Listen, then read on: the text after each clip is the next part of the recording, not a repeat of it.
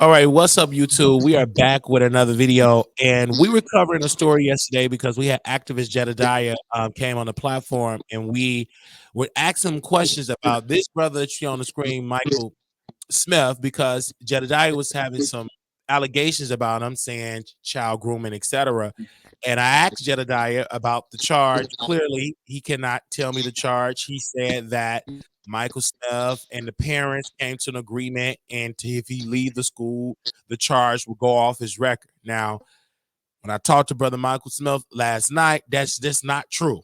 I mean, your name has been dragged in the mud because you have been defending Tiffany Henyard, the mayor of Dalton, and Thornton Township supervisor, and all of this stuff been going on. And then you had released for the people that to see this, you did send Jedidiah a cease and desist because all the slander and that he had been saying about you.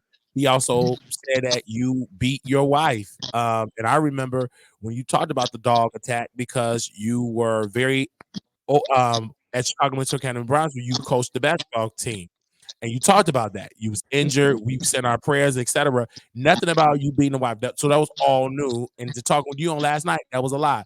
So I want to get your side of the story, just for the people that are listening to this, to answer like why do you think Jedidiah is coming after you? What do you want to say to clear, like to respond to all of the rumors and allegations that Jedidiah have been accusing you of? First, I'd like to thank you for allowing me to come on your show. Um, and I sent you some information. If you have it, you can display it. I don't mind. But the reason why I had my attorney to send the cease and desist order is because a lot of things individuals have put out about me have been false. Um, I have no charges of grooming kids. As a matter of fact, Oh, I think you was breaking up. released. You was breaking up. So I want to make I sure they had be able. Hold on one second, sir. You was okay, breaking up because I want to make sure they be able to hear you. Okay. I don't know if your Wi-Fi is connected. okay. Do you need to connect your Wi-Fi so they can make Let sure? me let me yeah, let me connect on. I Yeah, want to make sure they hear you yeah. clearly. No, wait. And again, for the people that do not know, I graduated from Chicago Military Academy, Brownsville, right in 2009. So seeing this brother being the basketball coach there, I do want to stand corrected that he is the basketball coach. He's not hired through Chicago Military Academy, Brownsville. He's hired outside of their CPF, the Athletic Sporting Agency, right? So almost like an outside contract, but he's clearing his name up because Jedidiah came on the show last night and said and Mhm. just was spewing allegations about him. So now he's clearing it up. So you can repeat what you just said. I want to make sure he come Okay. on to repeat what he just said, so we can get a clear understanding on his side of the So story. the reason why the letter of cease and desist was put out is because I ran for office in Riverdale um, last February. I ran in the primaries against our current incumbents. I lost by 133 votes. Um, but there was a lot of propaganda put out about me with running and the aspect of being a child groomer. Um, that is not the case. I don't have anything of that sort on my record. As I provided to Mr. Wiley, a document from DCFS, which is dated after the document from the school district, which cleared me of anything to do with kids. And there's the letter that's on the screen. It states that the charges were unfounded. Um, the school district was premature in their termination by not allowing the outside agency to finish. And so they precluded their investigation to say that we're just going to terminate you without allowing DCFS to finish. And DCFS cleared me of my name. So I'm not a child groomer. I don't have any of those charges on me. Um, the only charge that I do have on me, and I explained it to Mr. Wiley, was the charge for gas. As a trustee in the village of Dixmoor, I went and I got gas. There was no policy against it. However, I was on the other political side of function, and the mayor, who I was against, went to the state's attorney's office and wanted to have me charged. So what they did was they said, Mr. Smith, this is petty. Uh, we just gonna make you pay the $50 back, put a little misdemeanor charge on you, and let you go about your way. Let me say that after that charge, I also had to resign my seat. So I gave up my seat for like 3 months, came back, the residents voted me right back in the office. As far as all of those charges that you see, if you look, a lot of the charges came from Dixmoor, right? That's where I served as a trustee. I was a very outspoken trustee that wanted what was best for my community. I was young and very passionate. But what I learned was there are certain ways in which you do things. And as I got older, I learned how to have some self control about myself. And so, if I could do things back over again, I would do things a little different and handle them a little differently. But of course, that comes with wisdom and age. But I am so grateful for the opportunity to have been the youngest elected official in the state of Illinois at the age of 18, serving in Dixmoor. Um, I served those residents proudly. I did as best as I could for my residents. And therefore, to answer your question as to why this young man is coming after me, I believe he's coming after me because I support Tiffany. And this is the reason why I support Tiffany. When I ran for trustee, when I tell you I got dirty literature in the mail every week there was some sort of dirty piece of literature on me in the mail. And Tiffany stood up for me. She came, knocked doors, she made phone calls for me, and she encouraged the residents to support me. And so when she went all out like that for me and others who I helped, supported, got elected, they didn't have my back, they didn't want to come out publicly for me. She did. That meant a whole lot to me. That's why I stand with Tiffany. Um, and as I tell people every day, a person is innocent until proven guilty. In my aspect, these are just subpoenas that's been put out. We don't know if charges going to come.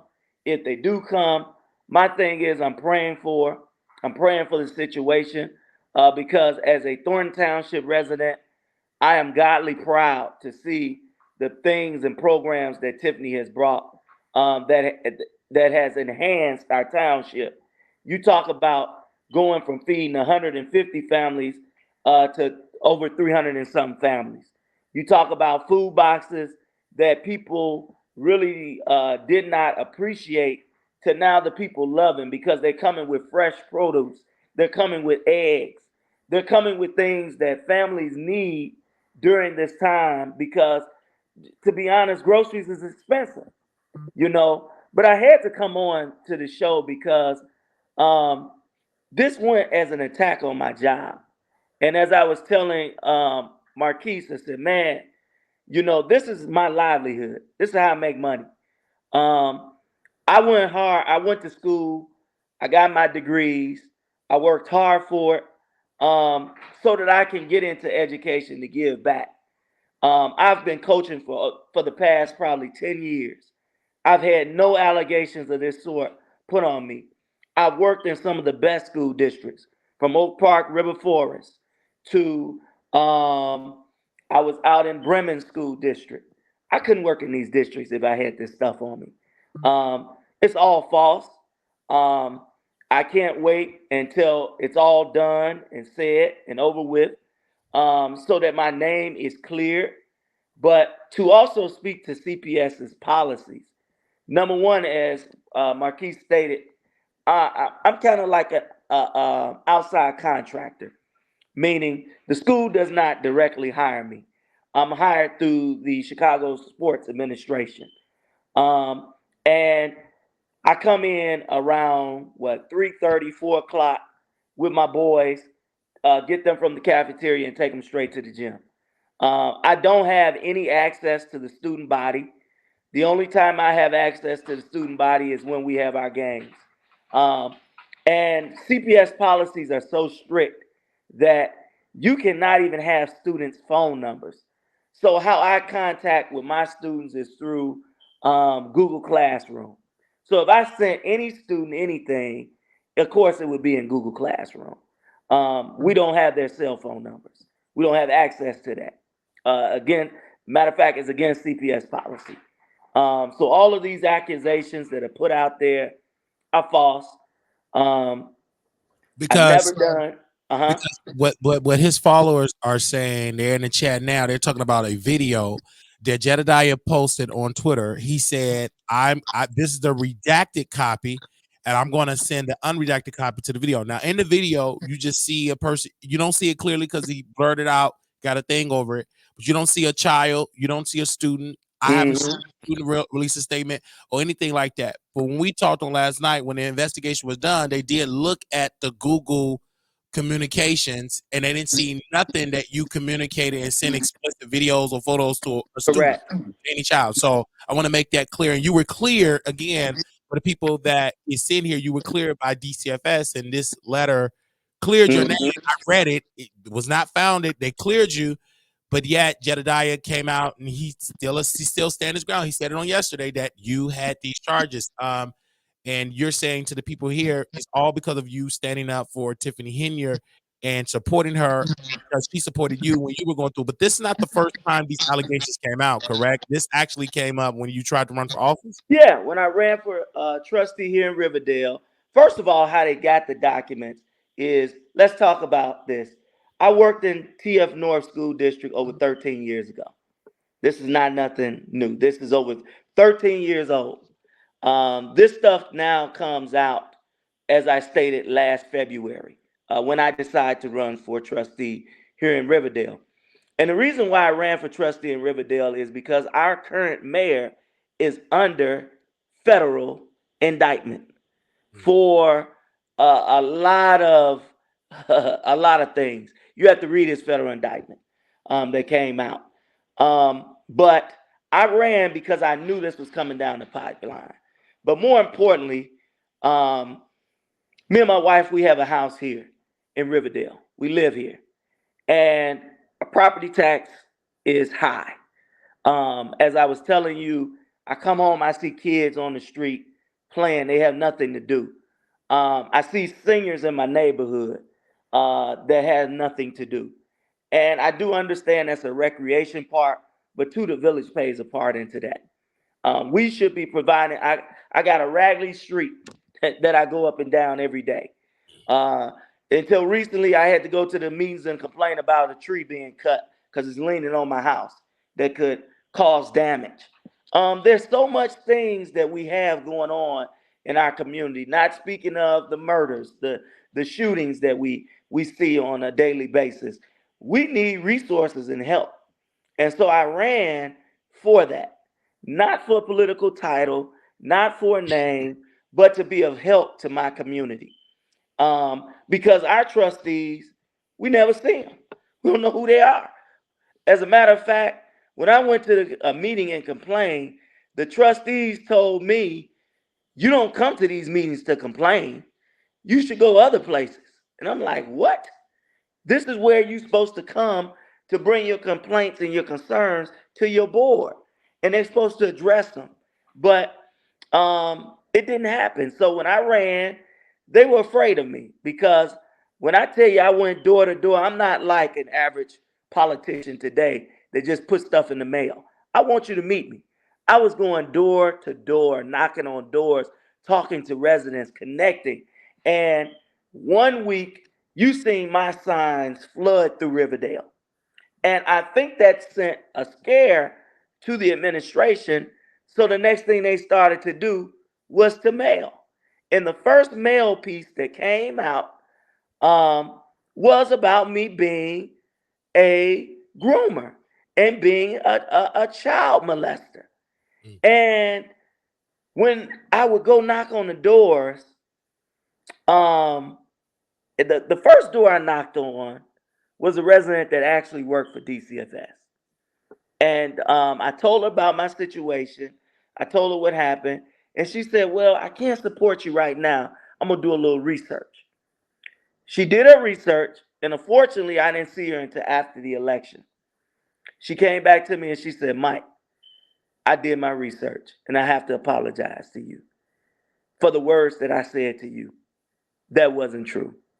I saw your letter. I saw the investigator. I spoke to the investigator, and the claims were baseless. Um, and I'm so sorry that I didn't listen to you." And that's why the letter of cease and desist went out, because people are putting out um, my record saying that I have charges for false police report. When you go, I sent that to you. The case was dismissed in court. Um, when the sad thing about this is, people don't understand the consequences that can happen. Say for instance, I go and I want to get a better coaching job. This still is going to loom on people's minds. So my thing is, when you put stuff out like this, you really should research. And the first person you should go to is the accused person and say, "What is your response to this?" Or what is it that you have to respond to this? Because now you have thousands of people that you have put this video out to, that you have put this information out to, and have falsely led them. Because I too listened to the show, and you asked Jedidiah, "Where are the charges?" And he said there were no charges. He said it was a deal that it was, Right, and I'm like, okay, well that means the charge don't exist.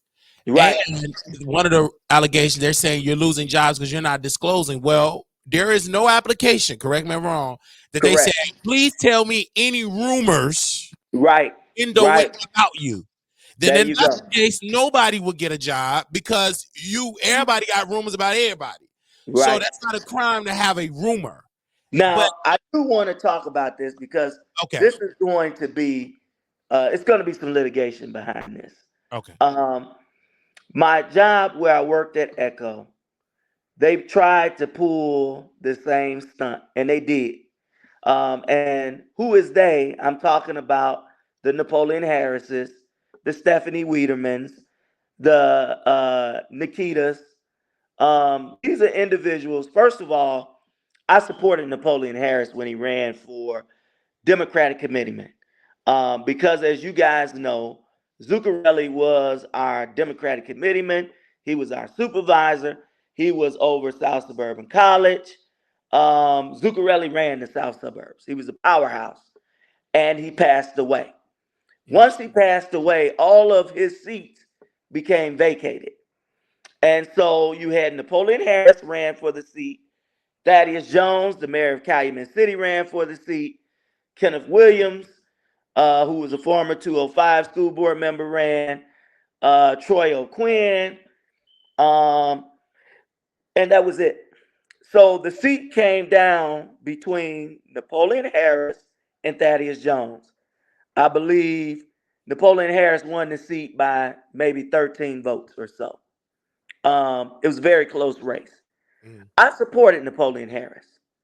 I supported him because he's a young brother who I felt could bring some light and give other young people an opportunity in politics in Thornton Township. mhm. And once he won, I didn't ask to be a part of his Democratic committeeman board. He asked me to, and I said yeah. So upon sitting on the board, because we had applications we had to fill out for individuals that suck interest to run for other political seats. And I put my form in to run for Riverdale trustee. We had a meeting with him and Antoine Russell, who's the president of the organization. And in the meeting, I expressed my interest to run for a trustee in Riverdale. What was told to me was, no, we can't support you for trustee in Riverdale, and you should run for something where you're known at. And I'm like, huh? We want you to run for West Harvey School District 147. Well, that's not in the boundaries of Riverdale. I can't run for that. We want you to run for mayor against Fitzgerald Roberts, who's the current mayor of Dixmoor. I said, no, I can't do that. I don't live in Dixmoor. Then the conversation came up. Well, I could get you an address. I got an address. I don't live in Thornton Township. And I said, well, I don't care what y'all do. I'm not a part of that. And after that, I shortly gave up my seat on being on the Democratic board to run for Riverdale trustee. And once they told me they weren't going to support me, I said, fine. I moved on. But what they did was they went against me. They put money up against me. I got the receipts. You can look at the D2s, the show for the Riverdale trustees. They gave money, they support, they put literature out, all because I guess he had already cut a deal with the current mayor over here. Mm. But it just became so political, and so all of this stuff came out in February. So my dog ended up attacking me in December. Of course, I have documents from the doctors to show that it was a dog. And thank God the doctor told me, man, Mike, he was this close from your artery, your main artery in your eye. Had he hit that, you'd been gone.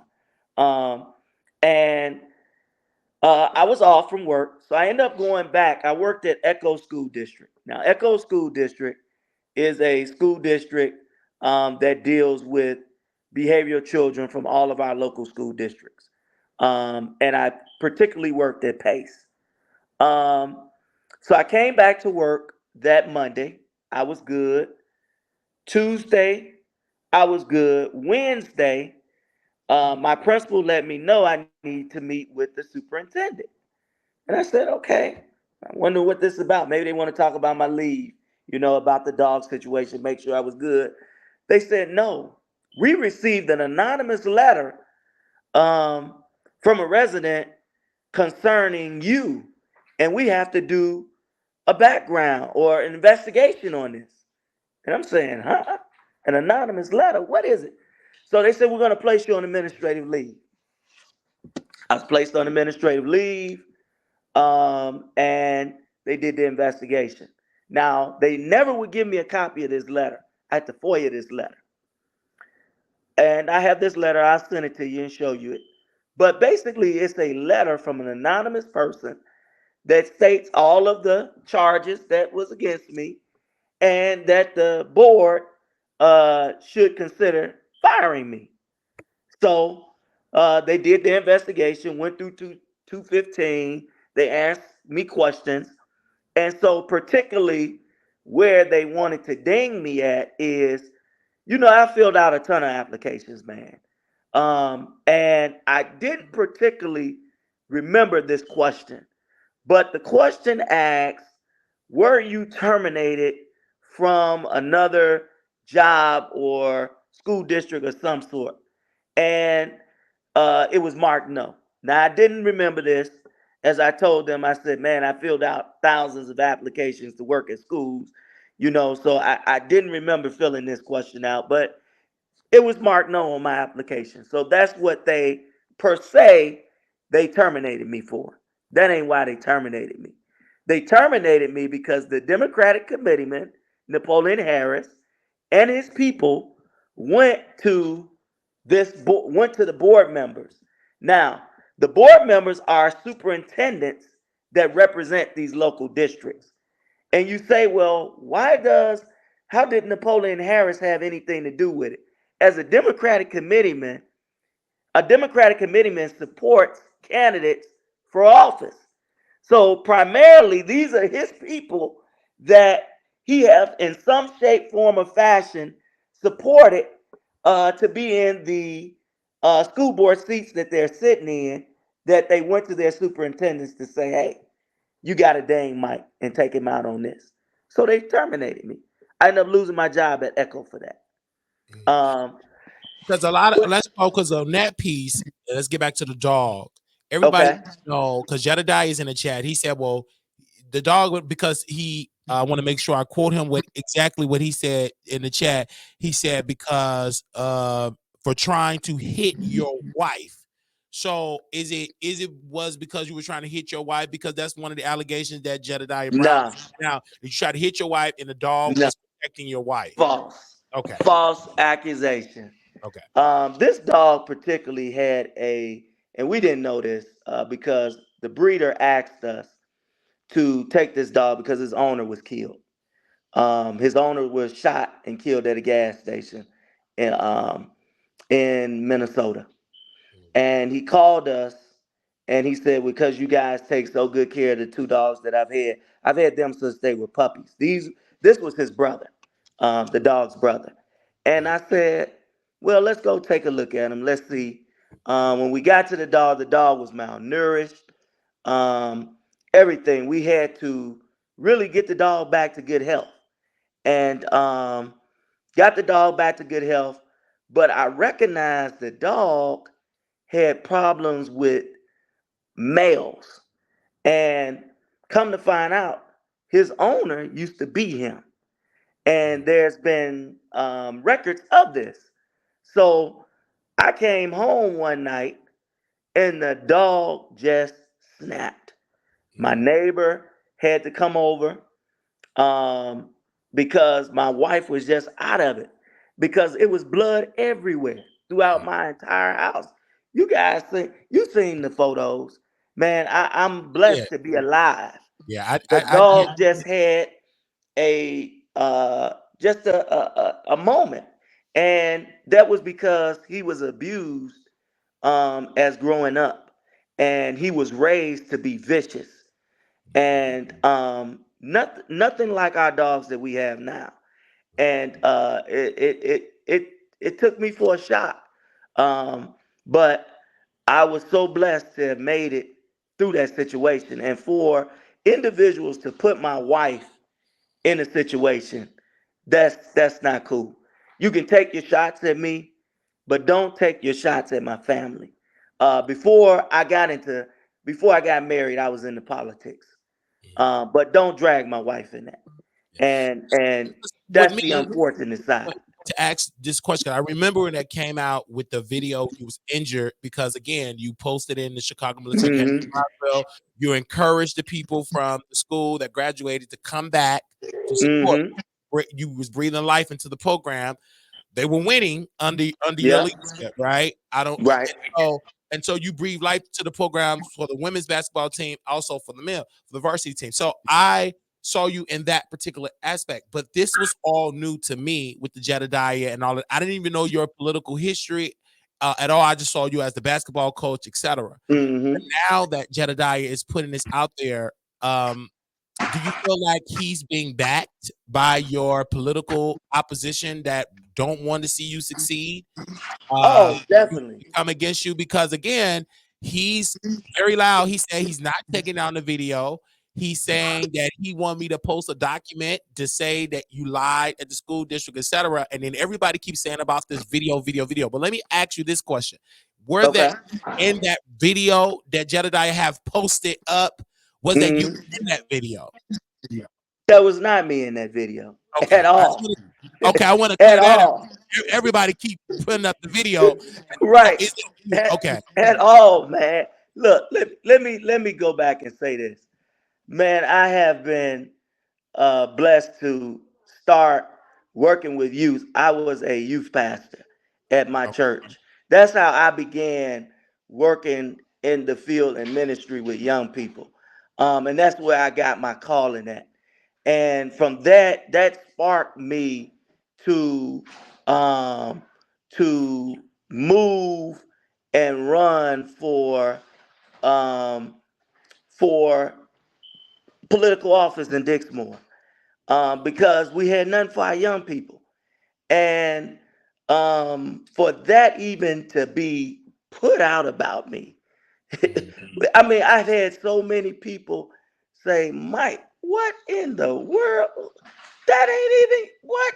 They're coming out just with everything. And like I told you, it started from the election, and it continued. And I tried to tell the residents that this was forthcoming. I knew it was coming, because that's the kind of mayor we have. He's a person that will pull and put anything he can out on you. He's gonna do it. And this the He one did that's it to. indicted. That's Yeah, indicted right now. that's indicted right now. Okay, go ahead. Yes. He would do it because, of course, I want to protect what I've been doing. So hey, I'm gonna do what I can to protect it. And me, I am a transparent person. I wouldn't have came on your show if I wasn't transparent. If I got something to run and hide from, it's just, it's not cool. And I say this to everybody. When I was in political office, one thing I never did was attack people's livelihoods or their jobs, because you never know how a person feeds their family. That's true. You don't do that. But number two, me being the God fearing man that I am, you got to know that karma's going to hit you.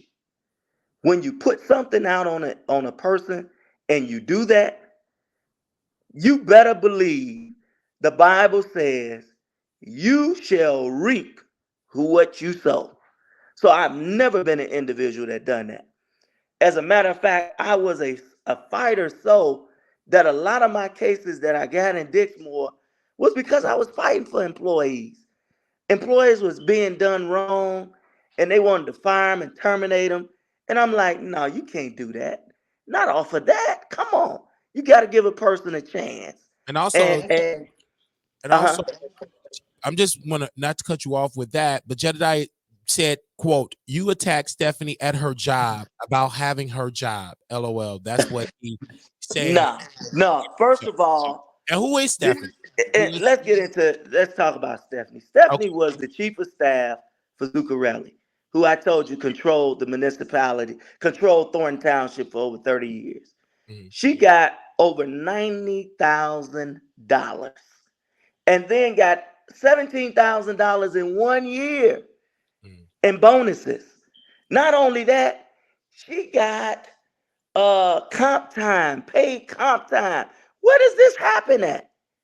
And I got the records because I FOIA'd it. Yeah, I came at her because that's my tax dollars. I live in Thornton Township. I'm a resident of Thornton Township. Yeah, I'm gonna question that. Anybody gonna question about money that should be going to other things and other programs going in pockets? $17,000. You know what we did with that? Do you know what we could have did it with that? We could have done a whole lot with that. We really could. And this is But what I believe. This is Stephanie right here. And she said, quote, she said, "I'm Stephanie. He's not lying about my salary. He's not telling you I worked 22 years for that. So say what you want. I work for every penny I earn." no, That's what not she said. you tell me is illegal to get $17,000 in bonuses. Is that legal? Okay. For any federal government agency to give an employee $17,000. And then not only $17,000, she was making top dollar. She's making top dollar. And then comp time. Can you just cash out your comp and get your comp time, vacation times, all of that? Now, those are the issues that I talked about, and I'm going to be consistent on it.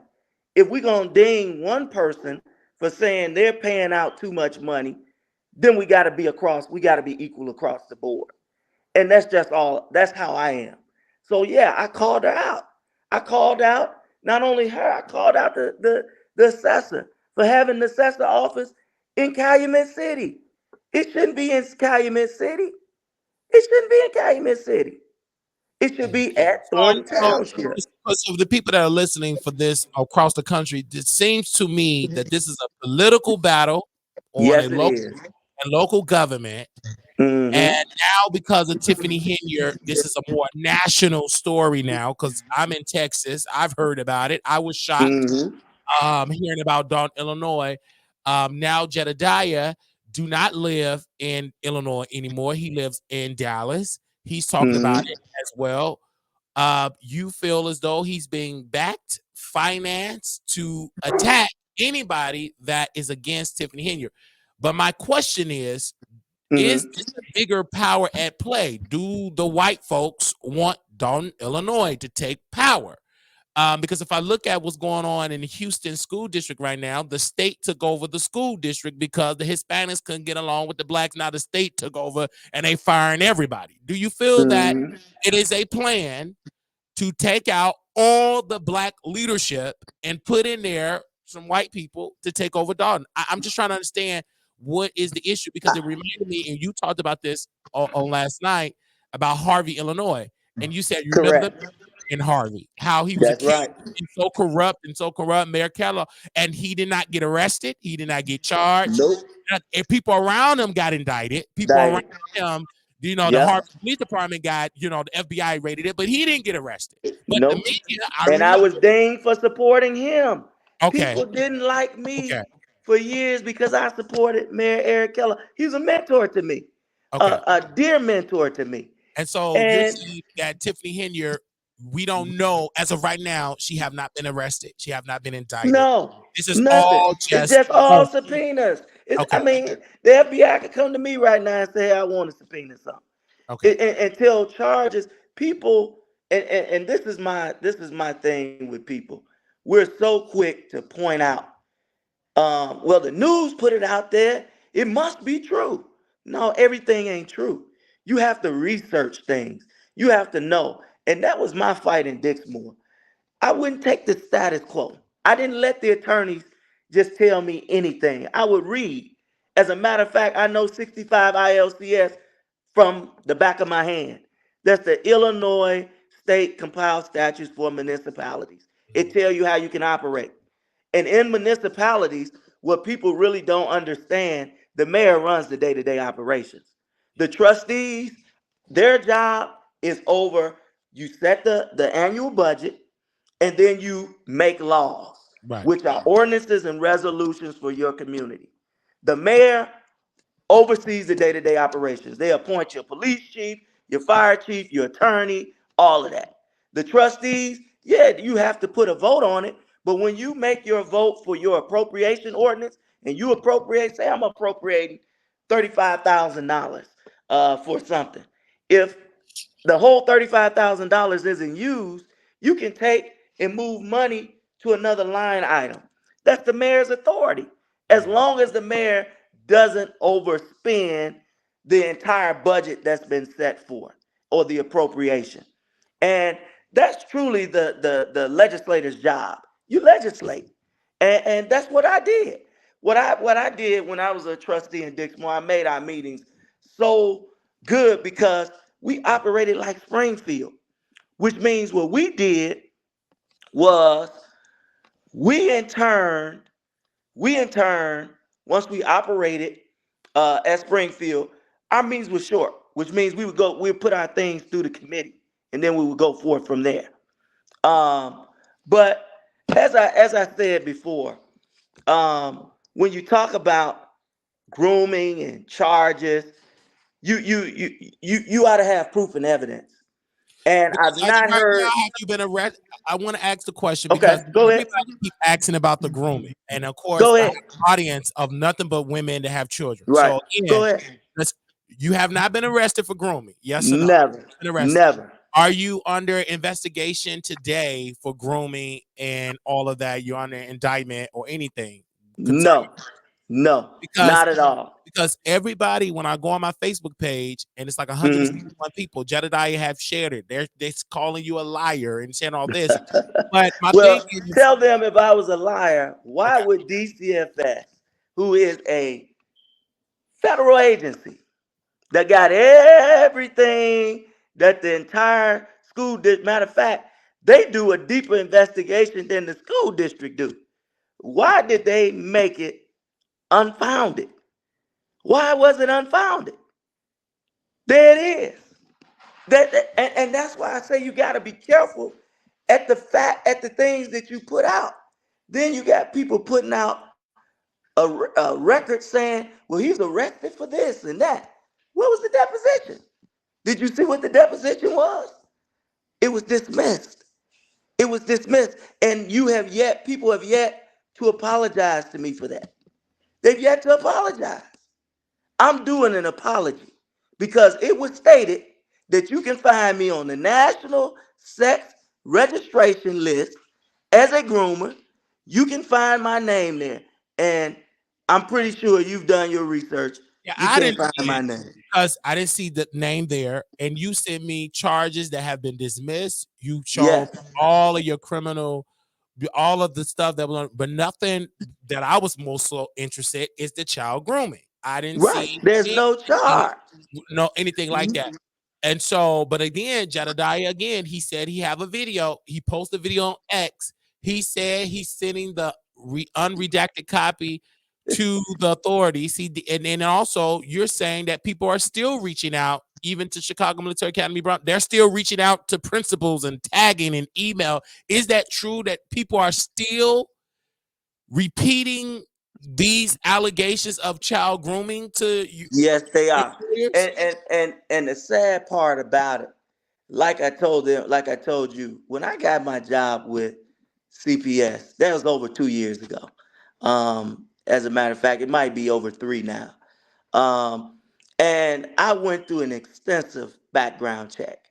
When you talk about they put you through the CANT system, they put you through the CPS onboarding is like you going to get a federal job because they're looking for every nook and cranny that they can find.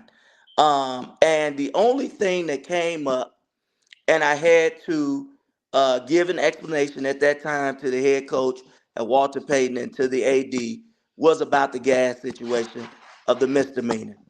That was the only thing that they saw that came up on my record.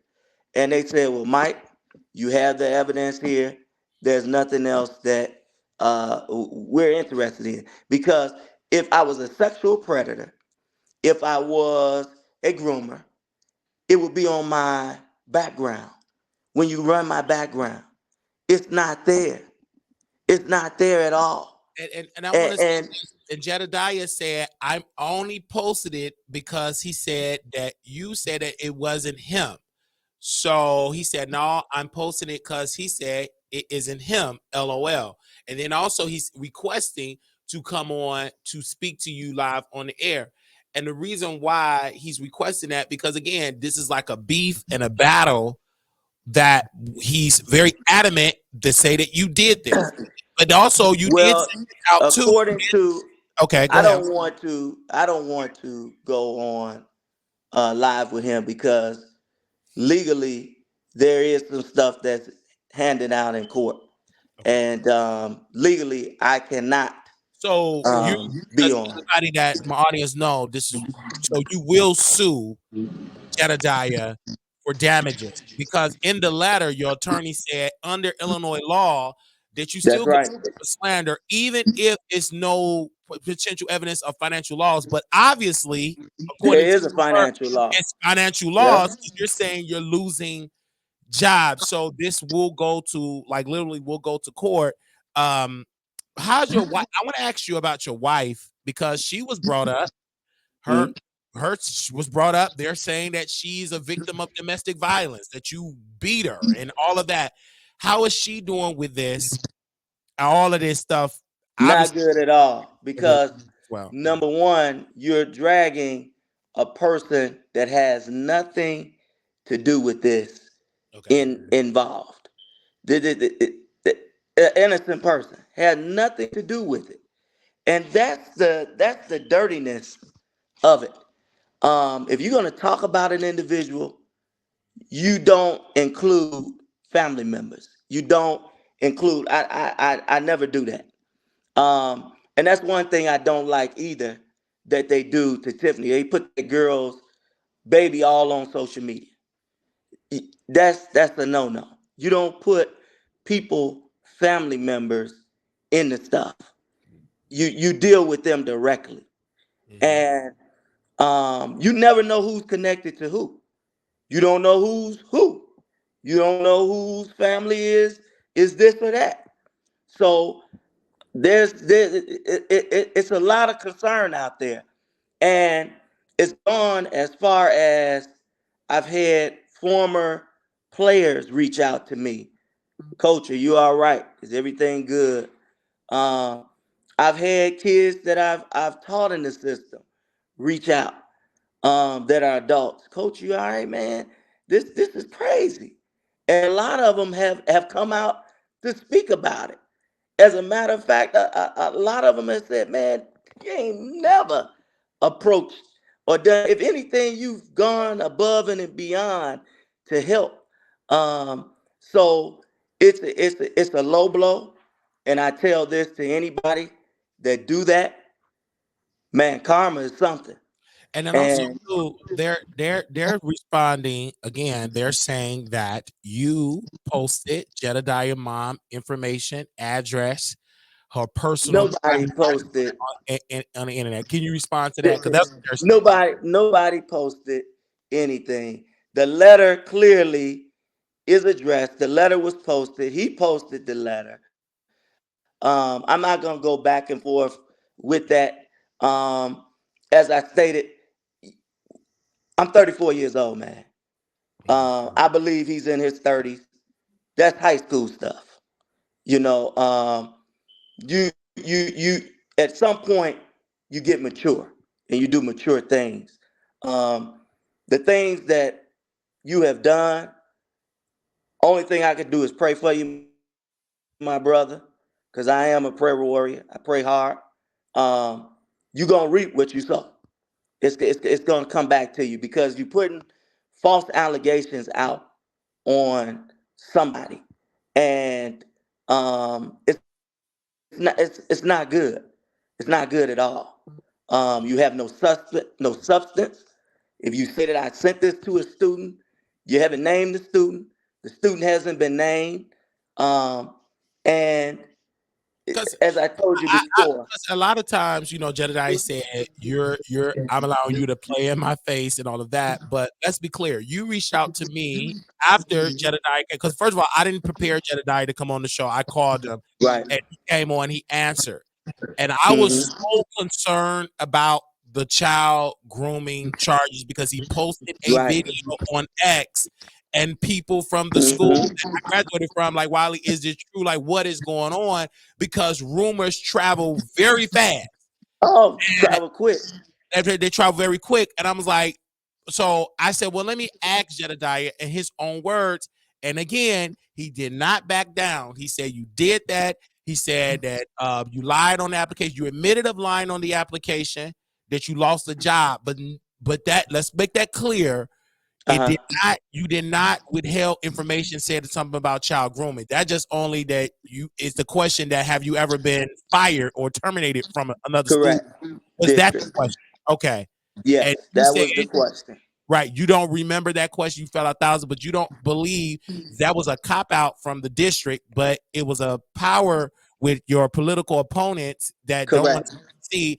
They wrote the letter and to get you Hmm. terminated, and the Yep. district And I is have letters okay. that was written to Chicago Military Academy. Emails. I got the emails. They copied me in them, Wow. talking about my criminal background record that I supposedly have, about the grooming, but they never put the DCFS letter out. They never asked me anything, and that's why I Talking say, about this letter. yeah, Did Jedediah, and did Jedediah ever get aware of this particular he letter? probably didn't know because, Okay. again, they just put stuff out. But I've been having that, and that's what I took to the residents in Riverdale, door to door, and I let them read it for themselves. And I said, "Now you tell me if I'm a groomer. You tell me that. You tell me that." And I've been coaching for over 10 years. Over 10 years, man. And again, I've never listen again. again, I've never heard when I went to Jedidiah page, he said you should thank Jedidiah, this Jedidiah, because he made you famous. He made your name trend. But when you look at the trending, I mean, it Right. was all about allegations, very serious Right. allegations. Because if you go back to Chicago Military Academy, Brownsville, there was a science teacher that was accused, that was indicted for having a sexual relation with a student there. So you don't want to pull on them old wounds, and the school don't want to have to go through this embarrassment again. Right. Yes, they would just don't nobody want to deal with allegations. It could be false. Right. But they'd rather push to the side. But it's sad that if these rumors are not true, because I'm seeing evidence, I don't see it on your record, that yet you have to fight this as though it was. And there's people that don't believe it. They're saying that the letter is stupid. They're saying that the letter is false. They're saying As that a letter falls. I see it in black and white. And so I You can think call DCFS and get a copy of it. It's as legal as day. And if you look at the date, that's what I want to point out. okay, The let me put school it district terminated me in May. The date of that letter says what? June. June. They didn't allow them to finish their investigation. Everybody know as a school worker, you're mandated reporter. So DCFS gets involved. DCFS does the investigative parts. They actually go deeper and look into it. And they did the investigation and they concluded it was unfounded. And it never hit my record. I don't have anything on my record on that. And that's what I want an apology of. Yeah. Because you called me a sexual predator. You called me a groomer. You called me all of these things. And it's not on my record. And you It's and you not. said you call is that directed towards Jedidiah? Is that directed toward It's not just it's not directed at him. It's directed at other people that have done it. okay. That you don't have facts. My main thing is before you put out anything, and I tell people this on a daily, make sure you research, you get the information. Because you put out, just like the young lady on the show said, well, the only thing I see on this record, he got a charge from Riverdale for filing a false police report. But it was a charge. Did you see the deposition? The deposition was, it was dismissed. Yeah. And a And lot of these you talking about newspapers, my producer pardon me yeah, for pulling it up, but nothing she read, again, my producer checked, it yeah, was nothing about child child grooming. grooming.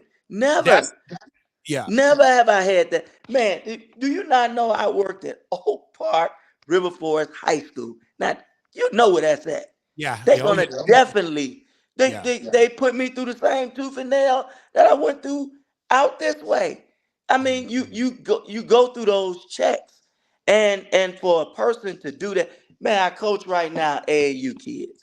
And when the allegation hit, you talking about parents that came to me, kids that came to me that I coach and Mhm. say, we know that this is false about you, Mike.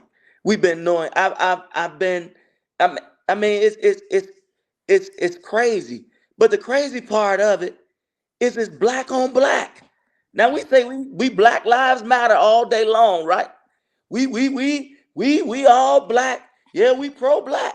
But then we go and we fight against one another, and we do malicious things that we never can take back.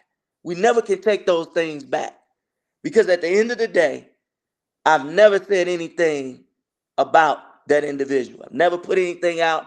I'm not gonna do it. Because I've been you're talking about Jedidiah because right. again, I'm when never gonna do it. Never. because again, this whole thing it all started from Jedidiah P. Let's just focus on him. Yep. When you came out publicly and and said you support Tiffany Henyard, right? I'm trying to I've give been you doing it for. I've a, been supporting Tiffany, so you didn't tag man. Jedidiah in a post, like threaten him, say nasty things about him, uh, Never. nothing like that. So Never.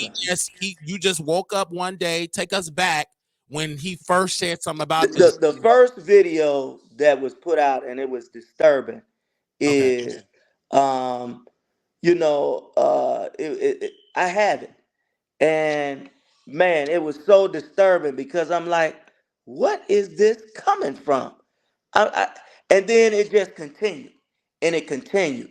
And then when it came out that I want you to stay out of Dalton and Thornton Township, and it's like, okay, I might can see Dalton because I'm not a resident of Dalton, but I'm a resident of Thornton Township. Um, and it just got crazy after that, man. And for him to carry out what I believe he's doing, he's carrying out somebody else's thing because they won't do it. These individuals won't do it. They're not gonna do it. Can you And name so, names who you think it is behind oh, this? I'm telling you, the main people that I believe is behind this is that whole dot board, the Democrats of Thornton Township, under the leadership of Napoleon Harris, along with Nikita, along with Stephanie. Um, there's a whole list of others. And is that the same board that is trying to take out Tiffany Henyard? Yes, it is. Yes, it is. They have been coming at her. First, let's go back to the recall situation. Mhm. First of all, even I knew that wasn't legal. And I knew it wasn't legal because you got to do your research. Riley Rogers tried to recall, he was the former mayor of Dalton, tried to recall Tiffany, Stan, and Robert. I helped them with their recall against that, but we checked signatures. Signatures wasn't valid. But not only that, it wasn't legal to do because it's just not legal in the state of Illinois. You can't recall your local officials. The recall happens when you have an election. And the attorneys that was handling that at that time was Bert Olson. It's all a circle, man. And the politics in the suburbs is so much of a circle. You got to be paying attention to follow it. Remember we talked about the Harvey situation, right? Yes, sir. At that time, Kellogg was the mayor, and Kellogg had a nemesis on his board, which is the current mayor of Harvey now, Christopher Clark. And what did they do? They shut the entire town down, and then they passed a uh, thing where Kellogg couldn't run again. They made it where he couldn't run again. And that's how Chris Clark won to be the mayor of Harvey. All of this is all the same games that's been played, where you sew up the board, you get your votes, and you stop progress. But in the end, it hurts your community because you think about it, you stop progress for 4 years or 3 years. It takes a while to come out of that. And I know that because I sat on the board. And I would never do things like that. Like, I didn't agree with the mayors who was in office. I never voted down projects. I never voted down things that was good for the community. Because in the end of the day, I live in the community. You know? I live in the community. So it's just that, man. You gotta do things on the up and up. Because And he said he's gonna post, oh my gosh, the video, and it's gonna prove that it's you.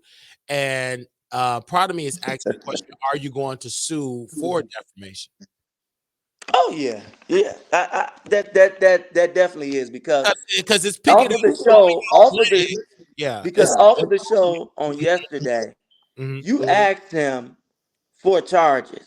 You said, "Where are the charges? Where's the proof that he's a child groomer?" And he said to you, "What? There are no charges, or there's less charges." He said it was a deal. He don't know Right. parents. And So if you don't want to do it, we're gonna debunk the charge. Like you put a deal, and the agreement was you quit the school. You quit. You leave. no, And, I never quit from 215. As you okay. can see in the documents that they put out everywhere, 215 terminated me. They terminated. Never quit. That's another false accusation.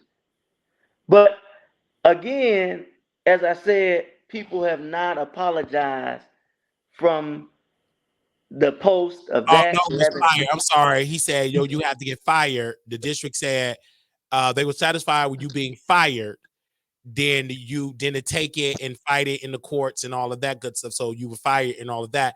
But you're saying that the district did not, and this I want to go back to the DCFS piece, correct? Uh-huh. When they fired you, they didn't wait for this investigation Correct. completed. And so once they completed this, maybe a month or two after your firing, they didn't This reinstate. came out. The Yeah, letter came out. The investigator I called want me. to ask you. I want to ask you when the investigator called, did the school district say, "Hey, okay, we got it wrong. We want to Nope. bring it back"? Never at all. Never apologized. They never cleared your Never, name. They never never cleared cleared my name. Never did anything. your name.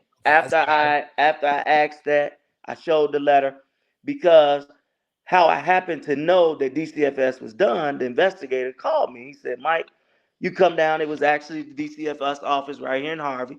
He said, "You can come and I can discuss the letter with you, but our findings are unfounded." And we had the same evidence that the school district had. We interviewed, we talked, and to our investigation, none of these allegations were true. so And Jedidiah said, not to cut you off, and I'm gonna let you respond. He said, "So why not sue the school district?" the reason That why I sue the school district is because everybody know when you sue entity or anybody, you become a target. People don't never ever want to hire you again. And I did this as a board member. When I would see employees, especially police officers, that would sue municipalities, I would caution that because you're looking for a payday. And so I never wanted to turn it into that. But am I now? Do I have a suit for 215? Yes, I do. I do have a suit for 215 because 215 released my employment records 13 years after I left. And according to the law, we know that employment records should be destroyed after a certain time. They released those records. And once they release those records are now out and they're all everywhere. And because of those records, that cost me my employment at Echo. That cost me a job. So, yeah, that's where you talk about slander and libel because the letter clears me. And that's what people are failing to realize is if that was the case, I could not hold a state of Illinois license. I could not hold a state of Illinois Paris license. I could not hold it if it was true. I couldn't. So that's why I tell you, you got to do your background. It's sad that we have individuals that are uh, black on black, creating dissension amongst black on black. And it goes back to the I Willie want to Lynch ask you, letter. right? It goes back to the Willie Okay. Lynch letter. Mhm. We gotta talk about that Willie Lynch letter. How do we control our slaves? We control our slaves by what? We control our slaves, and this is the exact thing of it. And the sad part about it is you have other persuasions that's sitting back laughing at us as a people and as a race that can't get it together. So We my can't thing get it together. is for you as a man, brother Micheal and brother Jedidiah, can it be piece of a conversation? Because now people are saying y'all should talk. I'm getting texts saying why they don't just talk this out. You know what's going on here. First of Um, all, I never had a problem with him. Never okay, had a problem with him so did you until know he. of him before this day? I'm just any background that y'all knew each other in passing. Did you know of No, him? Okay, I didn't know Jedidiah before this day. The only time I knew of Jedidiah was when the situation occurred that we all know that happened with him. Outside of that, I don't. The only other time I believe I was at this meeting and he was running for, I forgot which ward it was, Fifth Ward or something. I was there, and I think Maureen Forte invited me out to the meeting. Either it was Marine Forte or either it was Cook County Clerk at the time, Dorothy Brown, that invited me out to a meeting. He was running, and I talked to him, congratulated him on his run then. But outside of that, I've had, Because no other dealings with him. he he Um, he's saying that this man is bold faced lying, talking about you. I have the text. You wanted me to help you run for mayor. Run for mayor of Hazel Crest? You want to run for mayor? no, And I if so, never lived in Hazel Crest. I mean, what do you want to run for? Because Jedidiah is saying that I don't you remember texting him. okay. Um, So you want to by I don't remember that. oh, did you ever wanted to run for mayor? I did. I ran for mayor in Dixmoor, but I Okay, never Dixon, remember you never reached out texting him. to him I don't for remember that. Then okay, maybe that's something that did happen. I don't remember that. That's okay, something I don't remember. I remember a lot of things, but I just don't remember that. Maybe that did happen. I don't know. I don't remember, honestly. okay. So You you know, don't remember reaching out to Jedidiah. He's saying that you wanted to get his help for mayor, etc. And you say you don't remember. I don't remember that, honestly. Okay, I wouldn't lie about that. okay, The because only other time, like I said, the only other time was, I believe it had to be trustee Marine Forte or either clerk Dorothy Brown was running, and we was at an event, and Willie Wilson was there. He was supporting a lot of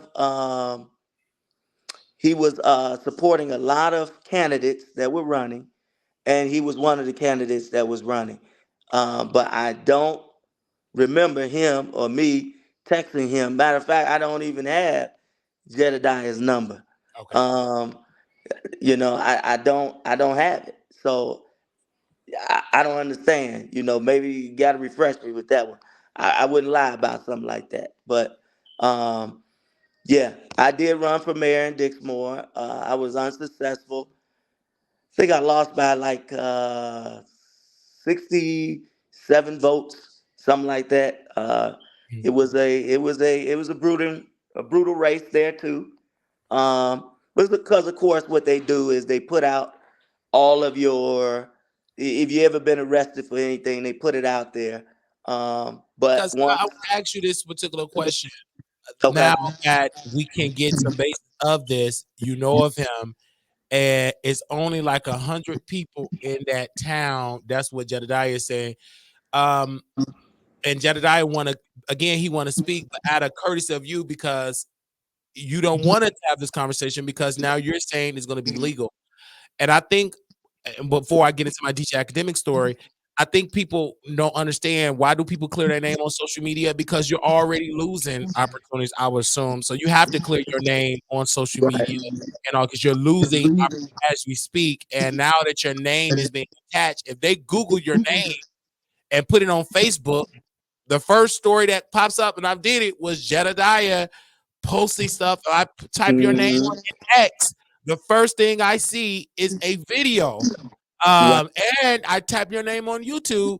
You see Jedidiah have a YouTube channel, and he posted a picture of your wife, of you. Hmm. He said you got a face that only God can love, and maybe he posted a picture of your wife, and I mean, so it's picking up. And let's be clear, Jedidiah have very dedicated supporters. I mean, this man have been an activist for years, for a long time, and so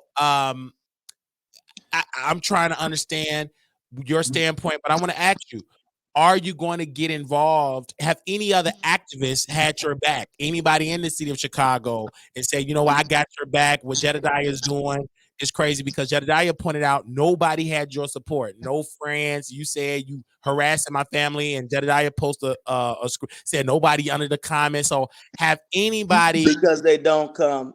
Matter of Okay, fact, my supporters don't come out publicly. okay, Um, and they're not. I have family members. I have other elected officials. As a matter of fact, I ran into a former elected official from the city of Chicago that said, "Mike, I don't understand. I got to reach out to him and have a conversation because, man, brother, you're a good brother. I've been knowing you a while, and to see your actions and see what you have done and tried to do for your community." Um, I don't like this, and we as brothers shouldn't be doing this to one another. I've had a lot of people reach out and said, that are mutual friends of his and mine, and say I will have a conversation because I don't like that. That's not what we should be doing. We should be uplifting and helping one another and working with one another. They don't like it. Um, and that's my whole message to it is, we got to be careful, man, at the things that we do. Because one thing about it, whatever you say, whatever you do, you never can take that back. I don't care what you say. You never can take it back. Once you put it out there, it's out there. And you Mhm. got to be careful at things that you say about people. Um, and and I used to remind people when people used to tell me, "You support Mayor Kellogg? That man going to jail. He going to the Fed." And to this day, I remind a lot of people that told me that, and they say, "Mike, man, you was right." I said, "That's why you can never talk about people, man. You never can talk about people. Never." I want to ask you a question. If you never would have came out in support of Tiffany Henier and you were against her, do you think these allegations would be out today? Oh no, they wouldn't. They wouldn't have came out. Oh man, if I would have just followed suit and did what I was supposed to do, what they wanted me to do, oh, none of this stuff would have never came out. I'd have still been at Echo. Um, it's when you go against the grain that people start to come at you and put out stuff, But the main thing about it is, again, um, I have no hate in my heart for him. I pray for him daily. Um, and my thing is, man, whatever you sow, you're gonna reap. And And when you what is put false accusations out on people, Mhm. God don't play about his children, man. God just don't play about his kids. He don't play about. And you got to be careful. And then the belittling of my wife and all of that stuff is not funny. Any woman that took part in that and laughed at that, you got people that body shame people. That's not good. That's not good, especially for an African American male. As much as our women have gone through, our African American women, I talk about, I miss my great grandmother because she was out there. She picked cotton. Um, she was out there with Dr. Martin Luther King when they had the riots and everything going on, and to hear the disrespect and the things they went through as African American women, um, it, it it it it made me to who I am today, and I'm grateful for the women that raised me. I was raised by a single mother, a single black mother that worked hard, that worked 2 and 3 jobs. You talking about I wouldn't see my mom at sometimes, but she strived to give me, my brother, to have some of the best things that we have, and for us to graduate. I graduated, from Thornton, man, with honors. Man, I was an honor student. Um, so man, I appreciate the raising that I received, and it just hurts me again to What see. if because Jedidiah is listening? What is the message that you want to tell to him while he's listening right now? What is the message you want to give to him? The first thing is you got to be careful at the things that you put out about people, um, because again, those things you can never take back, and the allegations that you put out. That's a serious allegation, and what you got to remember is that, man, you don't know the relationships that people have with God and the secret places and rooms that they go to pray.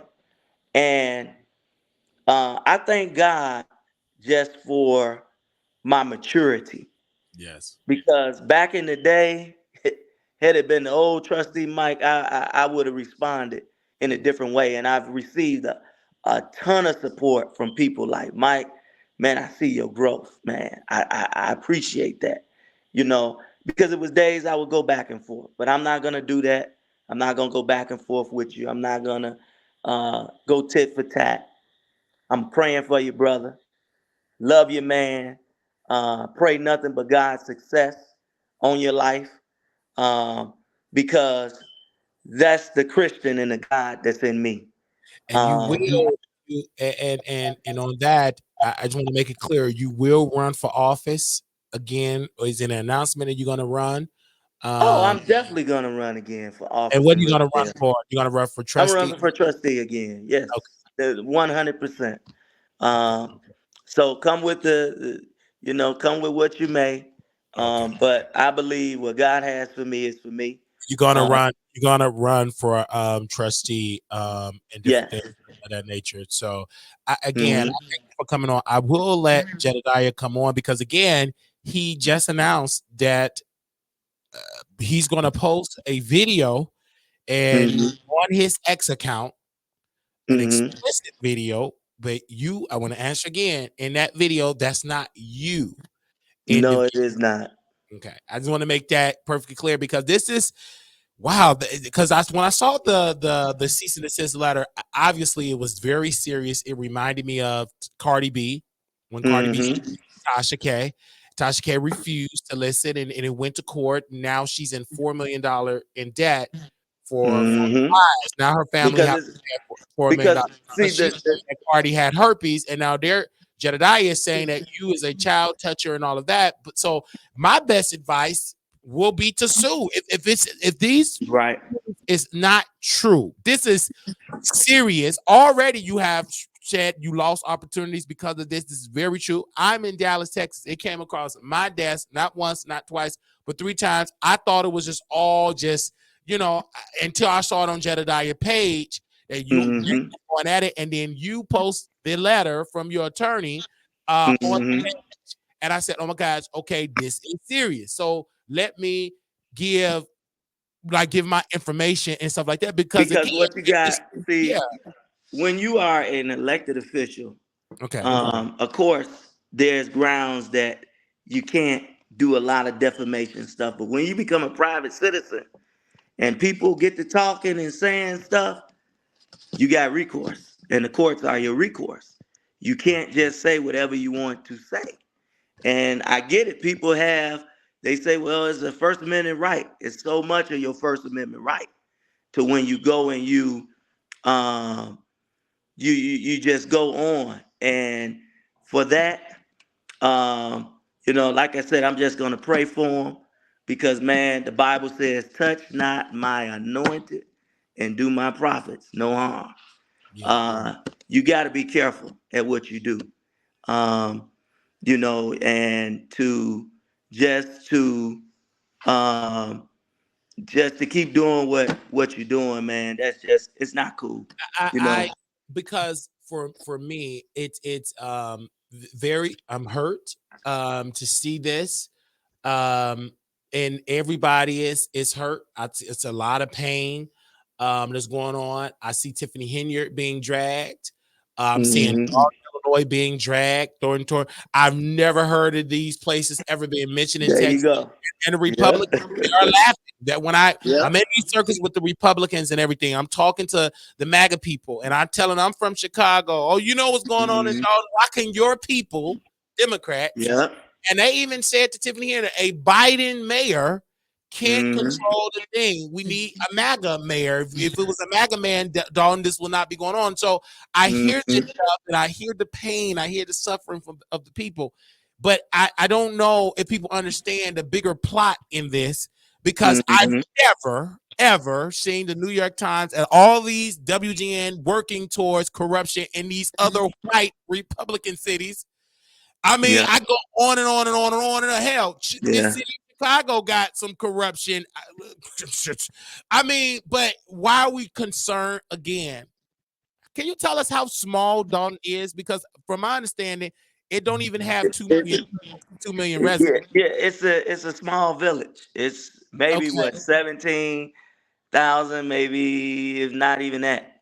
It's small. It's smaller than the village of Dixmoor. It's smaller than well, it's bigger than I'm sorry, it's bigger than the village of Dixmoor, and it's bigger than Riverdale, where I currently live. But it's just and see the act. This is what I did too. Now I agree with you. The after effects is going to be the hurt because you think nobody is going to want to come and put development or do anything, and that's the end reflect of all of the negativity. It's like you continue to hurt. And so, my thing is, I'm just praying, man. I pray for these people And on the daily. I'm gonna come to Dalton because I Hmm. don't like, and this is the thing, as being black in media, we do a story for me from a different perspective. White Hmm. media, they get into the salaciousness. They love the Right. drama. They Yep. never give the other side. Okay, if Tiffany is a scammer, okay, can we also talk about the money that she Hmm. brought to Dalton? Let's Right. also talk about the trustees, and they said it on Roland Show that some Hmm. of they didn't want to vote because correct me if I'm wrong. The trustee have the power. If I bring money as the mayor, they have to Uh-huh. prove to spend it. Correct, and if they Right. say Well, no, they have the to money won't accept get spent. the grant or the spending of the money. Correct. So if they say And no, the money cannot be dispersed yeah. to whatever Hmm. program. Okay, because that's Yeah. what I'm saying is like she did bring money Hmm. to to Dalton. The Right. trustees, they're not. And see, this is the thing. I just think people are listening to WGN News because it's Yep. white-owned media, and they're not Yep. hearing the piece that she did bring funding. So You're right. this whole I lied that Dalton don't have no money, they ain't got Hmm. nothing. I don't think that's can The be the true. biggest thing I too just with think the it's just a township, dysfunctional government on and both and sides. and I don't think people really put this out. The township is in the black. It was in the red for over 3 years. Before Tiffany Henry got Correct. okay. And she has placed it in the black. Okay. You don't hear nothing about that. I mean, it's just some good to it Is too. it because she is a black woman and Hmm. they are afraid of saying it? Remind me of Kamala Harris. Many people say she don't do nothing. The vice president, all she does is play in her hair, Hmm. and that's a lie. Right. But again, when you just listen to mainstream media, Yep. they will have you hating the Well, person. well, you see what they said about me. I mean, the newspaper, I get what Tribune, I the get what you're saying. Tribune said I was arrested for a false police report. But did they ever come back to say No, they will that, never. hey, it was dismissed in court? They never do that. They just want the stories that's going to sell. Right. And I say this to all of our people: do research. Do research. Even don't take my word for it. You research me and see if I'm a And, pedophile. and Look me up also, and see, I can get you what see you if I'm a said. pedophile? Right, because I didn't see that on the record. And then people keep saying again about the FBI. Right. Correct me if I'm wrong. There have not Uh-huh. been a report Right. out, or the Uh-huh. Department of Justice have not made an announcement and say Tiffany Henry have been indicted for A, B, Nope. C, or D. Nope. There's Only been no person indictment. who have been indicted is one of the people of her staff for bankruptcy fraud. Correct. To just be Correct. correct. He, That's he correct. he get indicted for bankruptcy fraud. Okay. Where is the indictment for Tiffany Henry? I just think again, we're rushing to judgment. We don't know Yep. We don't know. really We who gotta let all justice. You gotta right. let justice And go the and have its FBI is course. not going to tell you who, Nope. but the media, they will assume, well, maybe it could Yep. be her in Vegas. They're just, it's all Mm-hmm. assumption. It's Until all I assumption. see the indictment into a grand jury. And I've been through this before. Like I said, Okay. I supported Mayor Kellogg. I was dragged in the mud for it. And people said, Mike, he got he got a wire listening to you, or this person might have a wire. They can have a wire. I don't have that. I don't care about that. I ain't doing nothing illegal. I ain't doing nothing wrong. So you can have a wire. But like I said, it's crazy that we as African Americans fight one another. I just want us to unify and work together because, as I told you before, this township was ran by the Caucasians. Okay, we as blacks have been given the opportunity, and the only thing I want to do is I want to see her succeed. I don't want to see her fail. I don't want to plant on her to fail. I What do want to you see her grade?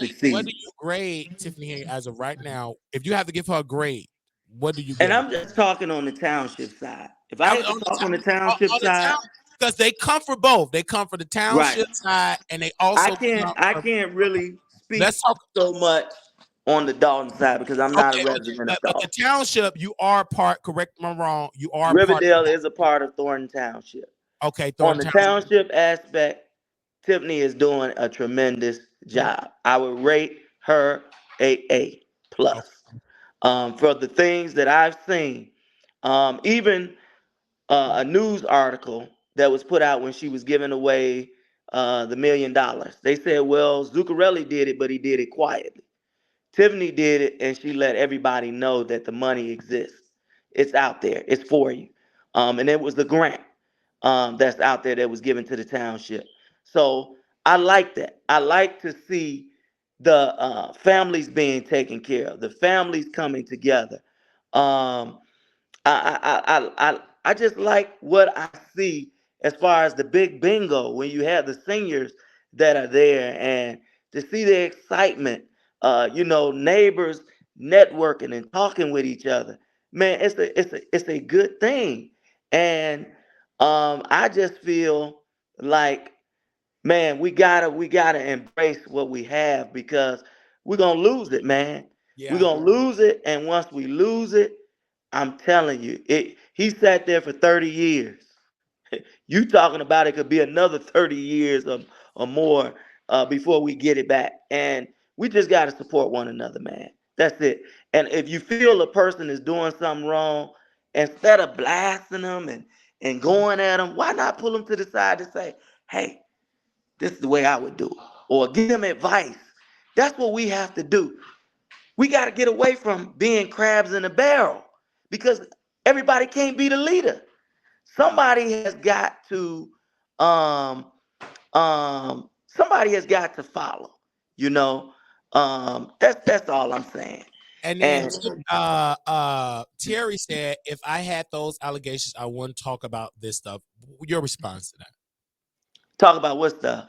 That they saying with the child grooming, if I had those allegations, I wouldn't respond or have a conversation about it. No, Uh, I'm gonna respond about it because you gotta speak up on your name. If you know something ain't true, you ain't gonna let it just sit out there and just say anything. You're gonna respond to it because this is my livelihood. And it's false. It's false to say that I talked to a student at Chicago Military Academy. Number one, as I told you, the policies and procedures are different than the suburbs. It's way different than the suburbs. Um, and and a lot you of that know, started to develop because things that's started right. A getting weird lot of the and stuff CPS that was changed. going on, yeah, Yeah, they it's changed it's, because it's so it's so different. It's different because in the suburbs you got players. You can say, hey, as long as your parent, okay, I can take you home. City, you can't do that. You better not put them kids in your car. You gonna be losing your job. So it's and this different problem been policies in and for a while procedures. because even when I was in Chicago Military Academy, I couldn't get in a car with There neither you go. without permission, without a you cannot Yep. just get in your car. So what I will Yep. say is that everybody keeps saying Jedidiah want to come on. You don't want to speak to Uh huh. Jedidiah. I want to honor your wishes Can you hear because me? yeah, I can hear you. He want to come on. His Uh oh, followers you went saying, off. "Oh, okay. Can you hear me? Yeah, I don't you know. had went off. Okay, you hear me now? Yeah. Everybody keeps saying bring Jedidiah on. I sent him a Uh link huh. in the chat, but you're saying out of respect, you don't want to have this confrontation going back and forth with Jedidiah on screen on video. Because then Jedidiah did say you tried to go on his Facebook live and request to come on the live, and you did not come on because he's pretty much his followers are saying he's a coward, Wiley. You're losing credibility. They're saying I'm like Roland Martin. I'm not doing my research and etc. But I don't know how you No, can say you I didn't do the research. reason why I don't go back and forth. I Okay, told you, man. I'm 37. I'm 34 years old. okay. I'm an older gentleman. Um, You talk about wisdom and knowledge. You don't go back and forth with people. That's what I did in my younger days. I'm mature. Um, I'm not going to get into an argument with you. I'm going to present the facts. I think the facts have been presented. I have yet to see a charge with me from the uh, federal government, from any other agency, to say that I was charged by a police department that I'm a sexual predator. Mhm. I have yet to see that. I've yet to see me having, because if you are charged, that means you're a registered sex Right, offender. right. I've not been a registered sex offender. None of this stuff is And I true. also want to ask you this question because Okay. I wouldn't be who I am. This brother that you see on the screen, Andrew, Mm-hmm. there Jedidiah cannot stand him. Mm-hmm. And you because from my understanding, they were cool at one point or cordial. Mm-hmm. They're no longer that way. He's been accused of some stuff, etc.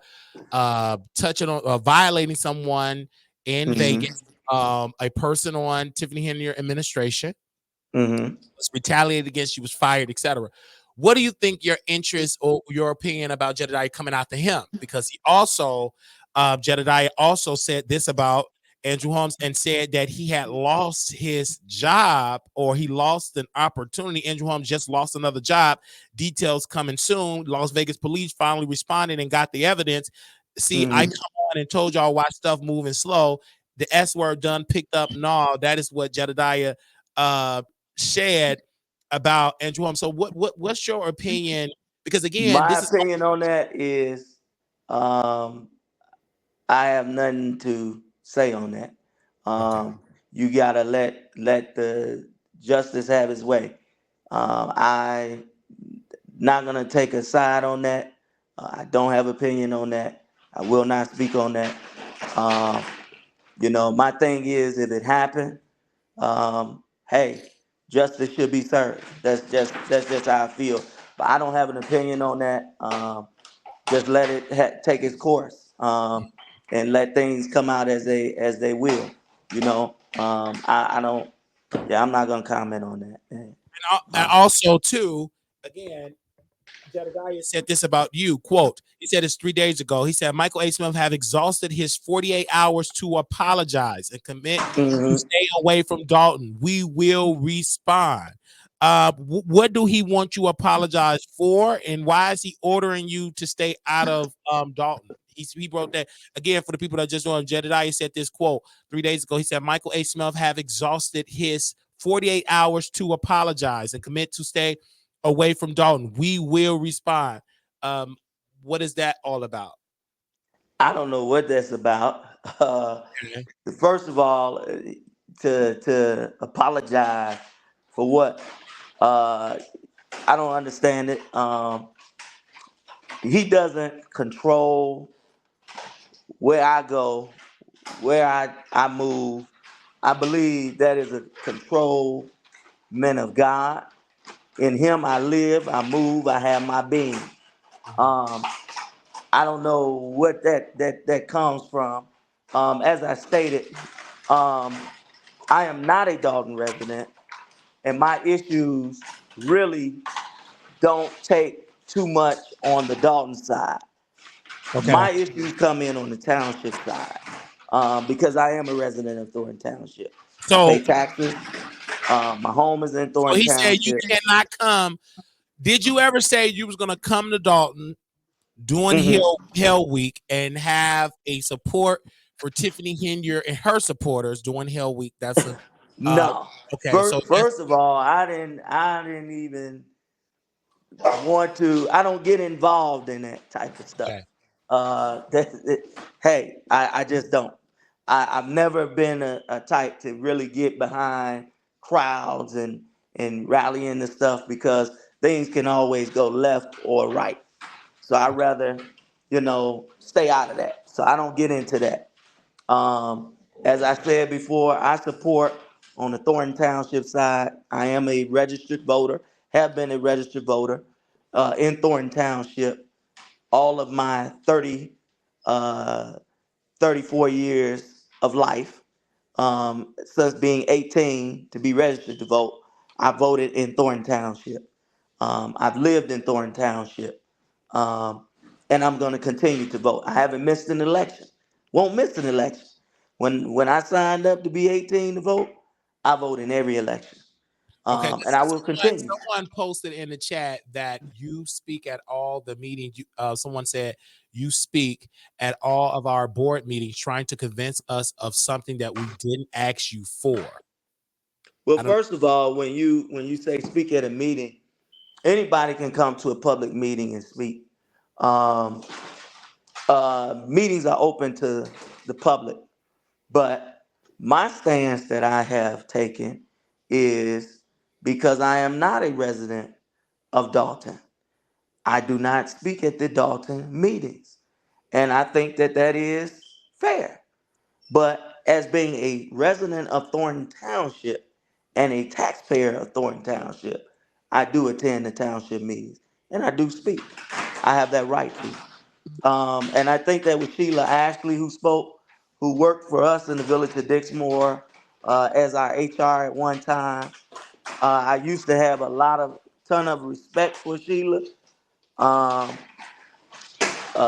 as a matter of fact, um, when I was a trustee, there was some things that was going on um, that was trying to sway me to a way until I really got to really talk to her and meet with her and try to help right some wrongs.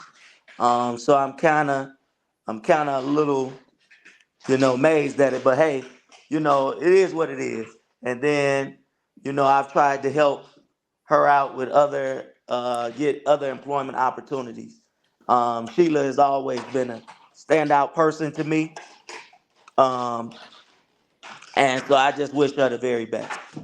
Okay, because like people are in here, and again, someone said, "Wiley, this is biased and unfair to us." Jedidiah need to speak. This whole live has truly pissed me off to the core. That is what Jedidiah had said. But again, I think what Jedidiah wants, and I think what the people want, they want to have you and Jedidiah have a conversation publicly. You again said that you don't want to do that. I want to make sure that what you're saying is true because I don't want to make people think like we didn't invite No, Jedidiah no, or I'm it's okay with it, but you don't want to have that no, battle with no, Jedidiah. Would that be correct? no. Man, I'm 34 years old. As again, Because I I think don't go back Jedidiah and forth. is in his I 30s too, came right? on to speak my side of it, Okay.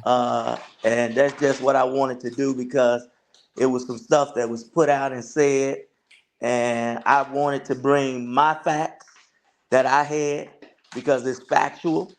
Now, I have yet to see any facts from the other side, and that's just where it's at, you know?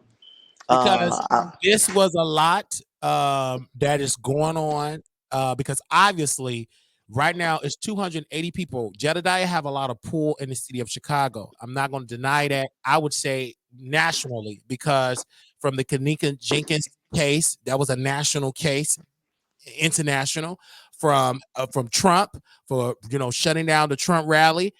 So we have a lot of pull. I just feel as though the public as well as me because we all want to know why is it any resolve here. Obviously, according to what you're saying, there is no resolve because he's keep lying. And Jedidiah is saying you need to apologize, and he said, "quote If you apologize, he will stop saying or apologize." First of all, this is my What is the question. apology you want you to What is apologize? what is Okay, he to say or have? Is he God? To that's what I've been trying to get out of this. Are you the sovereign God that this had nothing to please. do with you? First of all, you're not even a resident of Thornton Township. You're not, right? So you can't speak on the things of our community. That's what I'm saying. You attacking me because I'm coming out as a resident of my community where I vote and I pay taxes. but to be I got a fair, right. Jedidiah was requested to, as an It, activist, let's play devil's advocate, because let's be okay. fair, we have a lot of New York Times, all of these news organizations, Mm-hmm. they all having something to say about Dalton. None of them live in Dalton. Because I don't Right. even think Dalton, I'm not Illinois talking about got the a dog low, issue. right? I'm I'm talking talking about about Thornton Thornton Township. Township. I don't think they had, okay, but New York Times, last time I checked, they're not in Thornton Township. They don't have an office there.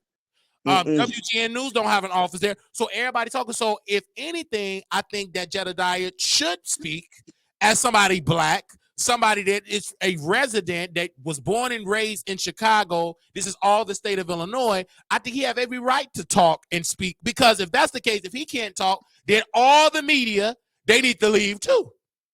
Because they don't say in Thornton Town. Let's be clear, and residents, even Tiffany Henry's have said it, that it is international media folks Yeah, questioning it and asking is. questions about Thornton Township and Dalton. None of them live. Most of the people, Mm-hmm. I see a lot of outside agitation because of the media. Now people is going to the meeting, and some of them not even residents, from my understanding. Right. They're outside coming in because the media made it so entertaining. It's like a reality show. And Tiffany Henry don't make it no better, because she plays into the okie doke. Anybody, she acted like she from New Jack City. She putting on all this type of stuff. She be dragging the trustees, and she be doing videos. I never watched, God is my witness, until Tiffany Henry got elected and the media got involved. I never watched a meeting until now. I'm so Mm-hmm. interested because there's so much drama. It's like the Mm-hmm. Real Housewives of Thornton Township, and Tiffany Henry is Yeah. the lead And cat. that's what You know, people like. And that's not good, because government is made to take care of government's business, not to parade. And if you go, I've been to pretty much probably every, when I was a trustee in Dixmoor, I made it my business to go to every meeting of every community. And what shocked me is when you go to the Caucasian neighborhoods, Billy and Joe might have a problem, but Billy and Joe is never going to put their differences out in the public. What they're going to do is they're going to go into closed session, or they're going to talk about it. We always have to air our displeasure in what's going on out in the open. And it's not good, because we're there to take care of the government's business, the people's business. That's what this is all about. And I think that's where some people get caught up at. This is not a TV or reality show. It's you talking about millions of dollars in some of these communities that is out here, and you got people there for a show. It should never be that way. And it's sad to see that people do tune in to these meetings because they're looking for drama, and it shouldn't be like that. We got to do a better job at um, taking care of the people's business do you and support get Tiffany Henry serious. at one point that she did not make it public, that she didn't allow the public to pretty much shut down Dalton, the office that would be considered City Hall. Mhm. Only gave him a little hallway to do business at the there. Do you agree with that? Well, when it gets to the part of, because your government got to run, and I've been around where these people coming with cameras and they just putting them in your face. You talking about public people trying to pay their water bills, seniors. It's a lot that you gotta. It's all about the business. So I think in the aspect of that, and it goes back to, I remember I've seen the same things happen in other communities when it was going on in the city of Harvey. I remember it was the same way. You could only go right into the water department, and you had to leave right back out, because it just disturbs the workplace. You got to think these are employees that are coming to do their job. They're not caught up into the politics. They don't know what's going on. They don't even live in the community. And They're getting dragged into this. That's not good. And um that shouldn't be happening. If you're there to cover about the community or whatever, you got your board meetings. But while business is going on, that never should happen. You know, I was watching one video where the guy was at the township. It was seniors down there trying to get set up for lawn care.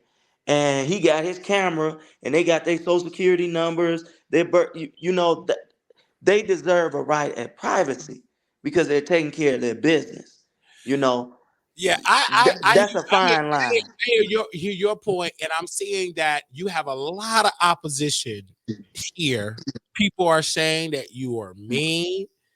It's like the allegations just coming through from you trying to attack a child. And one sister posting here, leave my kids out of it. You was bothering her kids, and she don't play about her kids, and another, everybody's in here. Everybody want to see Jedidiah confront you. Jedidiah has said he's going to be peaceful. He's going to be professional. I mean, this is really, really a lot. This is the first time ever, like my personal Facebook page, Marquise Wiley, got 290 people, and we're talking about Oh a yeah, very. because it's a hot thing when you got stuff, and that's why I say you got to be careful at the stuff that you put out. And when you put out, it's like we as African Americans like that, and nobody went and did their research. They just took at what he said as face value. We can never get to a point that we do that, and that goes back to what they say about us as individuals.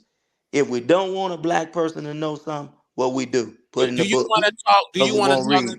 Do you want to talk to Stephanie? Do you want to have a conversation with her because she felt as though that you were lying about her money, and she said, "I've been working for years. I deserve this She salary." deserves to get she deserves to get a bonus, and she's So do you saying want that to that was legal.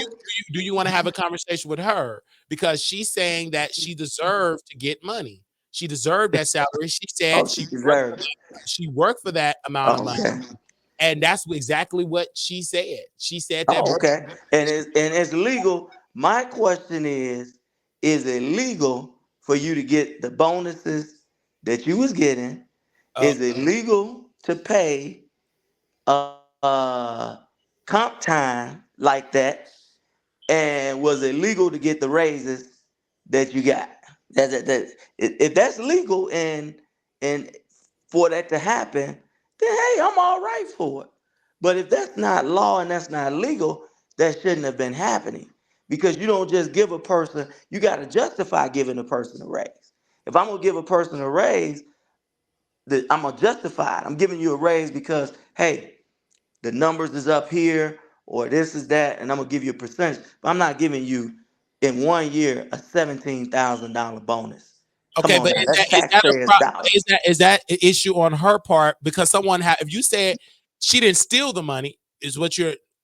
I want to make sure we make it plain. She did not steal the money. She got the money because she deserved it. Let's talk about Tiffany's boyfriend, $100,000 salary. He's been there a year, but my $95,000 salary is a problem for over 23 years. I mean, 23 years for $95,000. Don't she deserve that for 23 years of No, service? But no. You okay, you don't deserve it because it was not just in 23 years. I have I have the whole entire FOIA that I will put out to show you that it wasn't just the $95,000 over the 23 years. It was some big time salaries being paid. And I'm gonna share it with you because I got the FOIA. You're gonna be like, oh my God, they put out this kind of money. Why? I see why the township was in the red. But they were paying out, I mean, thousands and thousands of dollars. And people are mad about that because when Tiffany came, she said, yeah, the bonuses gotta stop. The comp time pays gotta stop. but All again, of this. let's be clear. If they're giving bonuses, that's not illegal on Stephanie's behalf. That's the system that is set up. So why But is she is being it legal? judged? Huh? Why is she being judged? If that was the system at that time, the administration, hey, These are her bonuses. She working for 20. How's that a problem when that was It's the a system? problem Is that a because if you look in law, this is people, this is government money. You cannot give bonuses and you cannot pay out comp time like that. You just can't do it. It is against the law. You can't do it. So people at one time could cash in a comp time and get a check for like $7,000 to $8,000, man. Come on, that these are, and when you talk about the township is more geared on service. It's not like a municipal thing. It's more on service for the people. And so I got to look at what services were being provided for our people.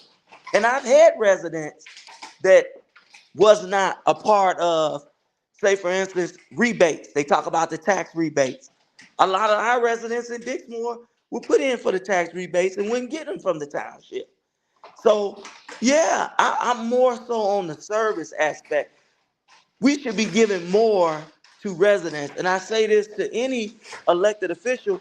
If you look to get in politics for money, you're in the wrong thing, man. You got to get a job because politics is supposed to take care of the people.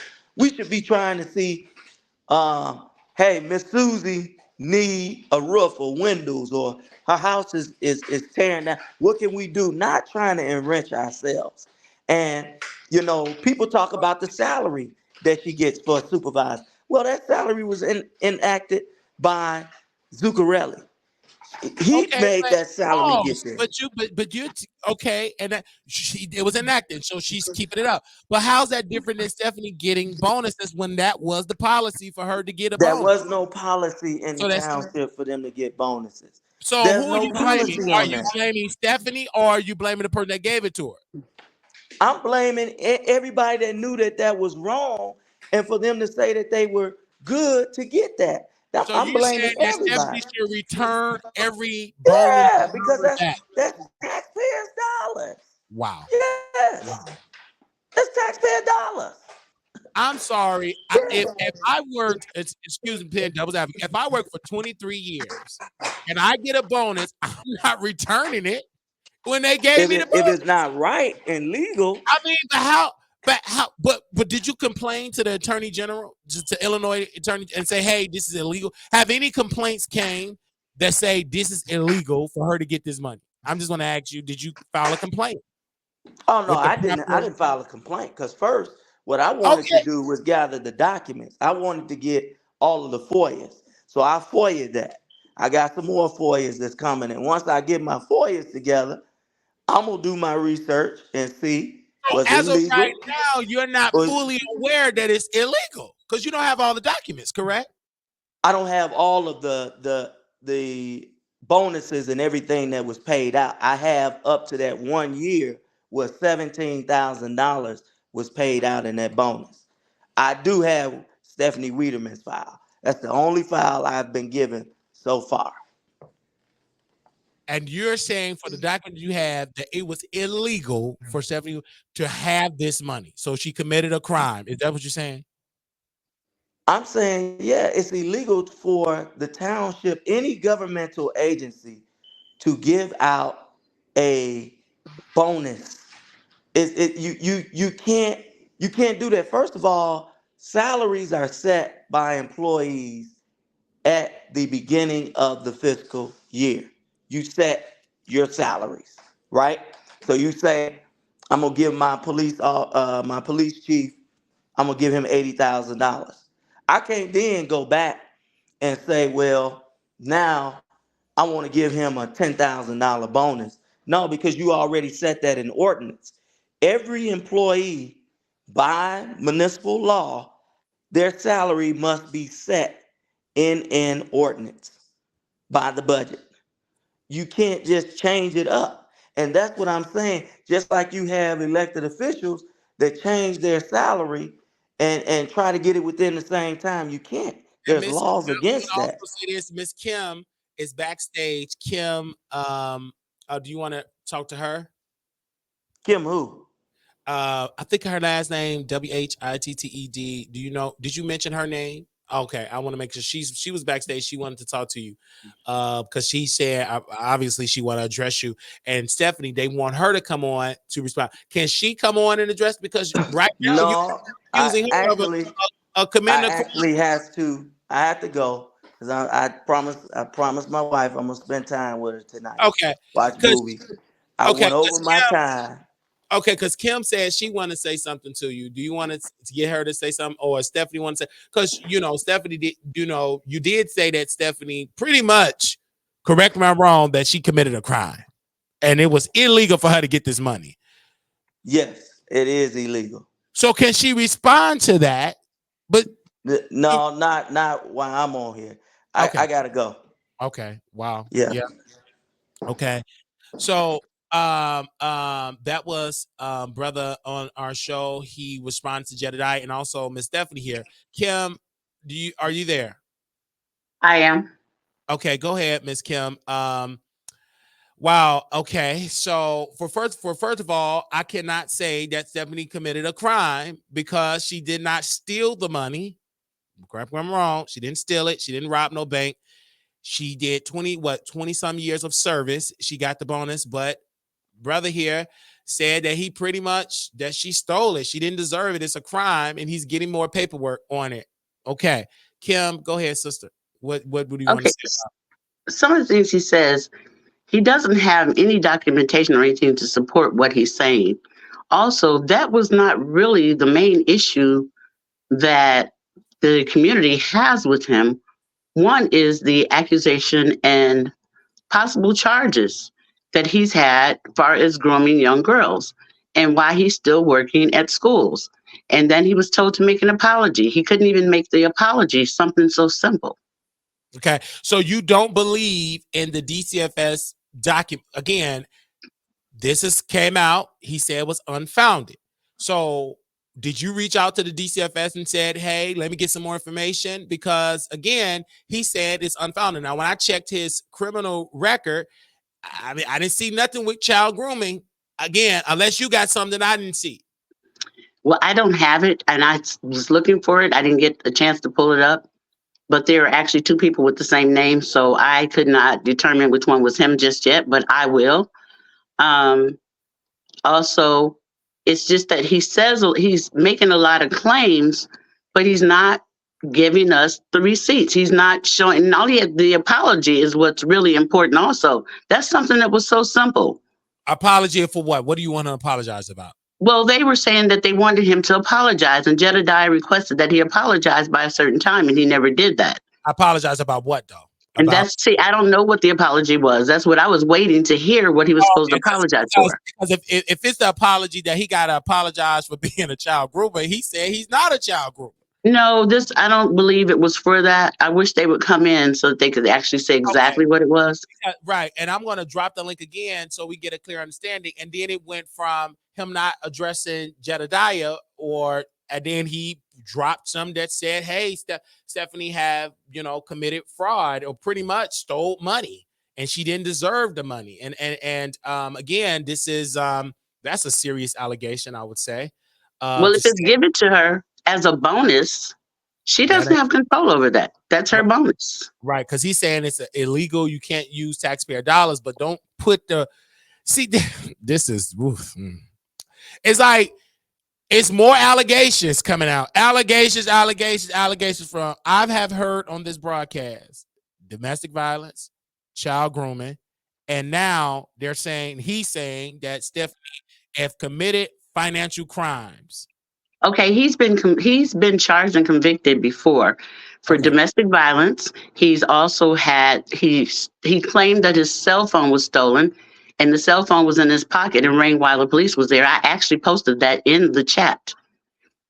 And he was talking about how much he loved his great aunt, but he got convicted and charged with domestic violence for attacking his aunt.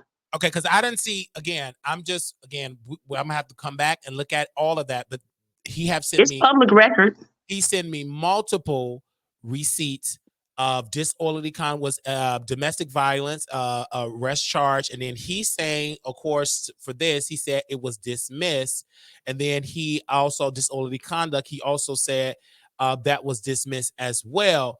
But my point is this: is what he's saying is not true, and all of this, and people don't get the updated information. And again, I'm going to have somebody look at it again, a third party, and look at it and say, well, what does his record show? Because again, what he showed me, dismiss, and then the main one with about the children, he said, Brother Wiley, this clear on my name that I did not.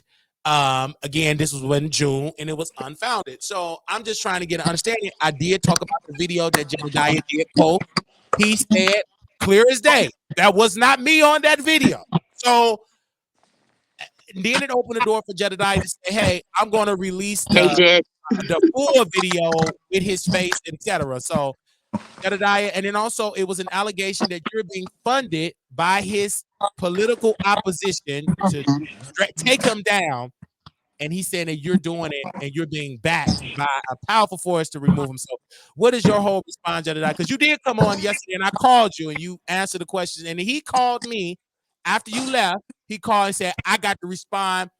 And he also, and I have it recorded, he also put, and I will have to release it because I don't like when you say one thing to me privately and you don't say one thing to me publicly. But he also said, let's bring up Andrew Holmes' picture here. He also said, Coach said, that the reason why you don't like this man is because he said that you took money from Kanika Jenkins' family to GoFundMe, raise all this money, and didn't tell the family, and you trying to use these to enrich yourself. I have that on tape because the reason why when I talk to politicians or former politicians, etc., they will say one thing to me off the record, and then publicly they will not say.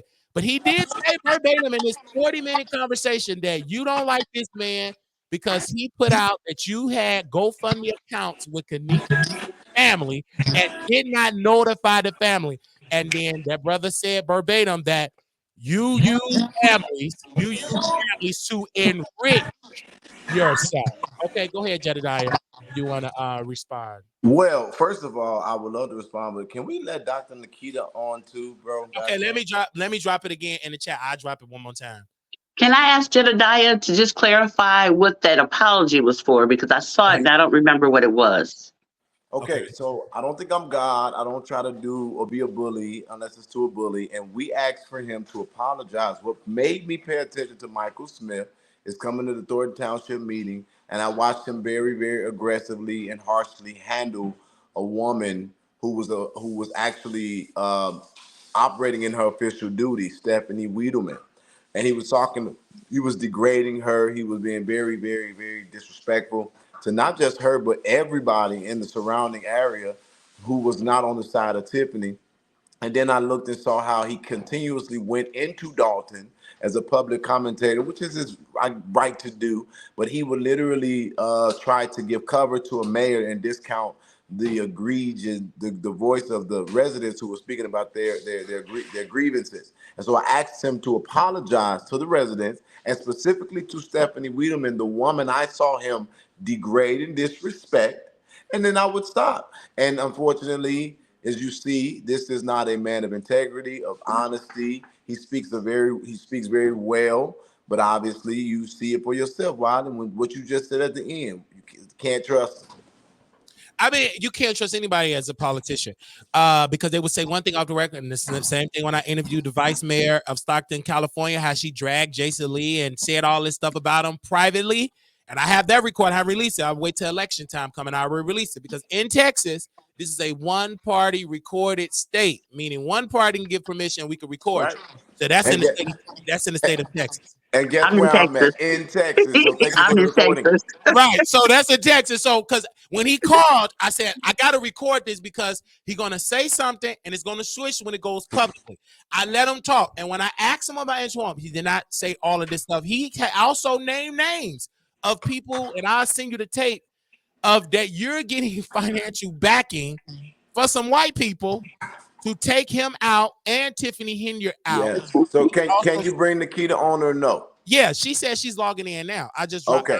So while she's doing that, I'm gonna send you some documents that you can also consider putting on your screen. Is that okay? Okay, yeah, because wow, because but he did post the doc. He did send me the DCFS document. Now, one thing he did admit to that he did lie and got fired. And then he said, as a response, I filled out plenty applications, but that ain't the reason why. Well, technically, it is the reason, because if they say you have to disclose you getting fired from another district, that's proper cause for you to get terminated. Now, anything else you can just assume, but the district have every right for that, right? Wiley, Yeah, I'm sorry. Go ahead. how do we, I'm sorry, how do we know that that document that he showed has not been created by him? I Because don't it's know. easy to redo that. Right. So I So, have to call DCF and then I have to do my due diligence and yes. call. I was not expecting him to come on the show very quickly, but when he said he want to come on, he said, I do not want to speak to Jedidiah. I'm 30 some years old. I'm a changed man. If this was back in the day as a young trustee, I go toe to toe with him. But he said he's a changed man. He's a Christian man of God. And he said he refused. So I said, let me hurry up and do the interview. And then we could do our due diligence about calling DCFS and get more. Let's get him on. He So, refused to talk to Jedidiah, but then he so admitted. if I Oh, may, Riley, go because ahead. I'm what sorry. people need to understand in this ordeal, and you're going to see these documents, he was fired from the school for his indecent acts and for this child grooming allegedly, but he was not charged because when the school moved to fire him, the parents didn't want to go through this any further, them or their child. And so therefore he was able to get a blessing that he did not deserve because they didn't pursue it to criminality because he simply sent the video. He never was able to actually do anything sexual with the child that we know of. And so the family said he's fired. He's not going to be around our children. Good enough. So when DCFS comes back to do an investigation, if there is no testimony, if there is no criminal charges that have been pursued, they're going to simply say it's unfounded. That doesn't mean it didn't happen. It doesn't mean it doesn't exist. So when he went to the next school, because he thought it wasn't going to show up, he didn't put it on his application that he was terminated for this very reason, which also led to him being fired again. The school outlined their reasons. He did not talk about a lawsuit to them. He did not sue them. But this is the kicker right here. He didn't even fight it to say it was unfounded. He literally lied. He was exposed for the same situation, and he moved on to another school, and that has been his MO. He has not been charged, but I can't wait for a day in court because we got all the proof. And so what you'll see in a moment is the documents that outline him lying. And if you're going to get on here and say he could have at least been, he could have respected you enough to be at least a little forthright with you when you said, did you put no on the application? Well, I filled out thousands of applications. Well, Yeah. that question never changed. So, and it's a slap in the face to these parents who gave him mercy for him to actually come on here and act like this never happened. And so now he said it. It is testimony. I asked my lawyer while he was talking. He said that that is not him. I can't be pursued by him for revenge porn because it's not him. That Michael Smith, who Dangalane is now on Twitter, I mean X, that ain't his. But now y'all have it. Right. He said it's not again, but I want to make it clear because he said that you're doing this only because he's defending, standing up for his friend Tiffany Henry. Is that true? That you're just doing it for you just came out and say, oh, I don't like what you're saying about Tiffany and defending her. I'm going to say these allegations. But when he called me, he said, Brother Wiley, this ain't the first time this happened. So these allegations have been said when he tried to run for trustee and mayor and all of that. He said this have been continuing to go on and on and on. But my point is this: he admitted it on the air that he lost his job because he lied. He did not disclose that he got fired from another district. So I mean, it's but when it comes to this with the DCFS, when you posted on your Twitter account, you said you were going to send the copy to, I guess, to an inspector general, if I'm not mistaken. You're going to send the video if you not have already sent it. And then he also said people are sending, he didn't say you per se, that y'all reaching out to Chicago Military Academy, Brownsville, y'all emailing them, tagging him, CCing him in emails about him being a child groomer and all of that. Is that true that you reached out to Chicago Military Academy, Brownsville, to get him Yes, fired? we did. We have sent emails. We have made phone calls. Chicago Military Academy said that they didn't want protests. They was going to call the police. But what I will applaud them on very publicly is what they did do is the principal notified the inspector general's office. They called me before I can call them. And we are cooperating with their inquiry into the matter. And I am confident that they're going to get to the bottom of this situation. Yeah, because he also told me, he said, sir, well, I don't want to employee, but I said, you technically are an employee. You're in the building. So get into that being hired on, you're still in the building. You're still around children. And that principal still got to be aware that a potential child, it's so disgusting. He shouldn't be there. Right. And so again, you reached out and he's very upset. He said that you have been harassing his families and friends. You talked about his wife. Let's speak about the wife piece. Are you upset about did you say something there? Because he said you coming out to his wife, and it's a lot. I just literally had to sit here and stomach this man line and try to talk so poised and so educated. But like I said, it was a huge disrespect and a slap in your face. And it even shows you the pedigree of how dangerous this man actually is. Because things that are pretty clear in black and white, he's still trying to talk himself out of it or over it or through it when he could have just been forthright. He actually said to you he was a transparent man. But I have the report that shows that one of the reasons why the dog bit him is because he actually was trying to assault his wife. That is not speculatory. The dog thought he was attacking her. The dog responded. And then I didn't say any or much about the girl. All I said was, can I pet that dog? Because we thought that maybe while we were doing our investigation, we were trying to figure out if there was a dog attack.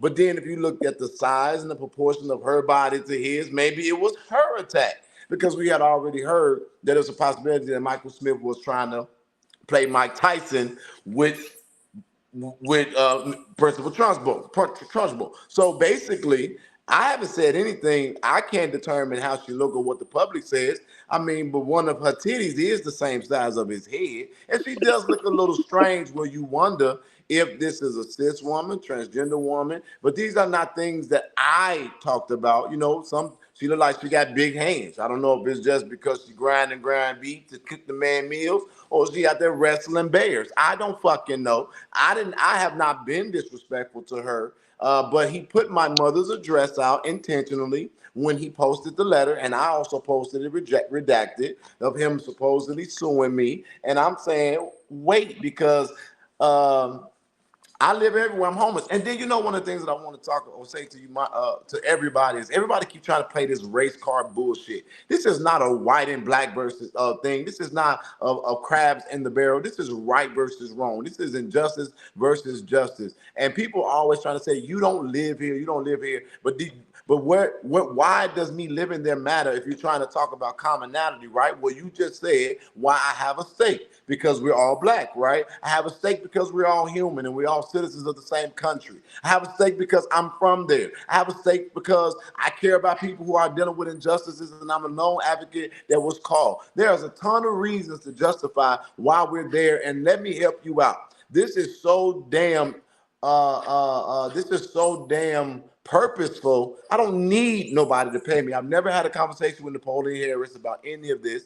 People who they're citing, I don't know what they're talking about. I'm not a part of any political agenda, and ain't nobody paying me. All of the the resources that we get, we're utilizing it to get the information. That's what they didn't expect. I'm not the media. I don't have to do things conventionally, and people are giving us resources that's helping us to get people to give us tips that we're investigating, and we're putting that information out, and it's stopping them from being able to get on the show and do exactly what he just did, and that's lie boldly to your face. Simple as that. Because again, when he got on the platform, this is no different than Tiffany Henry about her Tiffany Cares Foundation. When she was on Rolling. I don't have nothing to do with the foundation. That ain't got nothing to do with me. It's just they just bear my name. But then when the receipts came out that half of the people on there is a boyfriend that worked with her organization, that was just out of there. But when it comes to this brother, he pretty much just keep going back to, and it was another piece, Jedidiah, that he said he don't remember you texting him. He don't remember you trying to help him run for mayor. He said he don't remember at all. And I'm like, okay. Because you have been requested by plenty of politicians to get you to help knock on doors and get your endorsement because of your pool that you have, not just in Chicago, but also all over the Chicagoland area, including the suburbs. So I just didn't understand that piece because he act like he don't know you at all, but that's not accurate. Ain't that crazy? Now you got a point right there. Because he said he don't know you, and then you said, well, he got a text. He said, well, I don't know about how to. This is really something. But my point, and again, my producers in the chat on YouTube, they said, well, why he just won't sue? I mean, if this is so foul, and if you got the evidence, I won't even talk no more. I would sue. The next step, you didn't cease, or this is your allegation. You still putting it out there. The next thing should be a lawsuit. Are you afraid of a lawsuit from him? Because in the letter, it said that according to Illinois law, his attorney said you could still be held liable for that. So do you see the date on there when I'm supposed to be served? It didn't say like no date. It just got Michael Smith, got Jedidiah. I didn't see if it was in certified mail. I didn't see. No, read that letter, bro. It's a date on there when they let this is to be served to me. Do you see the date?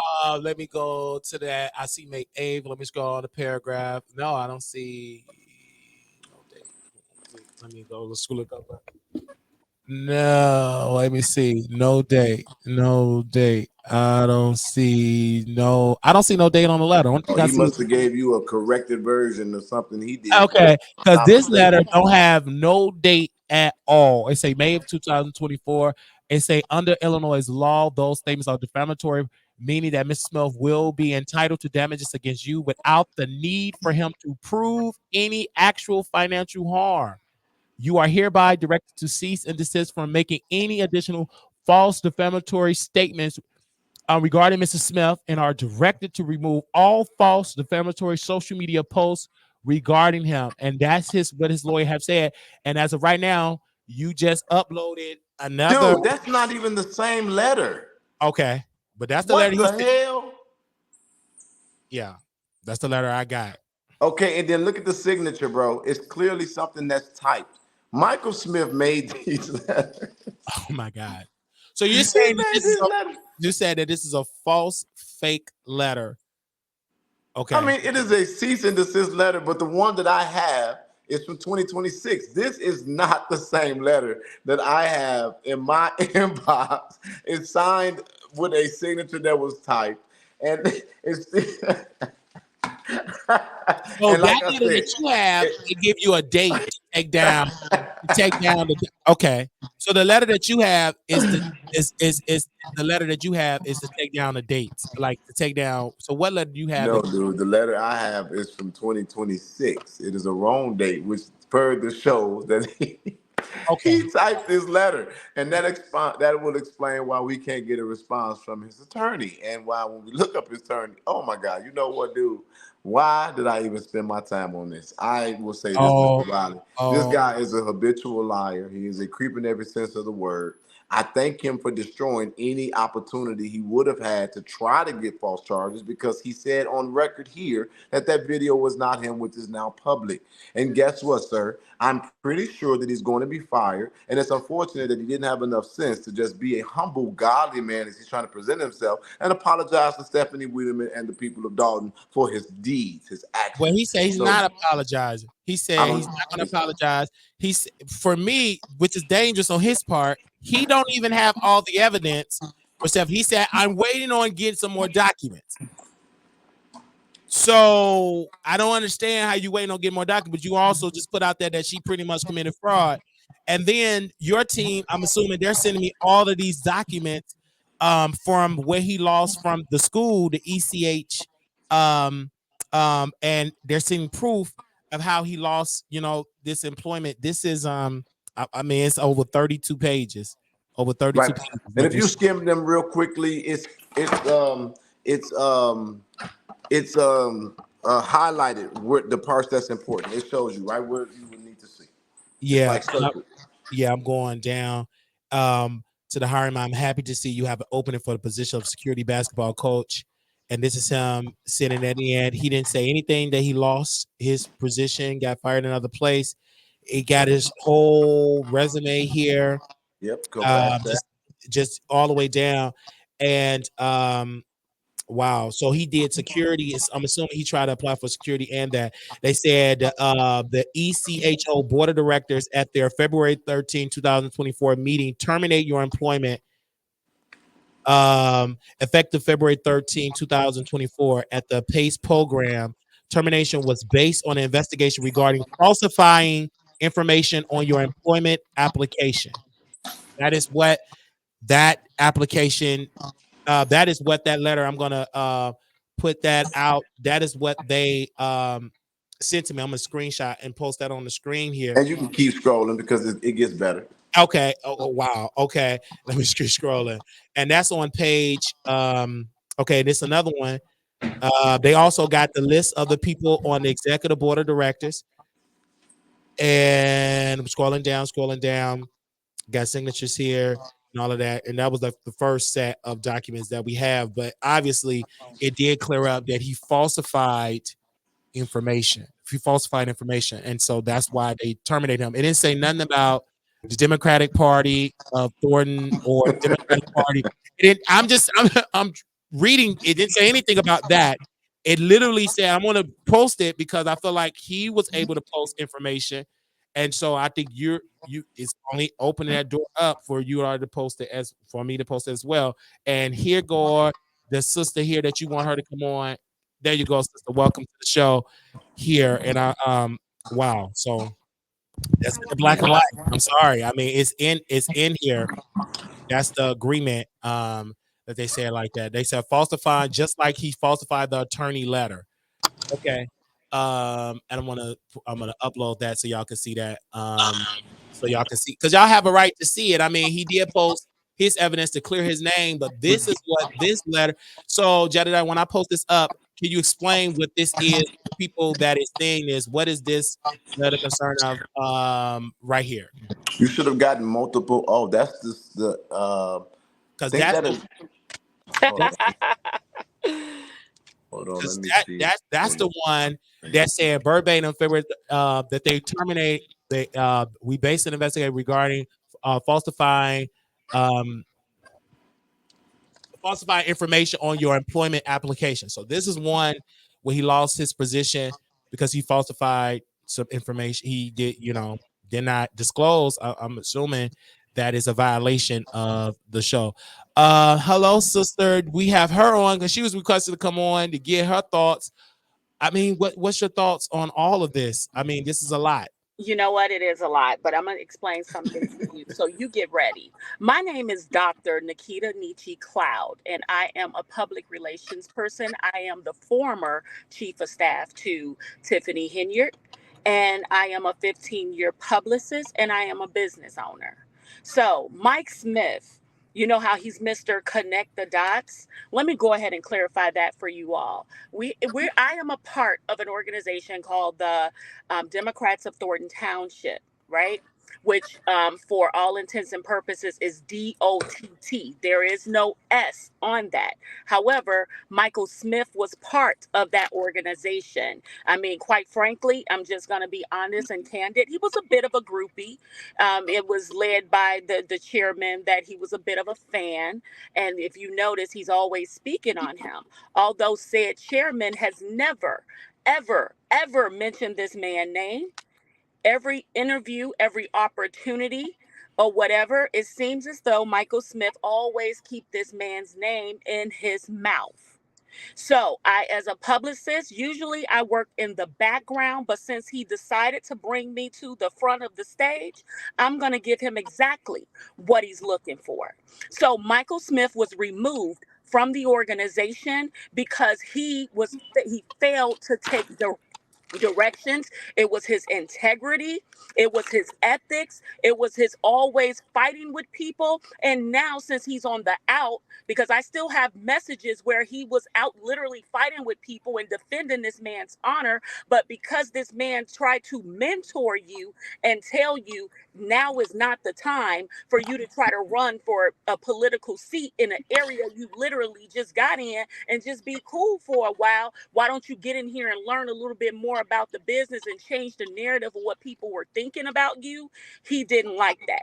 He doesn't like to be told no, which brings me to my next point, his failure of being a told no, because he is a child groomer in every sense of the word. And I have proof that he is a child groomer. It wasn't my business, but when I have a moral obligation to the people, I have a moral obligation to the people to let them know what is going on. But I'm gonna tell you something else. I started receiving text messages from one of those extra accounts, like if you have an iPhone, let me explain how dumb Michael Smith is. So he has an iPhone. He put a text me app on his iPhone, but dummy Mike Smith decided to put this text me app utilizing his cloud. So when I was able to do a little bit of research, because I own a communications firm, i.e. the doctor at the beginning of my name, I have a PhD in organizational leadership. And since he's trying to get my records, it's from Cornell University, Ivy League. So therefore, when he tried to research my information, I did a research back on him and it went back to his phone. So he was sending messages saying stuff like my daughter is going to SUCK a penis of an elected official. So is that a person of a grown man that is a man of integrity? And I have the messages. Is that a man of integrity? Is that a man who doesn't want drama? He sent those messages to my daughter. He sent that to me about my daughter. My daughter is 13 years old, an honor student. I don't play when it comes to my kids. This political BS, if you notice, I'm not talking about Miss, as Jedidiah say, Henyard, because this has nothing to do with Miss Henyard. This has everything to do with Michael Asshole Smith. What I'm not going to do is play with this man about my children. I don't play these games, these political games. You will see a totally different monster out of me when you come playing with my children. He kept sending messages up until 3 o'clock in the morning talking about sexual natures of what my children are doing. So when I finally responded back with his name, he tried to remove the app. But guess what? My Ivy League education taught me how to research, so it was already too late, and I had all the proof. So he could play in y'all face if he want to. What he won't do is play in mine. So yes, I took the proof and I sent it over to the authorities and I'm going to go through the process. But I'm going to tell you this, Michael Smith, and you can record this and you guys can make national news, send it to CNN, ABC, NBC, CNN, BET. I don't give a fuck. What you won't do is keep texting me about my children. Because if you do it one more time, I'm going to reasonably assume that my life and my daughter's life is in danger, and I'm going to address it as such. Keep playing with me. I'm tired of this. This foolishness, this childishness, I am tired of it. I don't play these political games. I have no aspirations to be an elected official at this time. So don't put me in the middle of your mess. Because I could tell Tiffany, I could send her messages of how he dogged her out to me in my phone right now. I could send it to her, but I'm going to let you breathe. If you say my name one more time, Michael Smith, I don't need to sue you because you don't have nothing.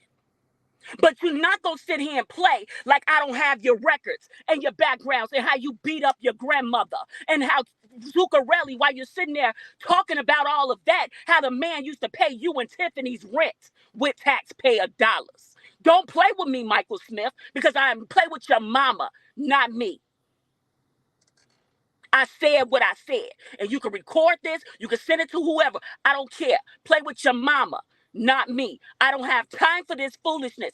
I want to take care of my kids, love on my husband, live my life. I don't be in this political drama. So for him to mention my name, he called me to the front of a stage. If you can go to my Facebook page right now, I was sitting inside a recital celebrating my daughter. And I'm getting messages saying that this man is talking about lying on me on your page. I don't have anything to do with this. But if you want to play with me, he can play with me, and he can play with my 6'5", 278-pound husband. Stop playing with me, Micheal. Again, wow. And yet another allegation of child grooming. And this is from a parent. So this is outside of what Jedidiah, this is more allegations. And for me, I don't understand why would he come on publicly and say the names? But he said y'all names. He said plenty names that y'all are trying to take him out because he ran for office. And why do we care about a man who can't win a seat? Let's just be real. Okay. Why do we care about a man who can't win a seat? Let's just be honest. The man getting on here talking about Napoleon Harrison. I'm sorry, Napo, to bring you up. That is a multimillionaire. You think that man, his ego won't allow you to sit back and talk about somebody that's on that level that does nothing more than talk about other people. Napoleon is too classy for that. That man has never been in the middle of political drama. So why would he get in political drama now? And you know what they do? They try to say that Napoleon is not thinking about Tiffany.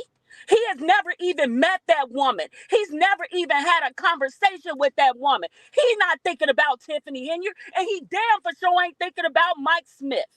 If he's thinking about anything, it's the fact that he was warned that Michael Smith would do everything that he's trying to do to that man. He's trying to tarnish his integrity because he's an athlete. He's an educated man. He's married with a polished background. So now he knows that he's a threat. So since they assume that he's going for Thornton Township supervisor, he hasn't said a damn thing about the seat, if we're being honest. But since they assume he would be the most likely candidate, and the fact that because he's the only one that probably don't mind running for $25,000. So what they're trying to do, because this is nothing but a political game, is get on here and try to tear him up now, trying to lose the public trust. But how can you go around trying to take or lose or look up the public trust when you got a tarnished background? Before you throw stones, young man, Michael Smith is who I'm sorry, boy. Michael Smith, that's who I'm talking to. Perhaps you should look into yourself. Perhaps you should look into your mental health. Perhaps you should start telling the people about how you're the product of two cousins. Because people are all in my inbox with your business. Every time you speak on my name, because people know me and people know I don't mess with people. I don't bother nobody. I mind my business. I love on my family and I stamp my passport. Don't nobody have no time for all this BS. But he needs to check his background because I'm going to tell you, his people, I'm locked and loaded because I will send Tiffany pictures inside her campaign office when you were going over there reporting everything back to me. I have photos of you sitting in the office next door, and she will know I'm telling the truth because I've never been in her office across the street from Village Hall. Mike, you might want to chill, bro, because I'm locked and loaded. I don't get in these political games, and I'm sick and tired of you putting my name in this mess. I'm sick and tired of Keith Price lying on me and putting my name in this mess. Leave me out y'all mess, because if I start talking, I'm going to give exclusives, and I'm going to tell you something else. I'm going to sit on Gayle King's couch because I'm a publicist, and I know how to do it, and I'm good at my job. So stop playing with me because I don't have anything to do with this mess. So for him to bring me up, he needs to make that his first, second, and third mistake and repent and thank his lucky charms that I'm not in the mood to destroy a man tonight. Because he makes it seem like him and Tiffany Henry are just good friends. He told me that they're ex-lovers. Next question. Oh. So they had a sexual, okay. Yes. And Zuccarelli paid their rent when they were staying together on them taxpayer dollars, and I'm pretty sure Stephanie in the comments can prove and send you documents on that. Or when her lights got cut off and she had to put them in Michael Smith's name. His people sent me that. Mike he better chill. He better leave me alone. I'm not the one or the two. I'm not one of them. I'm one of those. Don't play with me. Wow. Wow. This Michael, if you want to respond, he did send me another letter. But he was naming a lot of names. And excuse me, I don't know this is my first time hearing all of these names. And he said it's all a plot. It's not a plot. Ain't nobody. Why would we worry about? Why would he sit up there and email you that when he had an opportunity to be on here talking? This guy's a coward. He is playing games. I wouldn't even read anything else from him because no, I'm not going to read anything else. But what I'm saying is now is the time to confront, because this is a parent. Because back to the child grooming, he said it's all innocent. I was cleared by DCFS, but this is something recent outside of this investigation, that him reaching out to her 13-year-old daughter. So yeah, and doing it to a fake page. But Wiley, what I'm trying to get you to understand is fuck what he's talking about. This woman literally I've never seen her that I know of come on and do this. I met her doing the investigation into what's going on in Dalton, and she's a former chief of staff. For her to come on here and to do this, I know that's a lot. And I'm hearing a lot of stuff for the first time, just like everybody else from her. And so, Dr. Nikita, this ain't my show, and I ain't trying to take over, but I applaud you. And I think that it's real clear. I learned that a long time ago. This is one sister that they don't want to talk because she know everything. And so you got like a heavy on this thing, and I don't even. And she didn't have to go back and forth with an email. I never even seen her on the news, like even dragging any of right. And she shouldn't have to go back and forth with the email. If he wanted to say something, he needs to come on here. Address me. Please go toe to toe with me, Michael. Please go toe to toe with me, because I'm gonna tell you something. I don't get in this BS, but I'm tired. I am tired. And when you come for my children, I don't play. I become a different animal. Don't play with my kids. I got people texting me that, no, don't do this, don't do that, don't come over here. Stuff like that. No, listen, I'm tired. You don't understand what I deal with this BS every single day.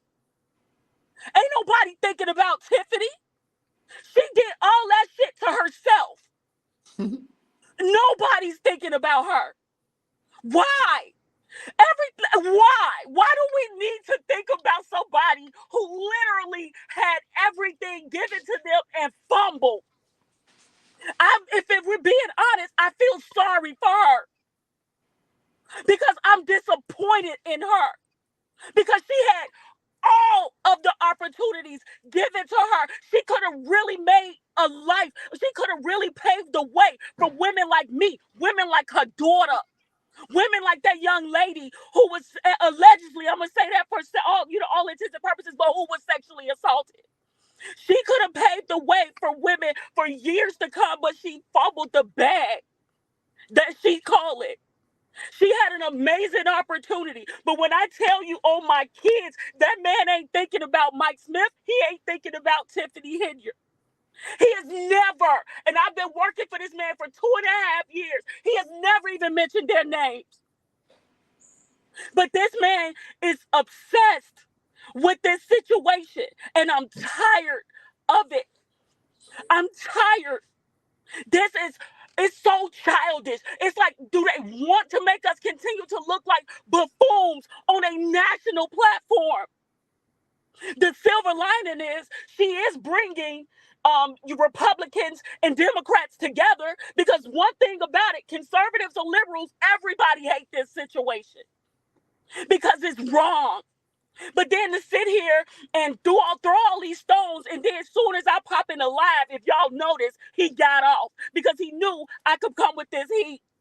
So if he's a real man, even though I know he's not, he's a boy, woman beating, husband beating, grandmother beating boy, he can come on here and go toe-to-toe in a debate, a healthy debate. I won't even call him a bitch-ass motherfucker like I want to. He can debate me and go toe-to-toe with these facts. I am tired of this foolishness. It needs to stop. The people of Dalton and the people of Thornton Township are suffering because of this foolishness. They're millions of dollars in debt. They're headed into bankruptcy. People have died. It is bad. The worst has happened. A girl was sexually assaulted on a work trip.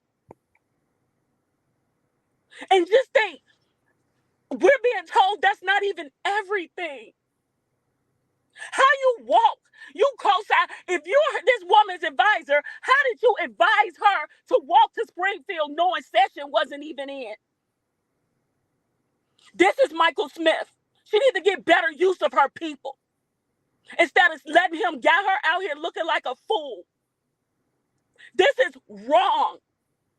And then he get on there and play in your face on your platform like he's telling truth. The truth of the matter is this. He was working for a school district. They got proof that this man was grooming children. They fired him. He lied on another application. He omitted that part. So when they did the search, which I still personally feel he has so many other convictions, it didn't even need to get to child abuse. How about women abuse? But they still gave this man a second chance. But he omitted that on his application. He's going from school after school after school. And any sick individual who can text a child that she is going to be in the back sucking a penis of an elected official and she's 13, he's a sick individual and he needs to be put away. So when I heard I have not spoke publicly on this at all, but I got a message that he had my name in his mouth.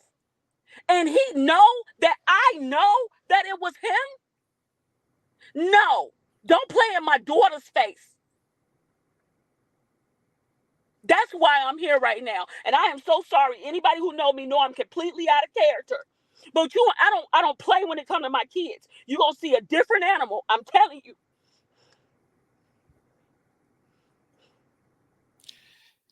Again, he can come back on if he want to respond, because there's no need for me to read no more letters. I mean, he got to come on and defend himself. I can't defend that because he didn't say nothing about that he reached out to your daughter and it was wrong for him. Let me say this. I'm going to say on my end, it's wrong to reach out to any child to say that. That's evil, and it's evil and it's wrong. And for me, as a host, when he reached out, he was so adamant on these white people, in his words, trying to take him down because he want to run for office. And this is like OT of him running for office. They all coming to get him. But now this is not true, because now we have a mother here, a publicist. I've never seen this woman before in my life. And to see her get out of character, and even people in the chat said this is not like her. Obviously something happened, and it's wrong to come for a child and say that. And yet you got so many allegations.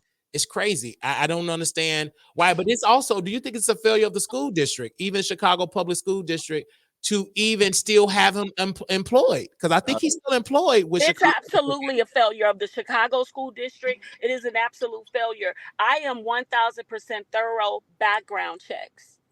Thorough background checks. Because guess what? It's not just him. He's just the only one that sent me this message about my baby. So it's not just him. You got Mike Smiths all up and around here. The problem is, and it's bigger than him. This is bigger than, Tiffany and the corruption and alleged corruption or whatever. It's bigger than that. The silver lining behind this is we need to pay attention to who's really around our children, because that's a problem for me. My kids do not go to school in Dalton or Thornton Township. My kids are in a different school district. I'll just say that. And I'm going to say this. They can have the smallest issue and we're notified. It's a breakdown in communication. And I think that we need to take this instead of a negative and turn this into constructive feedback and see what can we do together collectively to stop this. Because guess what? Imagine this. It's probably someone else he's texting. Because if you were so bold to send your ashy penis with your dirty bedroom to a child, if you were that bold to do that on Snapchat, imagine what else you can do. That's dangerous. No, the line, bold-faced lie. He is dangerous. And then he can come on here and lie with a straight face. That man is dangerous. And I'm quite frankly, I am afraid of him. He is dangerous. That's why I stay away from him. Well, if I may say this, Wiley, because I just want to be clear, because this is Dr. Nikita. She does work for the senator. I never talked to him at all. I do not work for them. The only way the only reason why I know her is because she's the former chief of staff to Mayor Hinyard, And so when we did our research, she came up. But I will say this, ever since I have been dealing with this, she has been literally about trying to make sure that things are moving forward for the community. Not she's like she's, you just heard it for yourself. She is a powerhouse, and she's just trying to do what's right for everybody. And I appreciate her for that. And I understand her coming on here as a mother, because she ain't came out and said half of what I believe she could about none of them.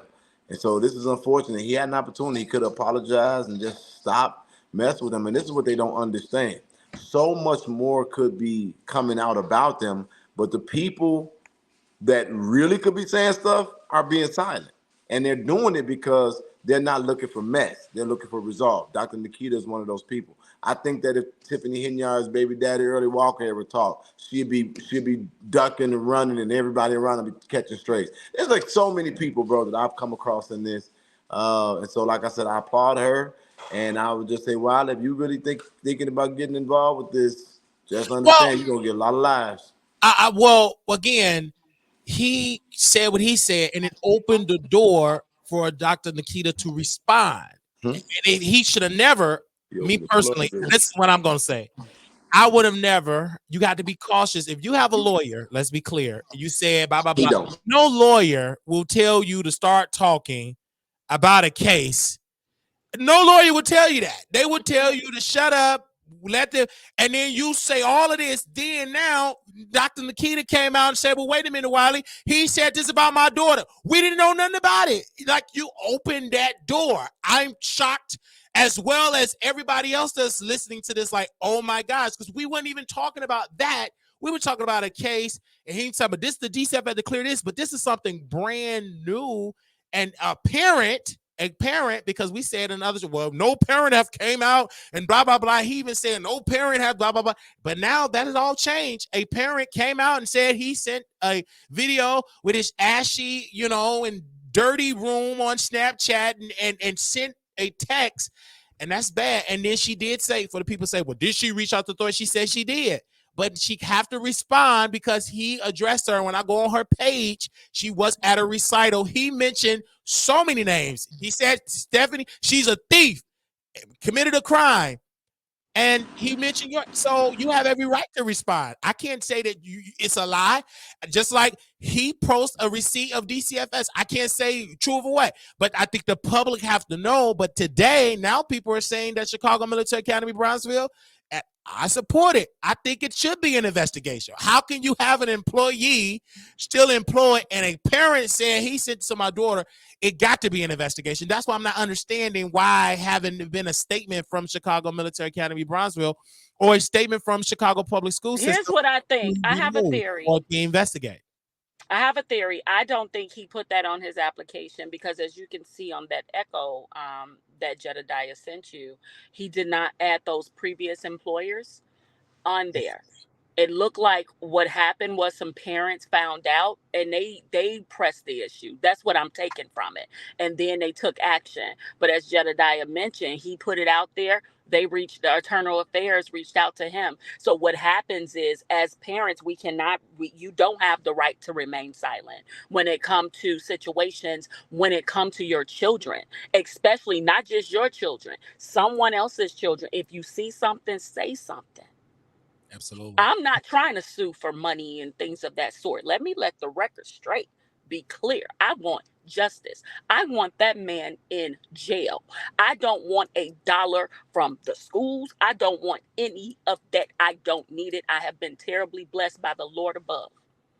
I want justice, and I want that man to keep my name, my daughter's name, my son's name out of his mouth. And if every time he mentioned my name, I am going to respond, just so he know. And every single time he mentioned my name, my daughter's name, or about my daughter, it's going to get worse. And that's why to people in the chat here, and this is above Tiffany. This ain't even about Tiffany Henyard, because she's not being accused of being a child groomer and sending pictures. So this is not about her. This is about the allegations of a coach that worked for the Chicago Military Academy, Brownsville. And he said, Wiley, I'm not an employee. that's not true. You work in the building. Michael A. Smith, and he's pretty much saying, "Oh, I'm cleared. I didn't do this," and blah blah blah. But a parent here, Dr. Nikita, have said, "No, he did send this to my daughter, my teenage daughter, and sent evidence." And he wasn't even smart with it, because people don't know, if you send it on Snapchat, all of that's still records. Just because you delete it, it's still a copy of the police can subpoena that. No. He didn't send me that ashy penis. I don't know where that came from. Oh, He okay. sent me text messages. Explicit text messages. The Yeah, penis thing about inside my the phone. daughter. Yeah, Okay. about my daughter. Okay. So no. He didn't. If he would have sent that, I'm telling you, we will be having memorials, and Man would have been on a T-shirt. Okay. Don't play with. No. But when I tell you this, he sent explicit messages to me about my daughter doing nasty things And the with an video elected official. Okay. And that video, something else, that's something separate. So Yeah, obviously, that ain't got nothing to do with me. That so video, obviously no. it's like it's a history, Mm-hmm. a history of him doing things and alleged things about minors. And he's still employed, but he have been at multiple schools, from my understanding, multiple school districts. And he kept saying, "Y'all sending lies." He was talking about Jedidiah and his followers trying to get me fired. But if you're sending something, you should, if it is true, no person should work in a school district and sending text, explicit text, and saying that a teenager should do something to a politician. That's wrong. That's unethical, and that's illegal, and it's dangerous, because you can't, just how triggered you are, many people go a step further than talking. And I think that, Agree. you know what I'm saying? So I honestly, this is really, really, really, really, really sad. And I think Tiffany Henry is being used as a shield. Well, just they doing it because of Tiffany, but no, let's focus on the allegations, the child grooming, and the Exactly. he said, quote, "It didn't happen because I got clear about the DCFS because it was unfounded." Jedidiah responded, "Just because it's unfounded don't mean that it did not happen." And if you know anything about the DCFS, like they are trusted, I'm not trying to criticize them, but they had some lawsuits. They're not, Mm-hmm. you know what I'm trying. DCFS is just not the type of organization that you want to put all your trust in as investigating, because if you really research that agency is not really that No, great they're at all. not. Yeah. So I'm They're just, not, and it's sad, because at the end of the day, a lot of things can give something unfounded. I mean, I'm pretty sure that I ain't gonna say pretty sure because I don't know who the child is, but I'm pretty sure whoever child received that foolishness, that disrespect of a manhood, was probably traumatized. And it's like, you got to consider that. You got to consider the parents. The parents, do they really want to send, their child through, that scrutiny? Because, let's just be honest. Like, someone was in there saying, in the chat saying, "I want to get with the get money crew and all this other crap." And I mean, it's just foolishness. So imagine that, the internet is mean. So, somebody may not want to send their child through that, and they may have just been satisfied with a termination, things of that sort. You know what I mean? And so it's like, it's problematic all the way around. My suggestion would be more thorough background checks. I don't know what laws need to be passed or things of that sort, but maybe we need to collectively come together instead of all of this fighting, and we work together and try to, come up with some stricter laws, some stricter, foundations and things of that sort that will prevent monsters, because that's what he is, monsters, from being around our children. Because once you put these monsters around our children, more likely it desensitizes them to other things. And then now, that's why when people are shot on the street, everybody pull out their phone and to record instead of calling 911.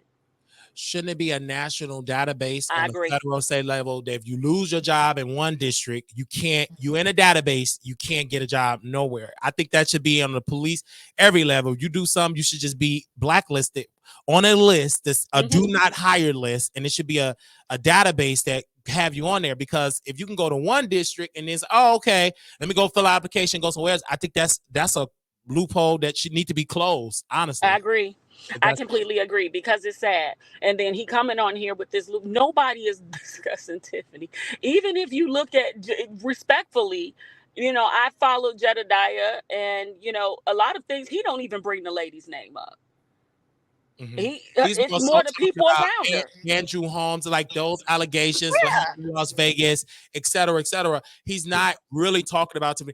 And but again, when that Michael came on, he said, why? Because I asked him, I said, well, why do you think he's coming after? He said, Wiley, because all of these people, Dr. Nikki, they all coming after me because I'm supporting Tiffany Henyard. Then he talked about the Democrats of Thornton Township, that this organization is against them. They taking his job. This is what he said. And for you to come here and because I don't know, again, I've been out of Illinois for about 6 or 7. I'm in Texas. So this is brand new. And for him to say that the senator is against him, they all plotting. This is what he's pretty much said. They all against him, and you leading the charge. Then he said Stephanie is stealing money and it is illegal. And he asked him, well, do you have all the paperwork? No, I'm working to get all the paperwork. But that means she didn't commit a crime yet. You don't have all the to me, it sounds like he's stalking Stephanie. It's giving that, because if you go back and look, just go back and look at some of the last. I'm gonna challenge you. The last 5 public comments that Michael Smith made.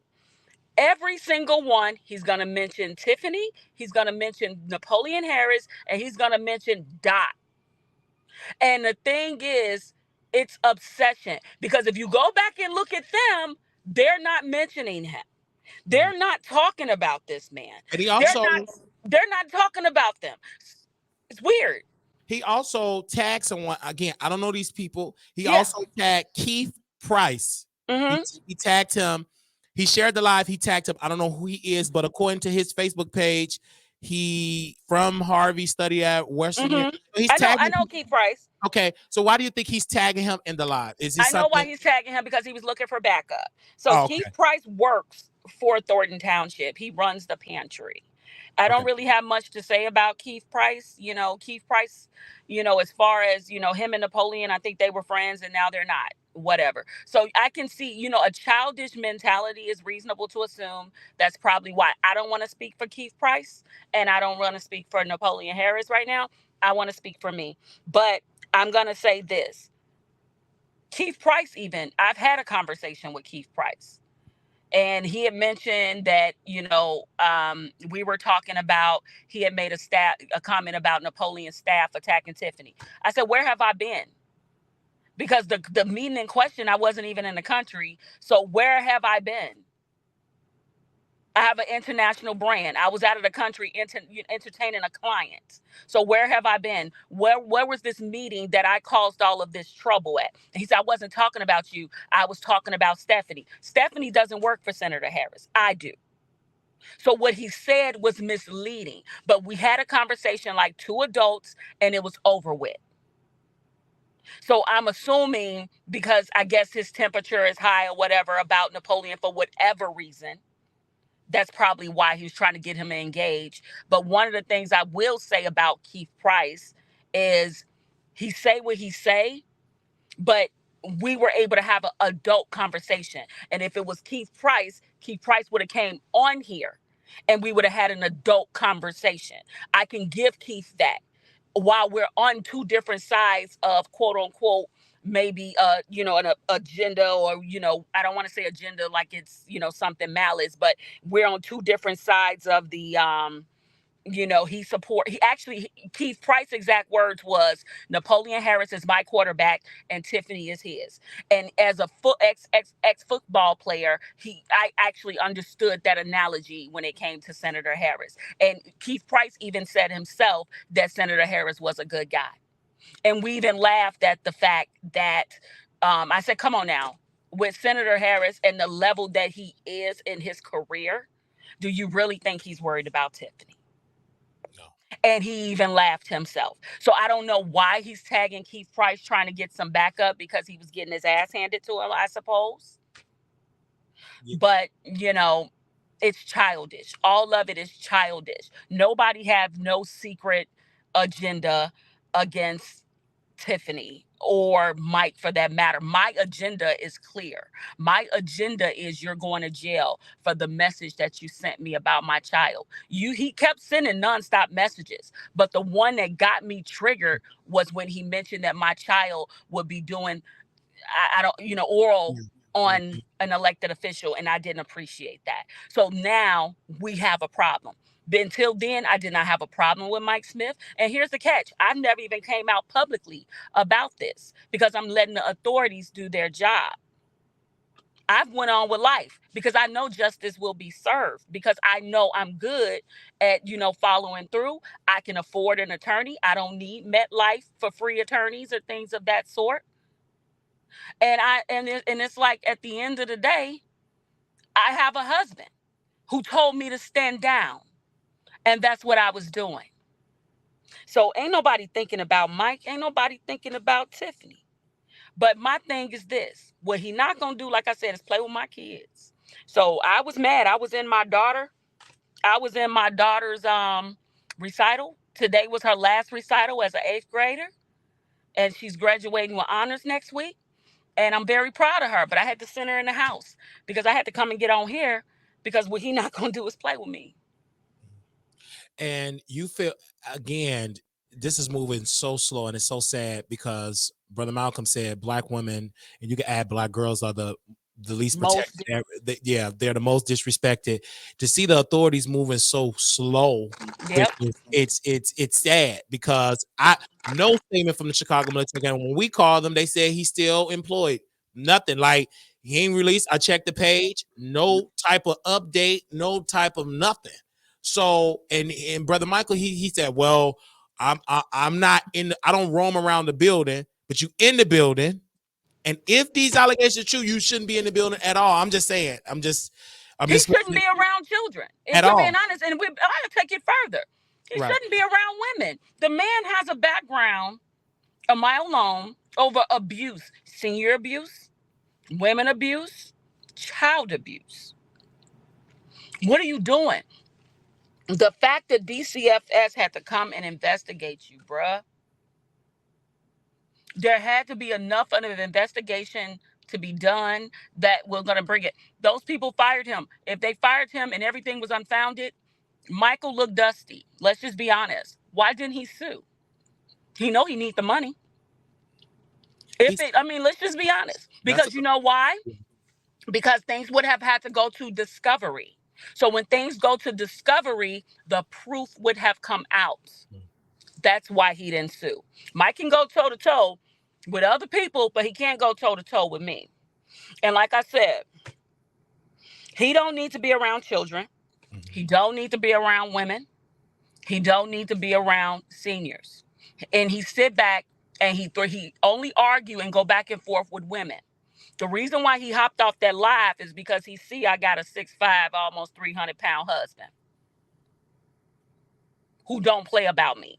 So I don't even know why he tried me in the beginning. But since he did, here we are. And again, I want to reiterate, the authorities, y'all got to get on y'all job. Y'all have to get on your job.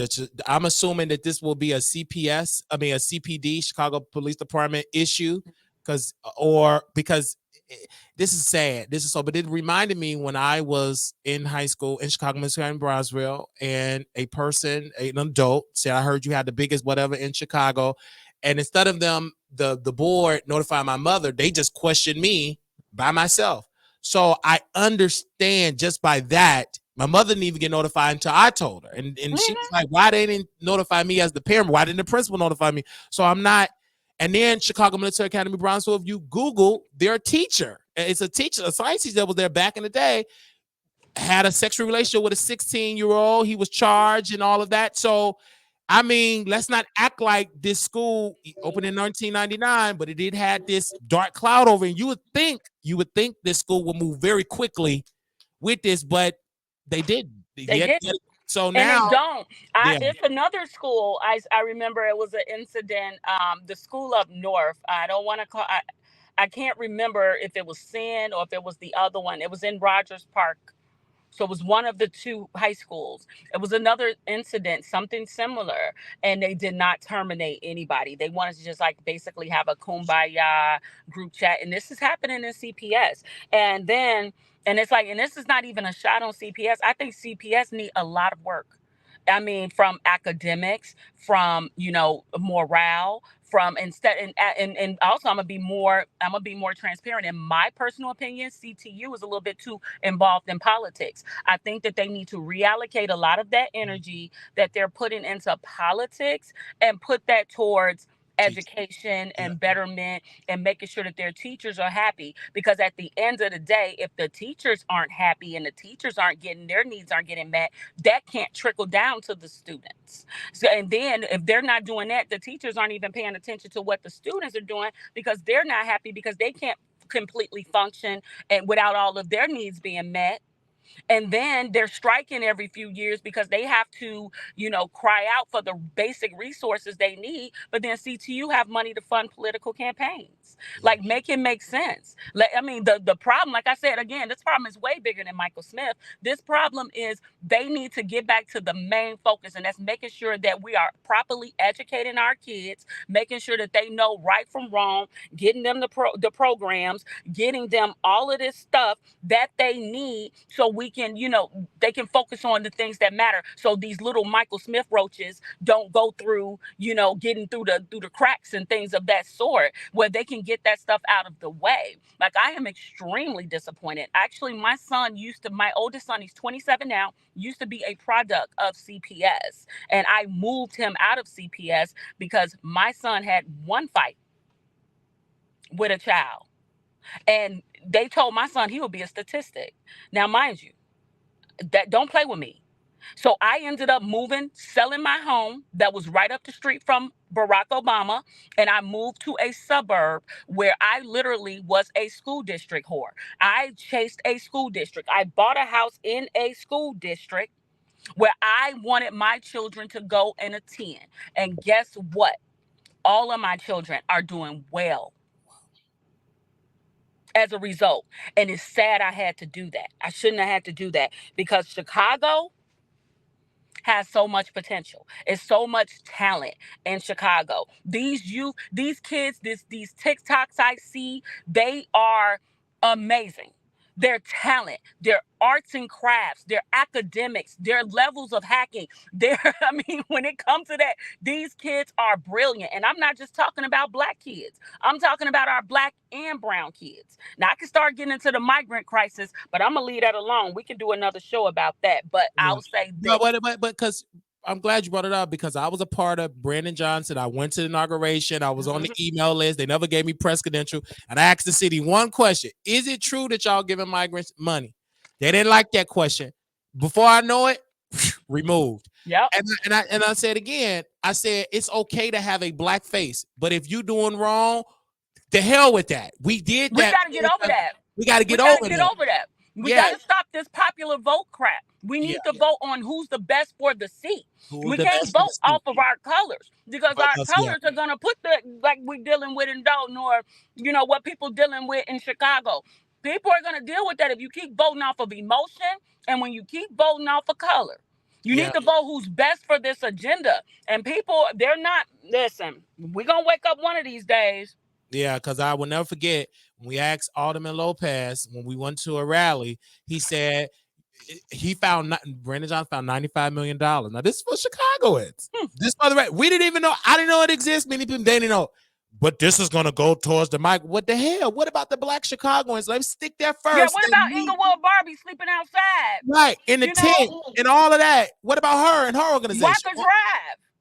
I just don't understand. Wacker Drive. It's so many homeless. It's people that's waiting on the CHA voucher for like over 10 years that will love to get that. And then when they was finding money in nonprofits, will helping them people get housing, vouchers, money, paying a rent. Do you know how many myself would have stayed in Chicago if you would help me get on my feet and pay my rent and get me a job? There's no way I would have left. That's great, but that should have been for the residents that was born in this country, born and raised in Chicago. That shouldn't be for outsiders. But that, again. But here's the thing. I wouldn't even have had a problem if it was outsiders, if the people here got taken care of first. Exactly. And that's the Amen. thing. Yeah. It's like Yeah. we got to take care.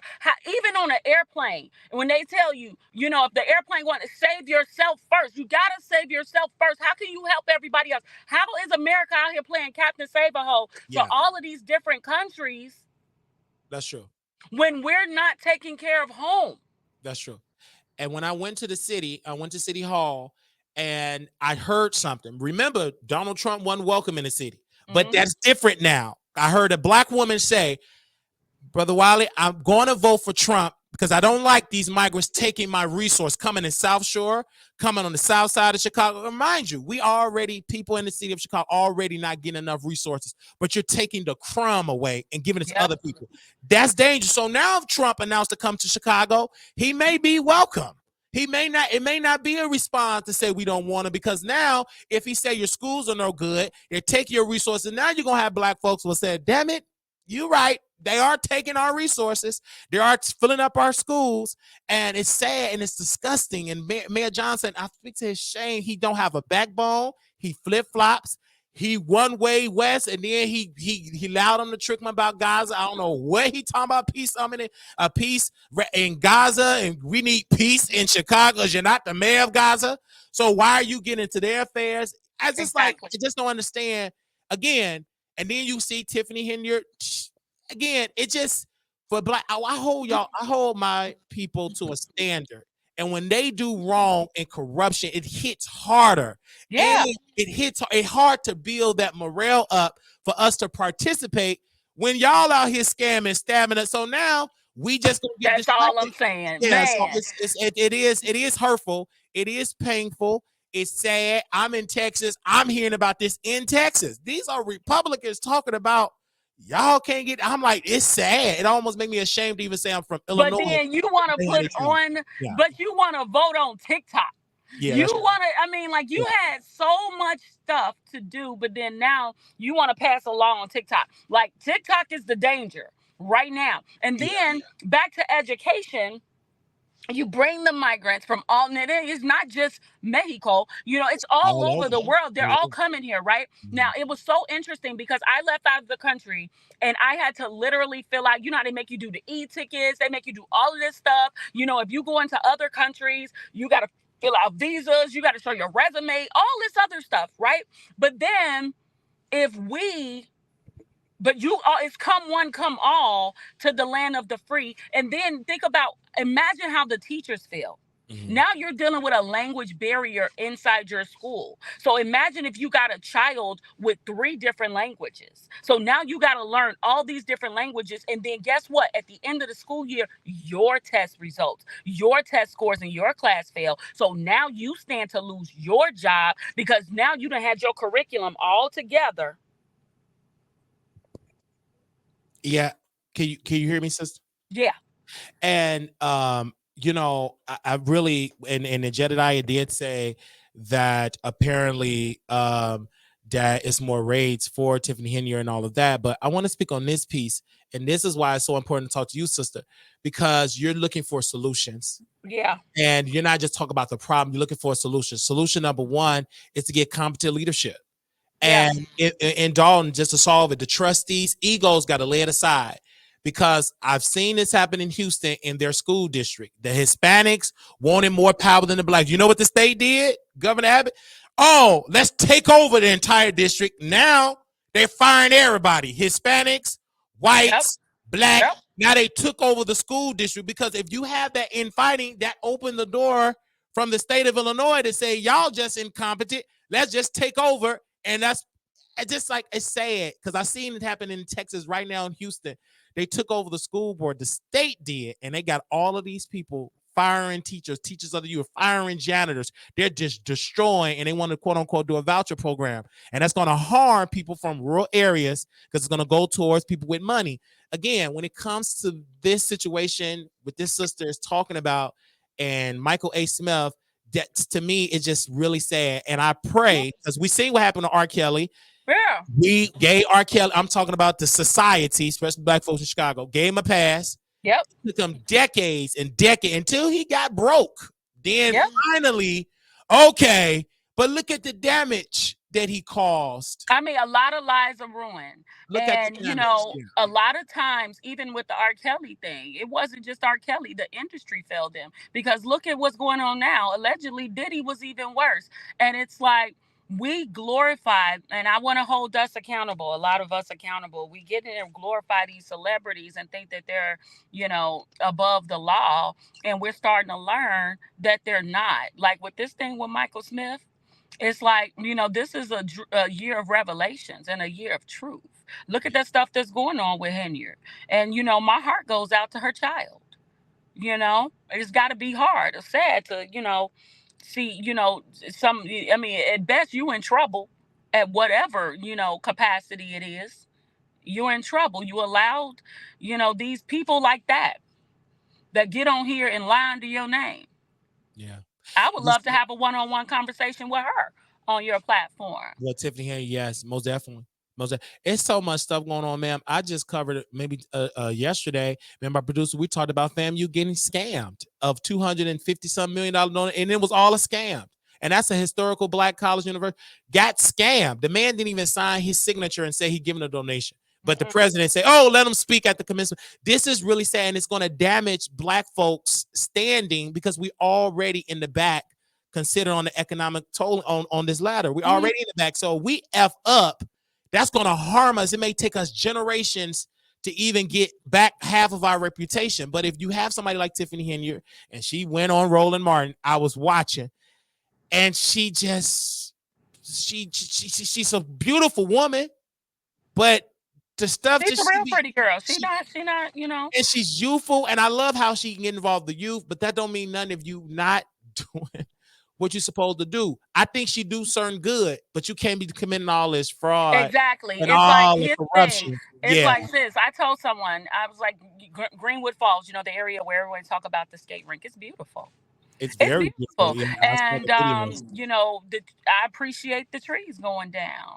Or, I think that, having the events and bringing, parades and things of that sort. But then what good is it of any of that if you can't afford to pay for it? And then also, if you haven't allocated any of those funds towards infrastructure, what good is to have an ice skate rink when you have a water main break at the corner? You know what I mean? Or people got feces going into their basements of their homes because your sewer line is not intact. Or, what about the fact that certain vendors can't get paid, where you can't, but you can ride around in 2-3 Tahoes and pay your security detail millions of dollars. It's just irresponsible spending.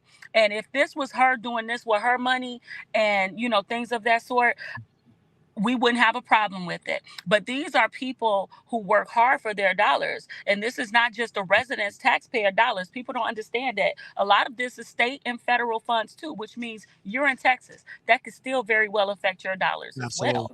So people don't understand. It's like I said, it's a triple effect, and it affects everybody individually. And if they don't get it under control, then Dalton can stand a chance of literally going bankrupt and putting themselves in a situation. Hold on one second. This is my husband. And you guys, we have Hey, husband. and I do want to ask her I'm sorry, particular baby. I ended up question doing and everything with her. Ask her one particular question about Dalton. I do want to thank Jedidiah for sharing the live and stuff like that. But again, it's very thank you for I did put on mute for Dr. Nikita for getting her on and we having this conversation. I think it's very important, but I do support Jedidiah, anybody that want to bring awareness is going on. But I do want to ask you this when it comes to Dalton, and I've said it about FAMU, I'm going to say it publicly. The president needs to resign for getting scammed. Everybody that did that got resigned. Where do you stand? Should Tiffany Henyard just say, you know what, let me resign and give new leadership to take over? Or do you think, what do you think she should do? I think if I were Tiffany, I would resign from both seats and I would lay low. I'm not going to say take down my social media page, but I would take the apps off my phone. I wouldn't post. I wouldn't review. I would take off YouTube. I wouldn't be reading and feeding into the content because, just being honest, Jedidiah funny. He did though. I ain't gonna lie. Uh, I would take down all of my social media, and I would use this chance as an opportunity to break and reflect on everything, because I can only imagine when I go on YouTube and I'm trying to watch my little country Wayne skits, all I see is Tiffany Henry down Oh, my yeah, timeline. yeah. And I can only imagine what that's doing to her mental headspace. So imagine trying to do all that and keep a straight face, and then you don't have a solid team around you or nobody. Like, I blame her friends. I say she has bad friends. She got bad advisors, because who's allowing this foolishness to continue? If she's paying people, because one thing about Tiffany, if she rock with you, she rock with you. And I think that's a gift and a curse, because she'll rock with you if you wrong. Oh, wow. And that's not cool. I mean, you may get some street credit for that, but if no one, a real friend, in my opinion, is someone who's going to tell you when you're wrong, and you say it in love. Like, I've been able to look that woman in her face and tell her she's wrong. She didn't like it, and it may have ended in some arguments and things of that sort. But the reality of the matter is, I can go on record and say, I've told you when you were wrong. So now when you look at all this stuff unfolding and playing out, I think that she should take a break and spend some time with her family and her real people who give a damn about her.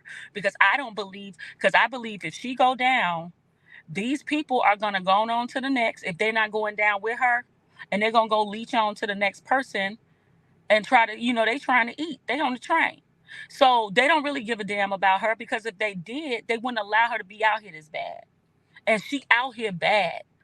And it's like, I mean, as much as I would love to get on here and just stick the knife and say, oh, I hate her and I'm not going to do that. But what I am going to say is she needs to reevaluate who's in her circle. Because if it got to this, when I was around Tiffany, I never seen 5 and 6 details. It was one. She had one. Mm. We used to go to restaurants and we fought over the credit card. Who was going to pay the bill for the table? So to hear, all this, it's like, come on now, to watch all that foolishness. So if I were her, I would step down and just reflect, because it has become too big for her. It's too big for her. And what's going to happen is she's going to destroy her life and the life of her baby if she don't get this under control. And that's going to be a sad sight to see, even if it is warranted. Because at the end of the day, that baby can stand the risk of not having a mother. A mother cannot have her daughter around. It's going to be sad all the way around. I would step down. Because it's no longer in Dalton, it's everywhere. I mean, It's Texas, world it's worldwide. news. It's world news. And you have a lot of YouTubers, conservative network, they love this because it proved their point. DEI, black people incompetent. They came Democrat. I heard one conservative commentator said that's a Biden mayor because she went to the White House. So they're trying to link her to Biden. And it's just like, so in this election, this is just a bad timing. This election season. I mean, this is weird. Like, and also too for her, it's selfish because if you know you did wrong, hey, to keep the government going and functioning, just give it to the next. It's people. not, if you claim you love the residents. Yeah. That's like if I was in her position. And if I say I love the residents, I wouldn't submit them through all of this public scrutiny. I will have your job as an elected official is to serve the people. And it seemed to be pretty clear the people don't want you anymore. So why should you be there? You should step aside, do what the people are asking you to do, and step down and just focus on you at this point. Like, sis, it's time to focus on you and get your life together, because this is bad. When you got them letters on you, this is bad. It's time for her to get it. It's time for her to get her life together. It's time for her to realize that the worst has happened. A girl got raped. You got your team out here harassing people. You know, like, it is bad. The town is millions and millions of dollars in debt. You got the letters here. They are here. Like, it's the worst thing. Shonda Rhimes could not have written this story. You're right about that. And when the FBI do come, they look at everything. They may look for one thing. Oh, this is going on. So it's crazy. And one of the sisters, I don't know her name, but she had a grocery helping the homeless and feeding them. And she wanted to Dr. expand. Scott. Who was that her name again, ma'am? Dr. Scott. Dr. Scott. Dr. Scott. And the name of her food pantry is called Free ND. Dr. Scott has a 84,000 square foot shopping center in Dalton, actually on the corner from City Hall. So Dr. Scott acquired this property, and she has her food pantry. She's trying to bring like a thrift store, you know, some mental health clinics, an event space, all this stuff in this property. It's a Black woman who owns the entire 84,000 square feet. But because allegedly Tiffany Henyard wanted the property, or Keith Freeman, I can't remember which one, but because I'm going to say they, since they're besties, they wanted the property, they refused to give her the proper licensing and permits in order for her to do the work in order to open. And it's some other stuff coming down the pipeline. I don't know if I'm at liberty to say, but I am in the loop on that. And it's some other stuff that is coming down the pipeline that's going to be quite disturbing regarding that property and things that they have done to that woman. Again, even that's why I say step down. You have allowed your ego, you have allowed spite and pride to overcome you. And that's nothing. That is the worst thing you can do at this point, especially in a position where you were put forth to serve. Yeah. And that will be great for Dalton, not only just for Dalton, for all of those areas, for the county. That will be great. And then it was a church is suing Dalton too, because I said the church is even, I've never seen churches suing the mayor. You have nonprofits, they're suing. Trustees suing the mayor suing the trustee. The lawyers even said, hey, we ain't getting paid. We want to just drop the entire. I couldn't believe it. I said, now, this is all the reports. The lawyers, I want to drop it. Y'all ain't paid y'all bills. Then all these vendors with lights and this, and they all say, I ain't get paid.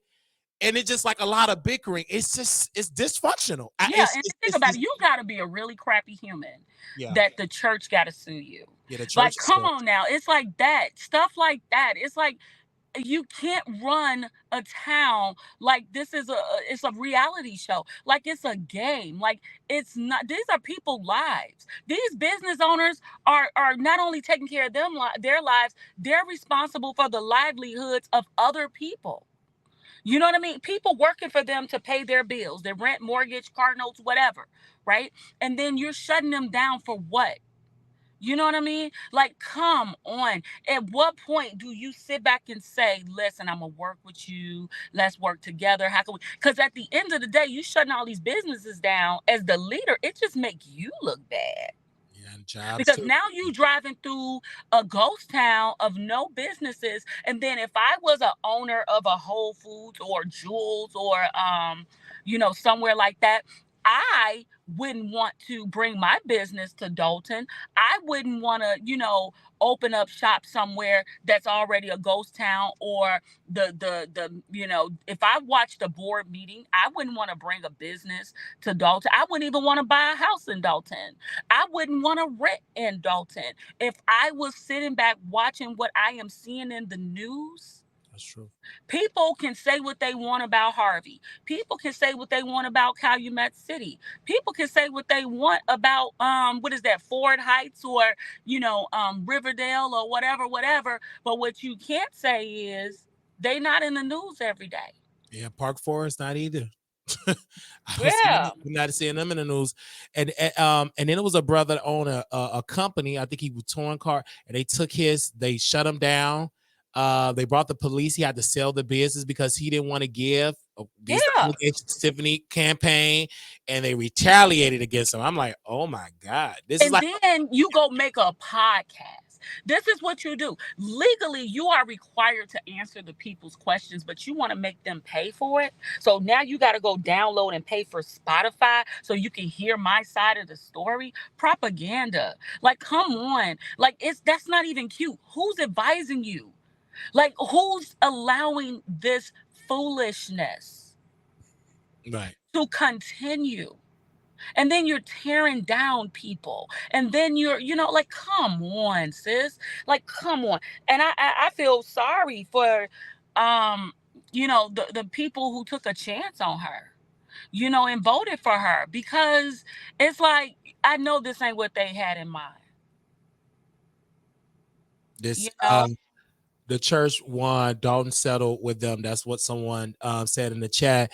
Yeah, she do have a podcast. Many people said she should be on a reality show. She should get out of politics and do reality. I think she would do well. She's Yeah. entertaining, and the She's girl very, can throw a party like nobody I've ever seen. 'cause she's And that's not shade. It's like, she needs to play on her strengths. Like, if she want to be like, right now would be the time. If she wanted to be a reality television star, she can go and get on like a Survivor, or something like that, just to get her name, just in case. I don't know. I don't know the legal part of it, but from what it's looking like, she might not be here for that long. She might not be around the free, but if she got out here and did a quick little, one of the reality show things, maybe sold a book, told her side of the story, maybe get a couple dollars from Gayle King, sit down on the couch. I don't advise that. But if she did that, I think she would do well, because she's entertaining. Anybody who's bold enough to go to a board meeting dressed like Nino Brown, they need to be on TV. Yeah. And it went viral. I mean, I couldn't believe it. And let's be clear, those meetings it'd be thousands of people watching. This rarely, some city hall of Chicago, they rarely get 20 people to watch, 30 people. She have thousands. That's how entertaining she make the meeting. She'll drag the trustees. She'll play music. See, she play a little PowerPoint. Trustees, they pay the money. Make sure they pay the money. And then she dragged them in their face. It's so entertaining, but it's still bad because it's so dysfunctional. Exactly. It's dysfunctional. It's entertaining, yes, but then when you pull it back, like one lady in Thornton Township, I believe, she locked her out her office, or someone locked her out of the office. She was supposed to do the people taxes, and they locked her out of the office. Then Tiffany Henry said, you can come to the office. And then she got on her because she was doing the business outside, but she was locked out of her office. Then the media came. The police said, you can't come in. The lady is an official, and she was locked out. Yep, the actual tax assessor. And why that was problematic is because she handles the taxes. So now you have stacks of people's social security numbers, and you're in an area where, people say Keith Freeman is a scammer. I believe he's a scammer too. So would you really want your information out around somebody who got a history of scamming people? You know what I'm saying? So it's like stuff like that, again, all of it is problematic, but you're worrying about, before the board meeting and addressing this, you want to make sure your hair and makeup is done. Come on now, you're treating this like a reality show to begin with, and it's problematic at best, and it's disrespectful to the residents at worst. So it's like, what do you do? Yeah. What do we have, right? So again, she could have an opportunity right now, instead of allowing them letters to come and take them from her. Get out, gather your thoughts. Maybe I hope that you didn't spend all your money on Gucci and bags and stuff like that, and you need to pay a good defense attorney, and you need to find a spiritual leader or someone with positive energy and vibes, and she needs to get her life together. And again, she needs to reevaluate her circle, because not only are they telling all her business, they are failing her, because they are not telling her the right thing. They're sitting there co-signing with her, but then talking about her behind her back. Yeah, because you said you said Michael Smith said nasty things about her. Yeah, but he also said he didn't say they were lovers. He said they were friends. They were lovers. Then you said they were staying together. So, they were saying nasty. He said nasty stuff about her, and you got all the receipts. And Jedidiah said you was holding on a lot, because a person in my business, you know, they call it a visa. They're to post all the receipts, but you're not trying to do that. No. You just want him to stop saying your name, stop mentioning your name, stop harassing your daughter. And he didn't do that. And I'm shocked that he would even do that. I don't think he thought you would respond. No, he didn't think I would respond. Okay. Nobody did. When I tell you my other phone is dead. Wow. That's how much I've been getting calls. Like, oh my God, what are you doing? Because I think that he, you know, I'm always, you know, like, I'm gonna be cool, I'm gonna be the level-headed one, because I'm usually on the other side as a publicist. Like, keep your cool, keep your cool, keep your cool. But at this point, Jedidiah, Mike and Tiffany used to live together. They was, you know, yeah. So I don't like to get into the mess. I don't like to get into the drama. Now, if I need to do some investigative journalism, because I'm gonna tell you, every news station has reached for me for a statement. Yeah. Half of the time, I don't have to give it to them. But you haven't. I haven't seen you on the New York Times, WGN. I haven't heard all the. I do see the trustee. I see Sus. She's leading the charge. She can't stand Tiffany Henry. I do see the lady that was locked out at all. I've never seen you ever give a statement. And I've been watching because it's all on, like you said, it's on YouTube. That comes on my notification like this. I've seen plenty videos, over 20, over 30. It's some white conservative traveling to Dalton.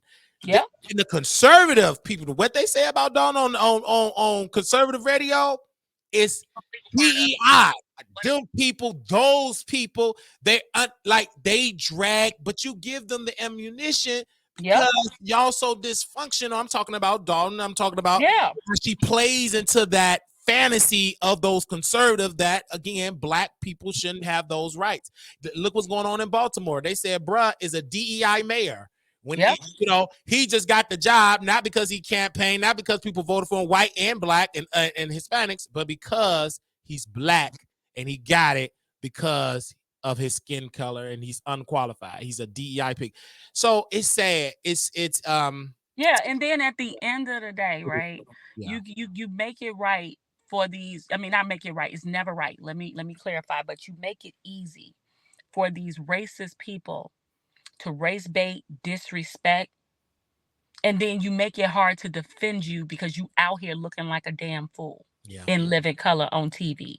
So it's like, how can I defend you when you show up at a board meeting in a costume? How can I defend you when you driving through neighborhoods, conservative neighborhoods, rocking house music on $1,300 motorbikes? Like, how can I defend that when you're out here, you know, the people outside in the rain and they're waiting on you to do hair and makeup before you come to a damn board meeting? But then how can I defend when you literally by law are bound to a Freedom of Information Act, but instead of you giving the people the information, you're making them pay for it on a podcast? How can I defend that, Black woman? How can I defend that? I can no longer. Do you know, I had a woman come to me for a potential client, and the first thing she said, well, I was the first Black woman to do this. I literally said, ma'am, I don't know if you've read the news, but we can no longer say you're the first Black woman to do anything because that narrative has been buried. We can't even celebrate anymore because you gave it such a bad stereotype. Yeah. And as a Black woman, I am embarrassed. As a Black woman, I am embarrassed for you. I want to ask you a question since you do PR. What can Black media like myself do in this case? Because white media, mainstream media, and I'm talking about white, they just took over. Should Black-owned media outlets go and talk to the residents? Because what I'm not hearing enough from Black media is getting the information from the residents, how they feel, and not cut them. Because, you know, in mainstream media, you only get like 5 minutes, 10 minutes sometimes. They don't give it a 3-4 hour. Should Black-owned media go and ask what do the residents want from their mouths? What do they think? Especially the ones that vote, particularly the older folks, because they vote more than the younger millennials. Should they go? Should we go and act and support and bring more eyeballs to this?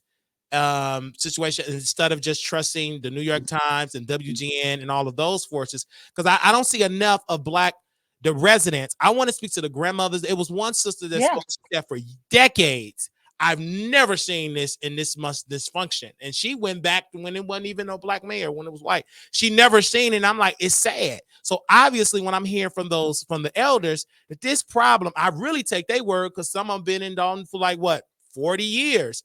They never seen it. And I think Tiffany Henry, it's a generational thing. I think you can't tell her what to do.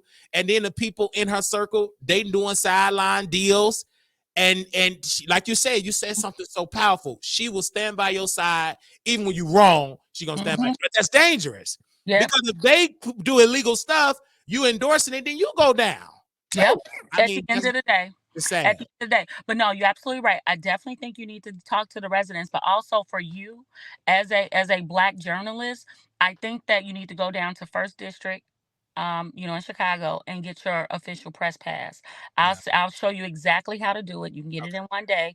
I'll send you a message after this. You get your official press pass directly from the Chicago Police Department. And then once you do that, that allows you in the rooms so they can't blackball you off of lists. So in the rooms. And then I would also join, like, more, like the National Association of Black Journalists. Go to those conferences. They do them in Atlanta. They do them in South Carolina. Oh yeah, because Roland, he goes, he posts a lot of that. Roland Martin goes a lot. If he actually won an award that he was actually on the board, he's a lot. So I'm very aware, because I feel like it's a disservice that it's not enough Black-owned media outlets that are not covering this, because But I'm gonna tell you the truth though. A lot of the viewers, if like for example, Roland Martin, and this is no disrespect to Roland Martin whatsoever, but Roland Martin didn't even know who Tiffany Henry was, and that is evident in the interview, right? Whereas the majority of people like yourself, the bloggers, the YouTubers, and all of them, they all knew who she was and who would have had an opportunity to nail that interview and ask the right questions and do the public a service. She went on one of the largest platforms, and the ball got dropped. And again, is not a disrespect to Roland Martin. I have a lot of respect for him because I know the man personally.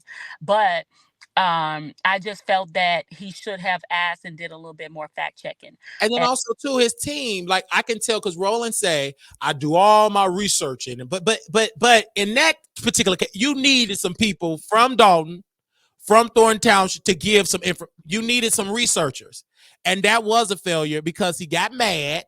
He said, what are you doing? I've been doing it. But no, you didn't ask the questions. A lot of things he didn't know. Then you bring the trustees. You had Tiffany Henry. First of all, that interview could have still been going on. He didn't ask the questions. He got upset. He got mad. He deflected. That's ego. That's Roland. He's a Scorpio. You can't say he's wrong.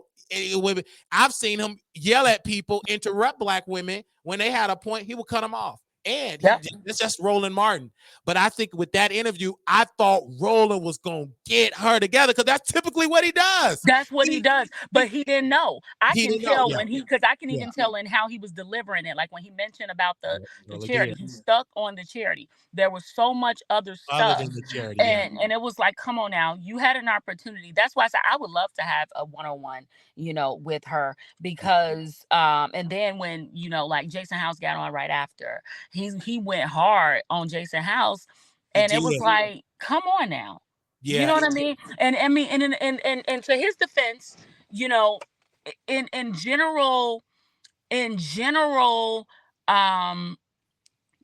in general, like legislative, like, in a perfect world, like not even a perfect world, in a normal world, you have the mayor and you have whether it's the councilman or alderman or board of trustees, right?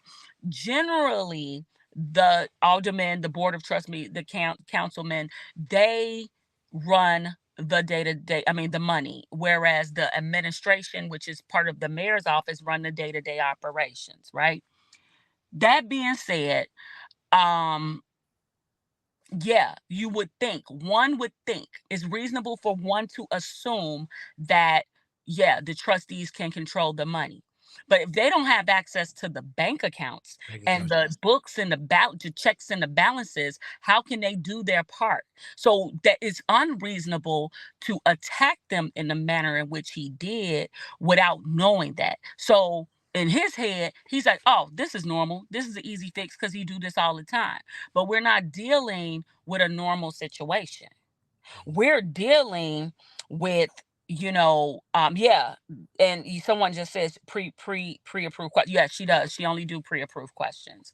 But again, even with the pre-approved questions, there's a way for you to format that question where you get the answer that you want. A good journalist would have done that. And then also, like you said, when that was the case, that's when I'm not understanding the state. Do you feel like the state of Illinois have failed, dog? Shouldn't the state, is it, or maybe I'm just it's no law. If they're incompetent, can the state come in and take over and just bring an auditor or somebody to say, because this is dealing with tax dollars, like, shouldn't the state step in? Shouldn't the governor? I haven't even heard him make a statement. I don't think the state or the governor has failed her. I just don't think you've seen them yet. Okay. You don't know, but they have not made. Okay, but they haven't made. You got to think about it like this: the feds have been in Dalton at least 2 years, from what I heard. Okay.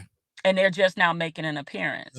So it's reasonable to assume that, the state could have been, is on it too, or other entities or what have you. So we can't necessarily say they failed them. Things we do know, investigations do take a little long. Yeah, it may not, because you got to think about this, someone's life at the end of the day. That's true. And, if you get it wrong, you know what I mean? Imagine if everything we done seen and we done heard, right, that's out on her, and all these subpoenas and investigations and all this stuff, and everything turned out to be false.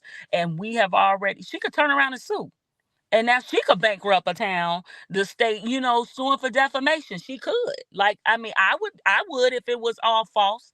I don't think that's the case, but it can be done. So we have to see how this thing play out as far as that part. It's a lot of stuff I cannot say legally. Right.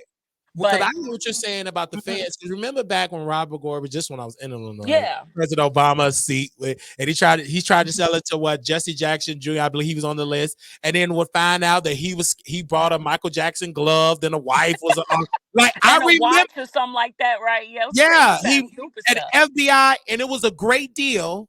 Because that was apparent, and they didn't have to do this. They allow him to go to prison first. Then when he get out, let the wife go. So both parents won't be in prison. And I think they just got the deal because their last name was Jackson, and they poured on that.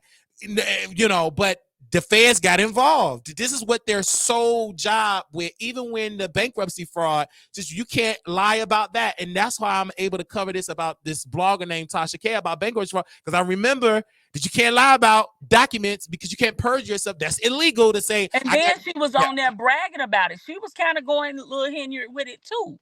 It's like you can't perjure yourself if you're gonna. And here's the thing, I'm not knocking nobody. I was, before I'm with, the husband I'm with now, I was married, to someone for many, many, many years. And when we divorced, I'm just honest. I had to file bankruptcy and get out, this debt. So it's there.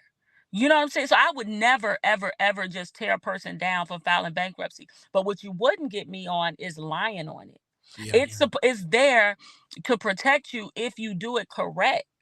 And in that case, it looked like he took advantage of the system, almost like he was making a mockery of the people in the name of being petty. And that's not cute. And it's not right. And you see how them boys got on his butt. So it serves him right. It's not right, and it's not fair of what you're doing to the people. Like the stuff I was nosy, and I went on and read it. And I mean, he had like 2-3 cars, Maseratis, Teslas. And it's like, come on now, just irresponsible with the bread. Yeah, it's I don't know why they think they won't get, when you black, you go, if they're taking down white people for doing it, you definitely gonna get caught. That's how my mind worked. And he went down for that, and he still, correct me if I'm wrong, Dr. Nikita, he still worked for he still worked for both.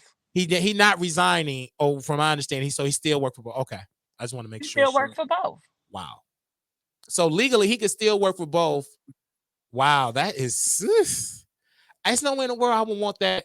Tiffany Henry to ask for him to resign. Like, why would you want somebody that committed fraud. But if he got dirt on her, I don't think she can. I think what can she say if she Yep. ain't nothing she can say?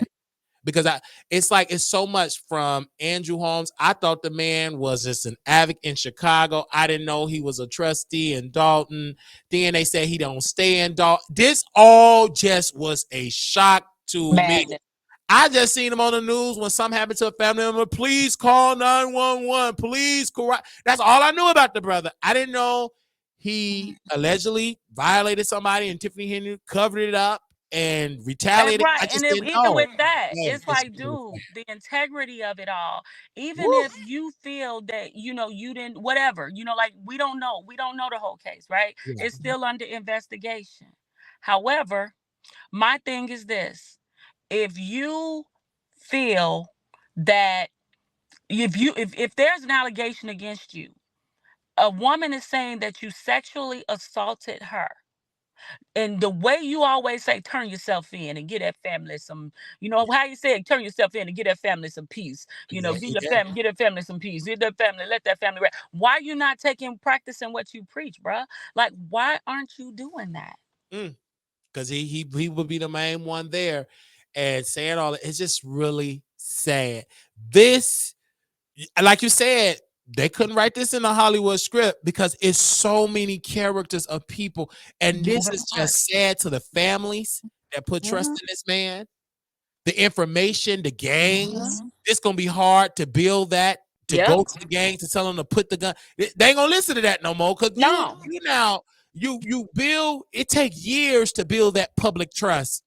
Yep. And all that just went out the window. Now he It can't takes years to build public trust, and it takes 10 seconds to disrupt it. destroy it. And I think that what this is with this Henyard It's sad. fiasco. I think that what's going to happen. I always try to look at the positive. I think people are going to be a little bit more aware of who they put in these seats. I think that people are going to pay attention to, instead of voting for people because they're black or white or green, blue, and purple, they're going to vote for them based off of the matters at hand. I think that the people who, it's uniting parties. It is making people rethink who their allegiance is to, That's true. and it's going to bring about accountability. I believe that once all of this is over, we're going to see a lot of change. And it's not just going to be in Dalton or Thornton Township. I think that we're going to see now on in Chicago, Yeah. in It's, Michigan, in Houston, in Texas, in Illinois, in New York. And I think that we are witnessing a shift. You got to think about it. Since this particular decade has started, we kicked this decade off in a pandemic where we were all locked in the house, right? And we're only 4 years in, 5 years in, right? So I think that this decade is a decade of shift, and a lot of things are going to get shifted, and a lot of things are going to change. I mean, we're hearing about aliens more than ever. People are finding these weird, species in the ocean now. People look at Diddy. I mean, I'm disappointed. Like, my entire childhood was grown up off of music from Bad Boy. You know, it's like we are witnessing the downfall of a lot of corruption. It's not just Tiffany. We just watched a president, a sitting president, like a former sitting president get indicted with a mugshot. You know, it's not just her. We got a president right now with dementia, and people are trying to hide it. yeah. And trying to, but let's book the case again. They don't want Kamala Harris. If we Yep. open that door, we got to Uh-huh. open the door to a black woman to get power. Yep. Why do you think that she get the most hell from black folks? She don't do nothing but twirl her hair. Yep. And then That's I'm a be lie. honest, and Tiffany making it even worse for her She make it because work. the Yeah, way she's out here validating why we can't be in power. yeah, that's true. And it harms. That's why I'm saying that I'm sorry. It's nobody from the Democratic Party on the to say to this sister, step down. They probably is having a conversation, but Tiffany is hard headed. She probably say, "Kiss my ass." Let me tell you, one thing you're not gonna be able to do is tell Tiffany Henyard what Yeah, to do. that's And true. I'm just gonna So, tell you that now. yeah, And she is an independent thinker.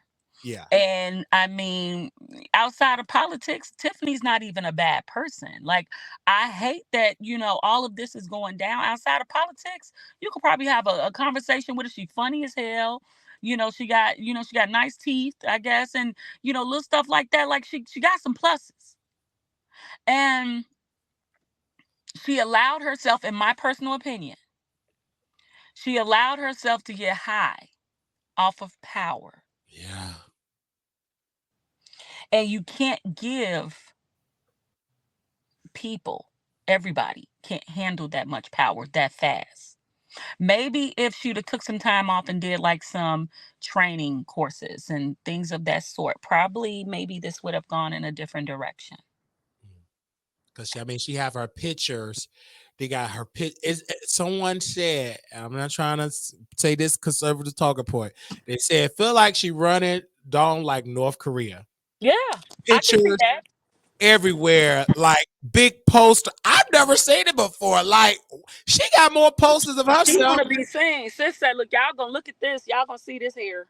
She got posters everywhere. Like, wow, like she's everywhere. You can tell that she's the mayor of Dog. Like she called herself the super mayor. That's what she said. Like, it's so entertaining. Like, Trump is so powerful that black politicians pulling his swag, meaning going viral, being messy, dragging the people, dragging the media. They got everything's a clapback in the name of being petty. It's like, come on now, sis. yeah. We ain't gotta do that. And I mean, it's like I said, I even want to apologize because when I got on here earlier, I was hot.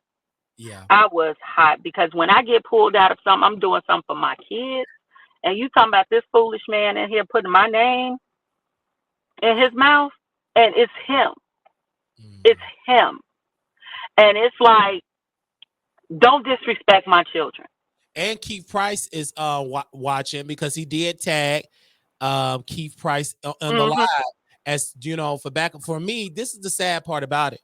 If this woman came up, you as a man, now address it. You might as well address it, your accuser right here and there. But to tag another man, to tag your life, that's crazy. We're from Chicago. If you got a problem, let's put it all on. Let's put it on here. Somebody calls, but he tagged somebody else. For what reason? To a woman? That's crazy. Because first of all, I would have. Yeah, he needed help. He had to go get Keith. And like I told you, me and Keith, I know his number. He know mine. We grown. If we have an issue, I'm gonna call him and we're gonna talk about it, and vice versa. And at the end of the day, that's just how I roll. That's how I move. People who know me, I ain't no, one of them chicks that's gonna throw a rock and have my hand. If I say something, I did it. If I did it, I said I did it. I did it. I'm gonna stand on it. But my thing is this: like I told you in the beginning, this ain't about Henyard. Mike Smith is calling people to the platform, and he got what he was looking for. I don't think he was looking for this one though. I don't think he had this one on his bingo card. But I think that what needs to happen, I agree with my key son. The men need to stand up for the righteousness in Dalton. That's it right there. That comment right there. Yeah. Because what is happening now, and I'm not even putting a name on it, it don't matter whatever seat. The lesson that we should take from this is if you're not happy with your government, change it. Change it. That's why I started with this. This ain't to beat up on that lady. This ain't got nothing to do with her. And as you can see, even talking about it now, I ain't dogging her out.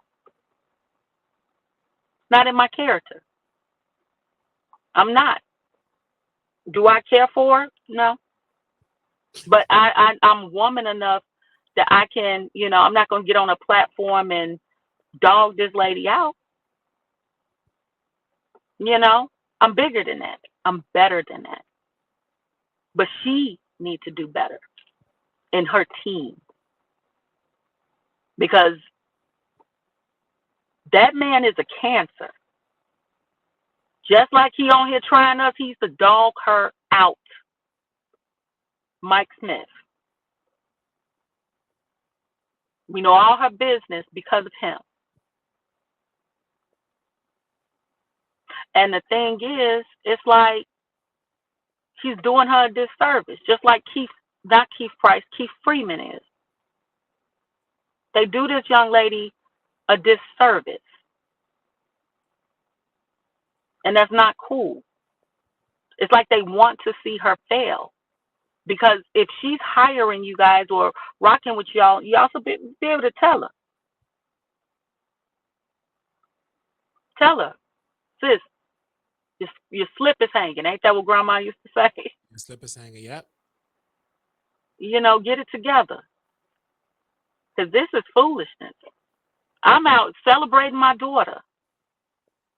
And this man got my name in his mouth. So I'm going to give him what you're looking for. And he still ain't got back on here. Now, after I'm gone, he going to try to come back and say what he say, but it ain't going to be valid no more. Yeah. And I thank you, sister, for coming on. I can't wait to communicate you on the back end because I struggled with getting the credentials as media because the city, when we reached out to the city, they removed me from the email because I was doing everything right. I asked the questions, blah, blah, blah, and whoosh, delete it. Because they don't like, especially when you black, to ask questions. But I'm harder on black politicians. I'm on you harder because you look like me. Brandon Johns could hold us accountable. We gotta hold us accountable. Yes, I'm with that. You're the Chicago Defender, like all of these. We got to hold us accountable. And unfortunately, they don't like it. Like when Mayor Johnson did an interview, and I love the sister he's interviewed on WGN, but it was a softball questions. Oh, how do you think you did?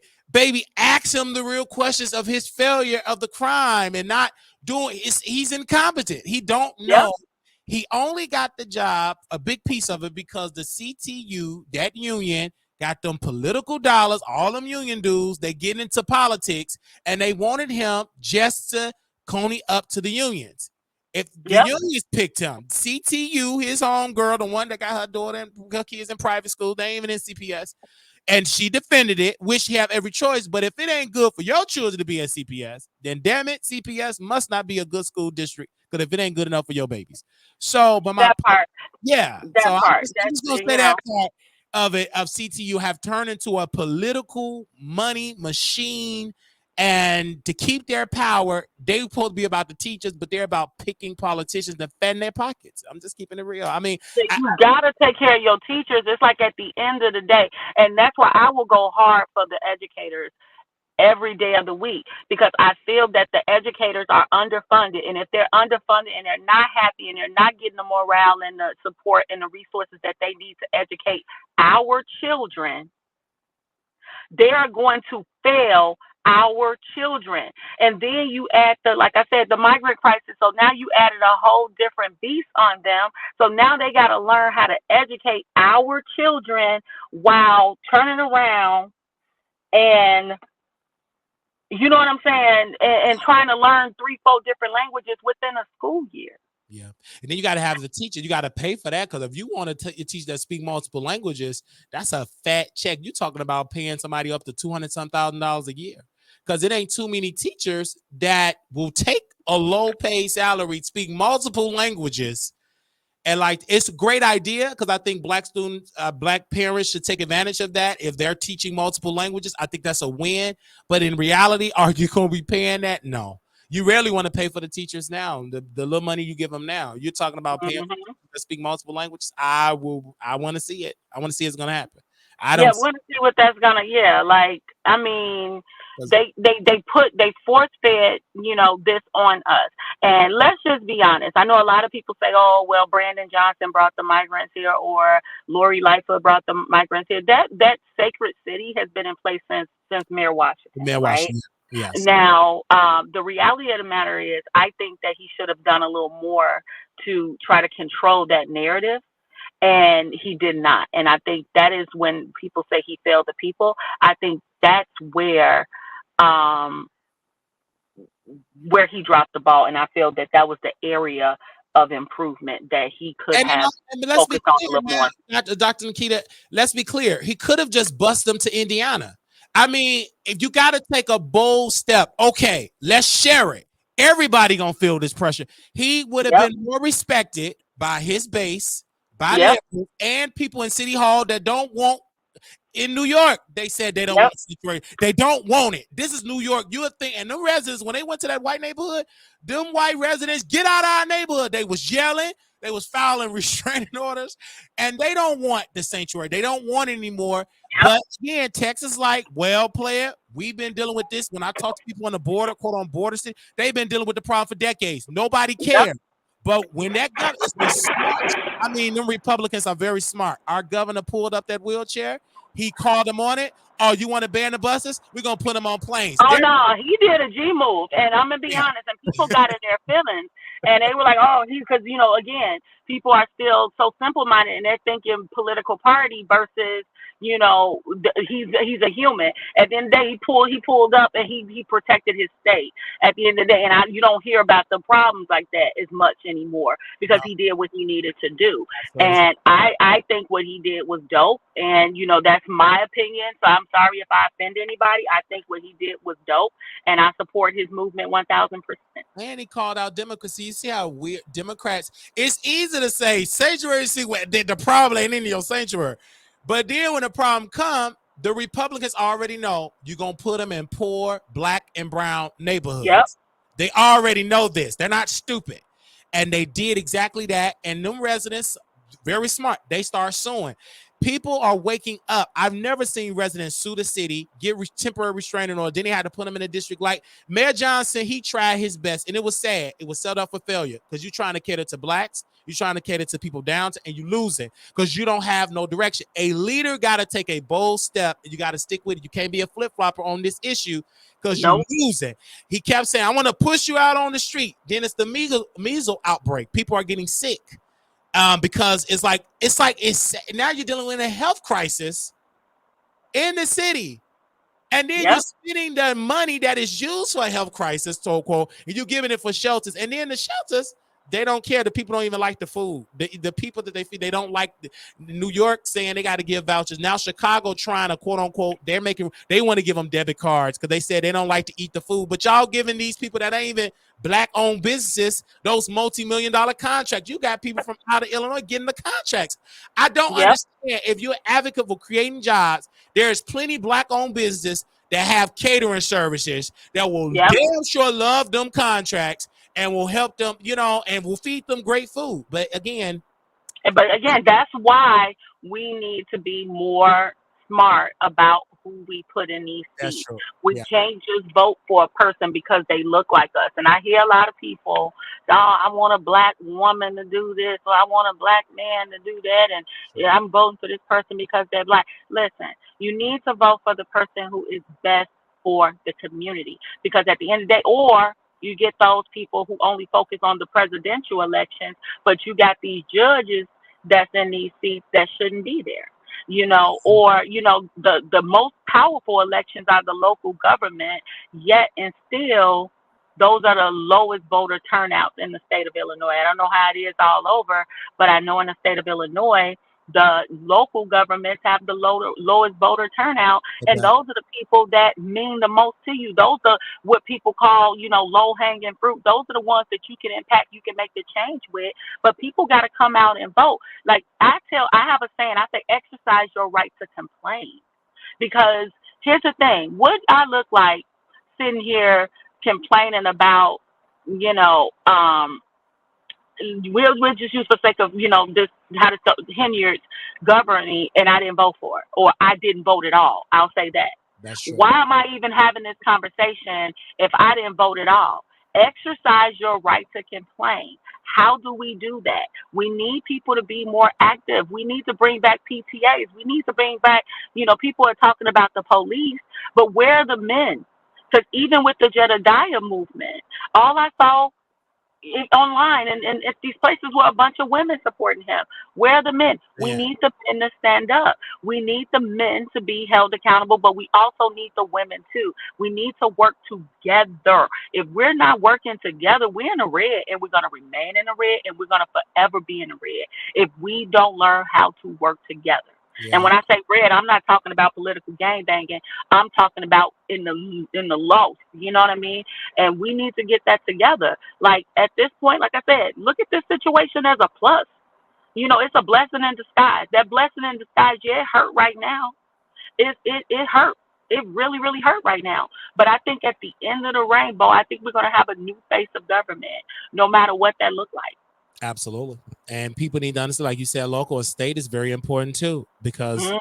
Texas are noticing that very important. How the Mhm. governor, they're using their power, even though Harris County is Democrat, their Mhm. state, they're passing laws to take away their right because they don't like it because it's black and it's Democrat, and it's a lot of black judges in Harris County. It's the largest county in Yep. Texas, and it's run by Democrats, and Texas don't like it. So they're using the state. So that's why, like you said, it's very important to vote in all levels, county, Yep. all of that matters. And you're not gonna notice it until it harms you, and then you be like, damn, now I understand how important this is. It's very important to vote for your alderman. It's very important. They hold power, and you got to Mhm. go for all levels. And if you don't, then you're gonna be on the outside crying because it's gonna harm you the most. It's You gonna harm you the most. It's like everybody focusing on, like I said, who's the president, but you got a Klan member as the freaking judge that you Yeah, voted for because their last name was Jones. It yeah, was no, it was a Nazi, and his last name was Jones. He ran with a Jones. It was in Illinois. He was in the fifth district. He was running for, I forgot which seat, but he was getting some traction because he didn't have a picture and his last name was Jones. Look him up. He's a Nazi. You know yeah, what I mean? Like he was like, I mean, like hold on, like full-fledged racist. And at the end of the day, he almost went into one of the blackest communities in Chicago because people wasn't paying attention or not doing their research. And yeah. Oh, she had hung up, y'all. She was driving, and that's very important. For that, want to make sure she was driving, y'all, and she was saying a good point. That's very important of what she's saying about the judges, because many people do not focus on the judges. They don't focus on the judges at all. They don't focus on the judges at all. They don't focus on those races. They don't look at the person's bio. Reminded me of FAMU. They didn't look at the man that said he got all these millions and he was none but a scammer. Okay. So they said Dalton got over 20,000 residents and only 8,000 people voted. That's not good at all. Less than a half of the residents voted. No vote, no voice. If you didn't vote, shut up. Jedidiah Brown did his thing for not just Dalton, but for Thornton Township as well. He can't do it alone. There is power in numbers. Talk about it, Dr. Nikita. Mike Smith should move this woman just okay. So I'm hearing a lot. And like, again, I want to give Jedidiah his props because he shared this broadcast to many people on his social media pages. And I think people have to understand, I think they wanted me to drag the brother that came on the show. No, I'm not going to drag Michael A. Smith. I'm going to allow him to talk. And we allowed him to talk. He talk. He called out Dr. Nikita, and what did that do? That opened the door for Dr. Nikita to defend her daughter and herself to respond. But if I would have came up there interrupting Michael, telling him he's a liar, never do that. Allow him to speak. And then if he say, well, I don't want Jedidiah on there, okay, let me honor your wishes. Okay. Well, okay, that opened the door for Jedidiah to come on and Dr. Nikita on, and then you allow full dialogue. And then you get all information that no one knew. I didn't know that brother was here, roommates with Tiffany Henya and this brother here was roommate. Michael A. Smith was roommate. I didn't know that. We know that by Dr. Nikita. I didn't know that. And also she works, then he brought up something about the senator here. Senator Harris, he is a Illinois state senator from the 15th a legislative district, Democratic committeeman, Thornton Township. So, it's like you're hearing all of this information, and it's great to hear. But when you do be out here dragging folks, you open that can of worms up for them to talk about your dirty laundry. Now, again, I have to say it allegedly, because again, I don't know. I'm not a police officer. I'm not a judge. But what I do know, if any allegations dealing with a child, it's up to that school district, it's up to the Chicago Military Academy, Brownsville, to open up an investigation. Period. Point blank. Open up an investigation. Open up an investigation. Receipts were posted. There's multiple more receipts to talk about this Michael A. Smith, how he lost his job and all. He admitted not admitting that and all of that. So he got my Lasner. He got us out here there looking bad. And so now it all been laid on the table. And so then now I'm going to talk to Dr. Nikita, because I need to go to Dalton, and I got to support and be just the media, just to document this moment. I will never forget it when we went to City Hall and we talked about the migrant crisis, and I couldn't get in because I won media.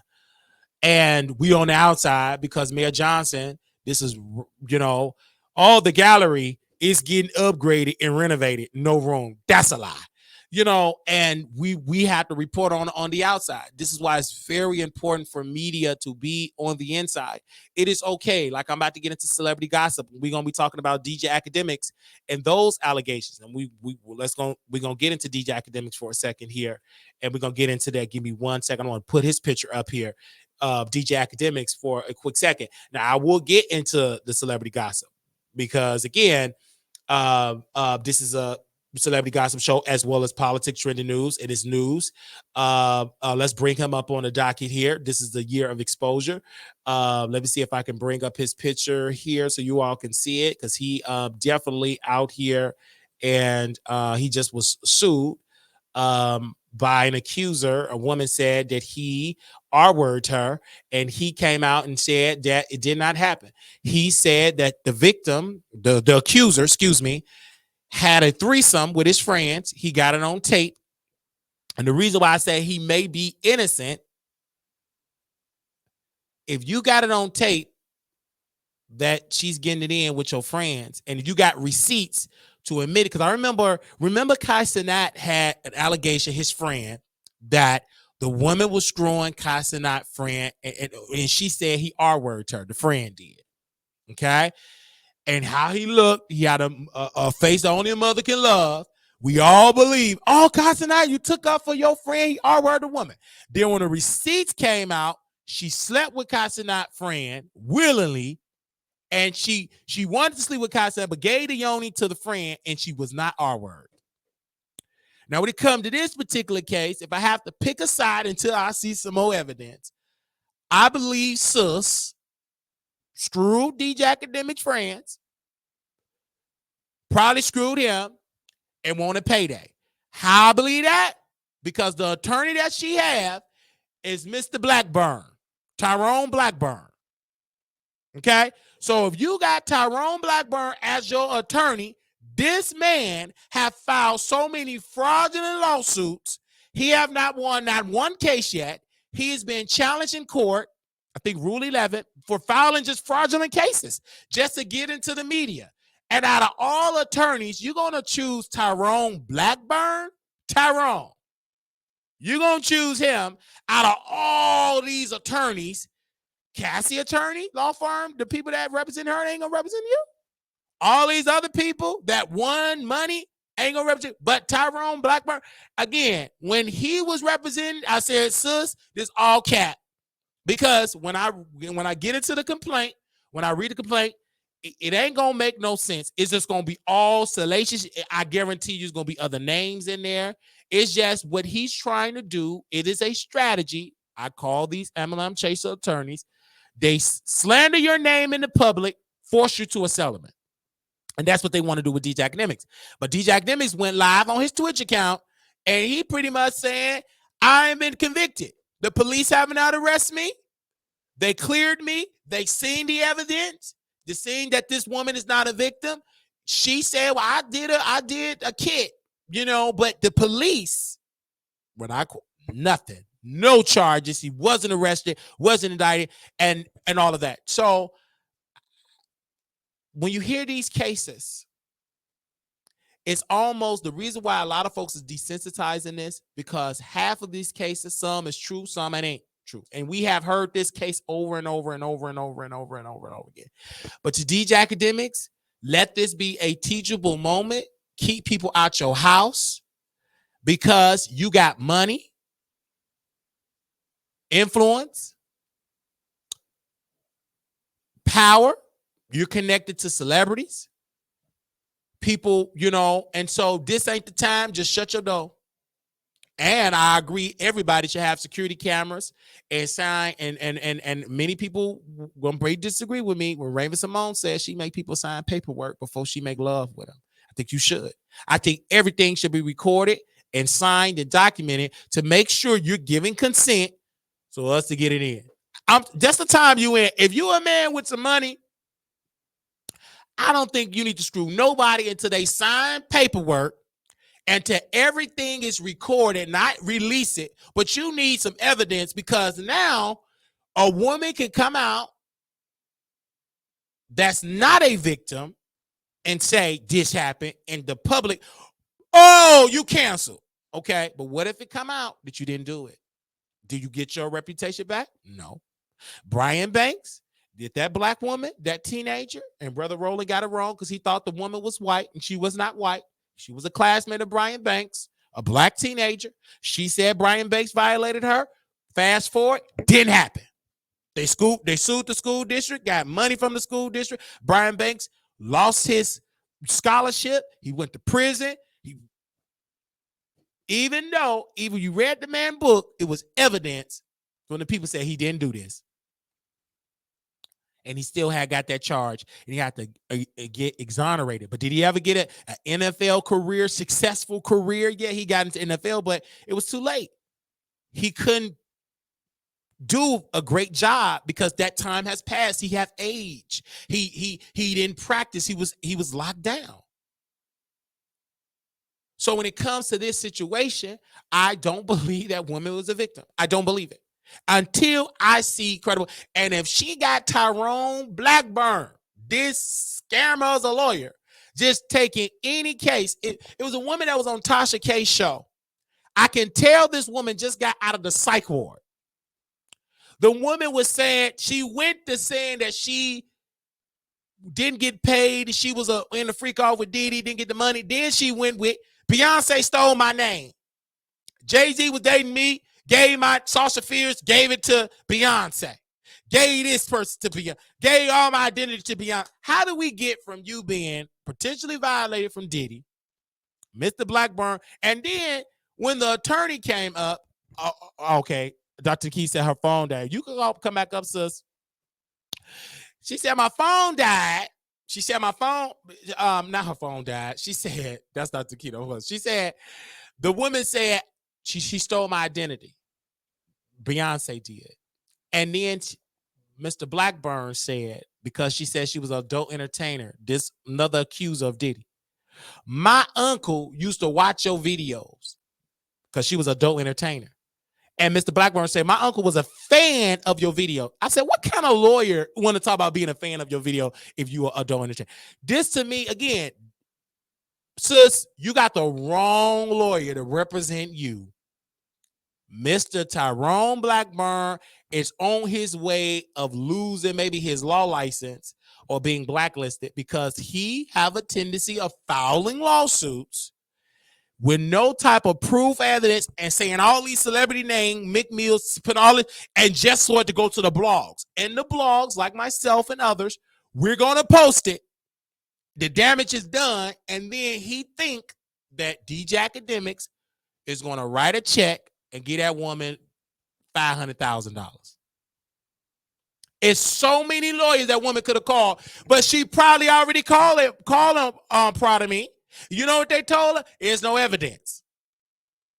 There's no evidence. You got to go back with R. Kelly in the situation. There was lawyers that was settling cases and signing NDAs, and they could have been took down R. Kelly, but they were signing NDAs, and R. Kelly was paying these lawyers.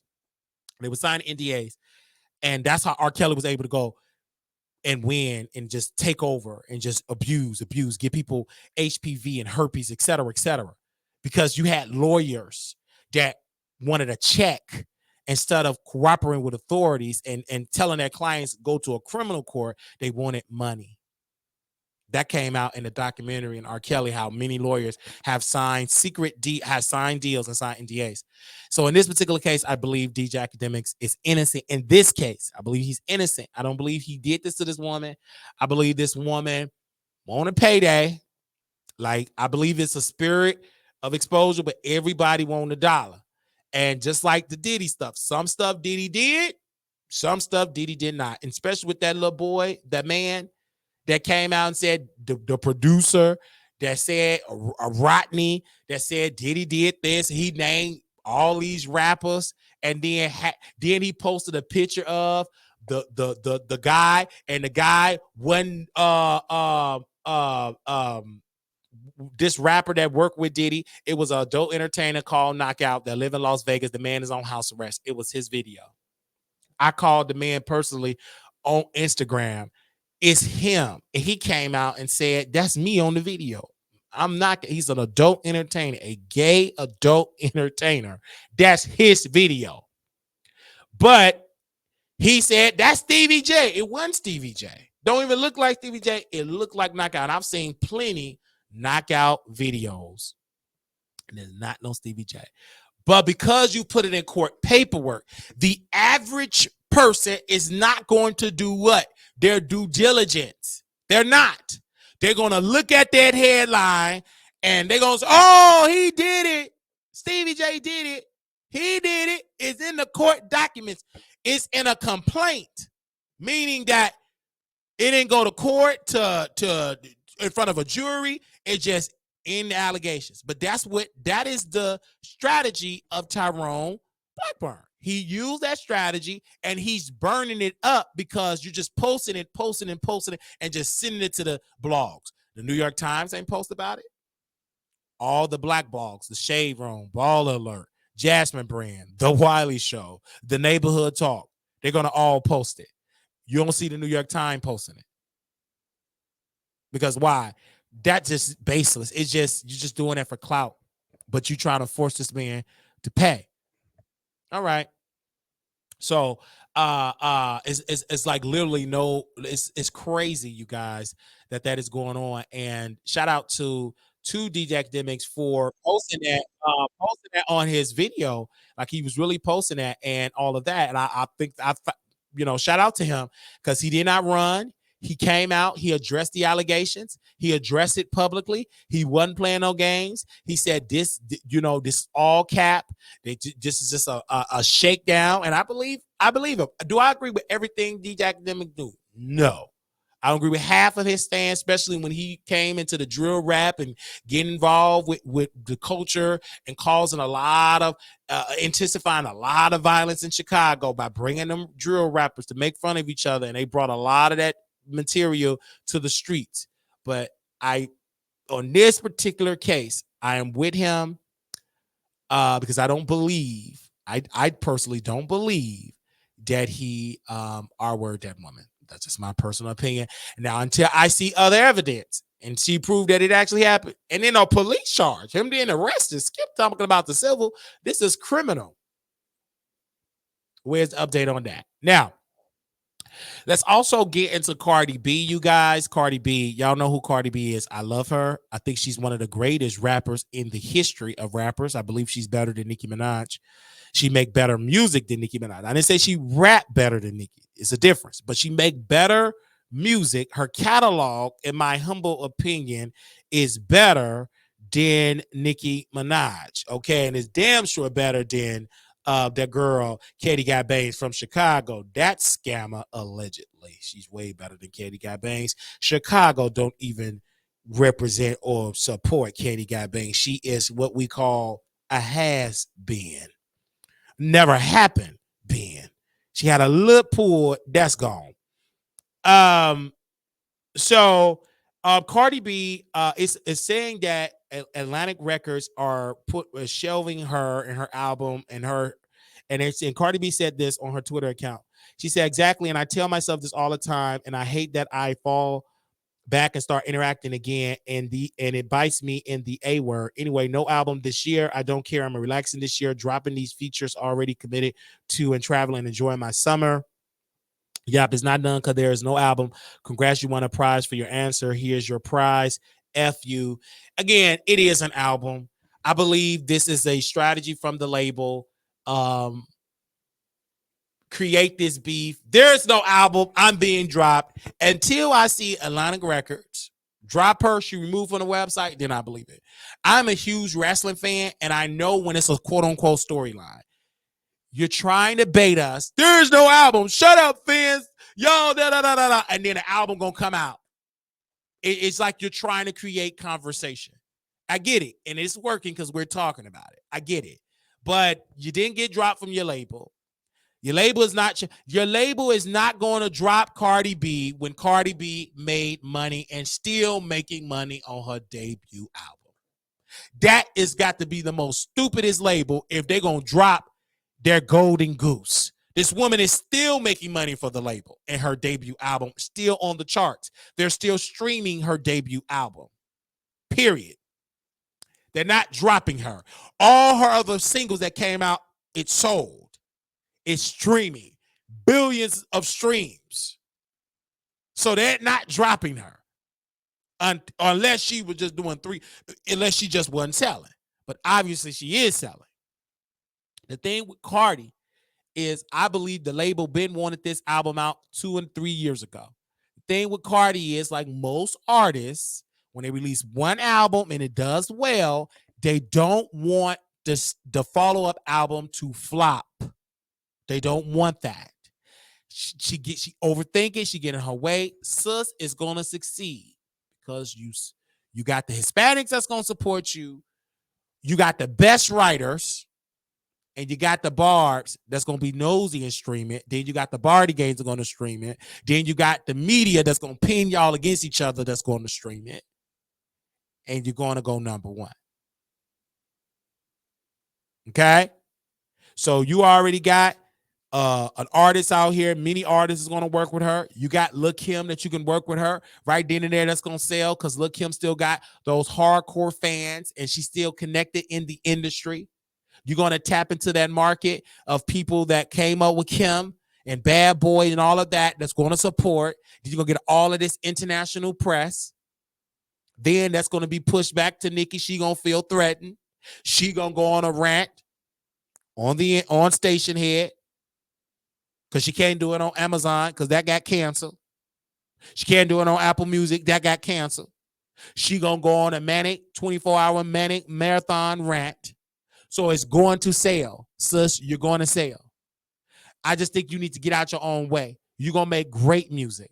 You already got the best producers and writers. Baby, you got the Hispanics that F with you. And what's the other guy that's Hispanic? Bunny. What's the Bunny guy? I think they call him the Drake of Puerto Rico. And if he jump on the song, it's an international hit already. Okay? I just think that maybe Bad Bunny gonna jump on, it's gonna go number one. Like Bungos should have had Bad Bunny on there instead of Megan, it would have went number one because it was an international record. You should have had Bad Bunny on the record. Not Megan Thee Stallion. You already represent the hip hop. Get somebody or your Puerto Rican. Get that demographic. That's more international. That's just my humble opinion. But do I believe she got dropped from her label? No, she haven't get dropped. But it's great commentary. It's great conversations. It's great debate. I love that. Cardi B confirmed there's no album. She's saying that it is an album. Baby, the album is already made. It's all about timing. I believe it's gonna come out during the summer or fall, but it's coming out this year because you got Megan Thee Stallion. She's going on tour. It's selling. You got Nicki Minaj, she's selling tour. She's out of spite. She got another album cooking right now. You got Lil Kim, she got a documentary, a book, and an artist that's already pulling up streams who she's allegedly screwing or whatever. You got that. Then you got Glorilla. Then you got Sexy Red. So it's really good for female hip hop. It's really good for hip hop, period. Because then you got the Drake and Kendrick Lamar. They going back and forth. That's iconic. But I'm interested because, again, I love Cardi B. I purchased the physical copy of her album, her debut album, and I purchased it on iTunes. That's how much I love that album. It is a great album. I'm glad she ain't trying to sing on it by herself. Like she had singers on there, like Nicki trying to sing every record. Honey, get a singer that can sing. Shut up. You don't know how to sing. Stick to rapping. That's just my humble opinion. Because whoever told Nicki that she can sing definitely is incompetent. Because she can't. I tell her, stop it. Get a singer to sit there and sing them records. Stick to what? Rapping. You're not a singer. You are a rapper. Stick to what you know. Leave the singing to Brandy and Monica and people that can sing. I believe Ice Spice can hold a note better than Nicki, in my humble opinion. Okay? So, shout out to Cardi B. And yes, I will be purchasing her album. And yes, it will outsell the album that Nicki Minaj put out. The recent album she put out. It will outsell that. And that's just in my humble opinion. Okay. That's just in my humble opinion. Okay. Now,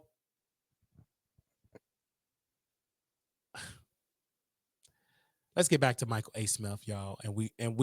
And proud of me if you want to come on. If anybody want to say anything about Michael A. Smith, I'll put the number on here. I think everybody wants something to say. I'm going to put the number on the screen here, and we will allow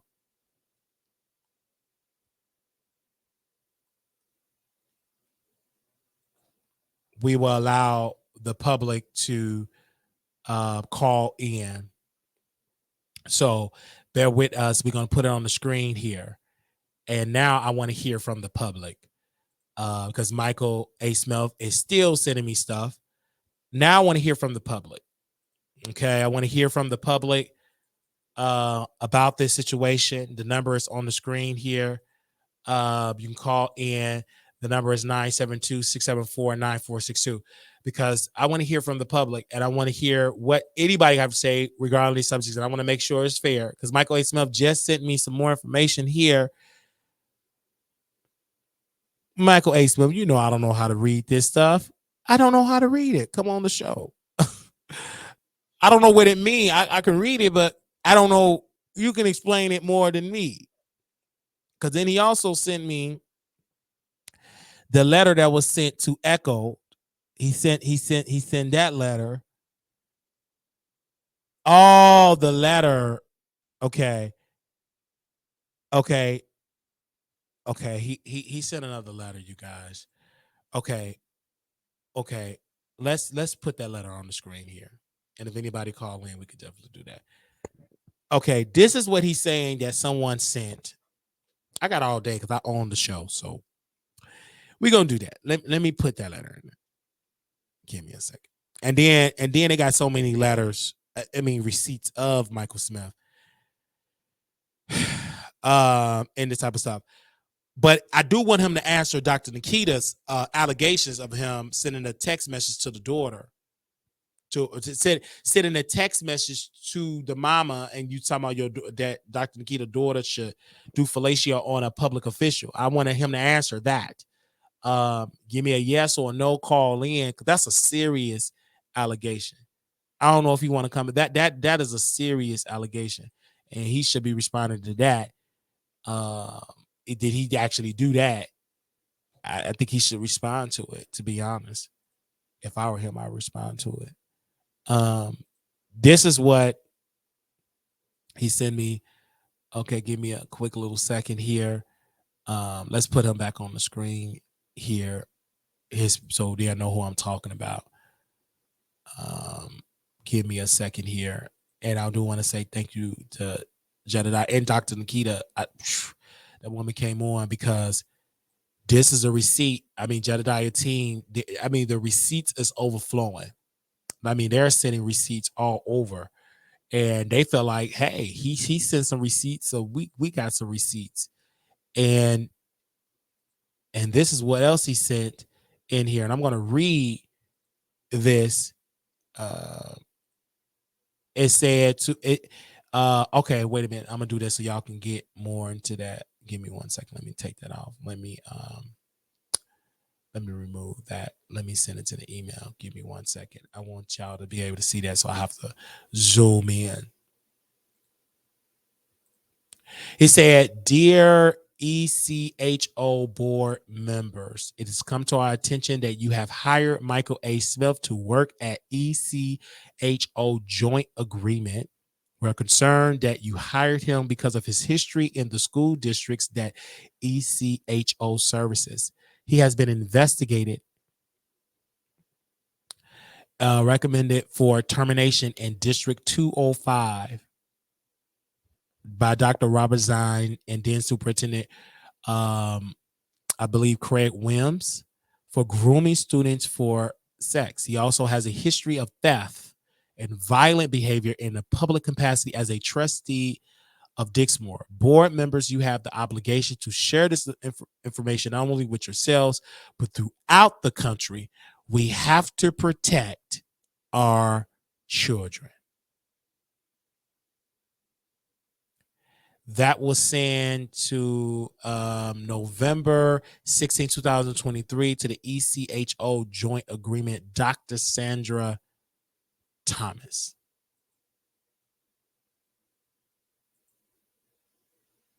That is what was sent.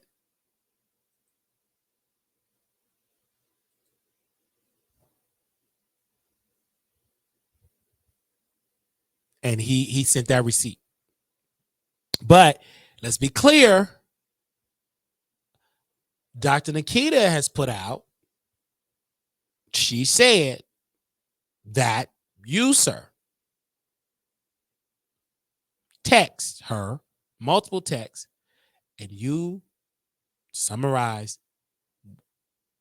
her daughter to do fellatio on a public official. If that is true, I understand why they say apologize. Again, I have not seen the text messages. Neither do I want to see them text messages, because that needs to go to law enforcement. That needs to go to your employer if that is the truth. And if it is, why would you send that? That's why I have to get him back on, you guys, on the show. I don't know if he want to come back on.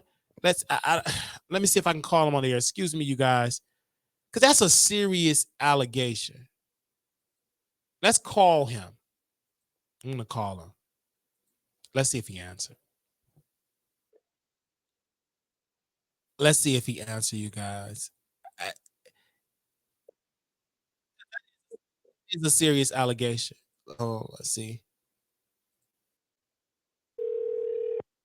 I'm going to call him on the air.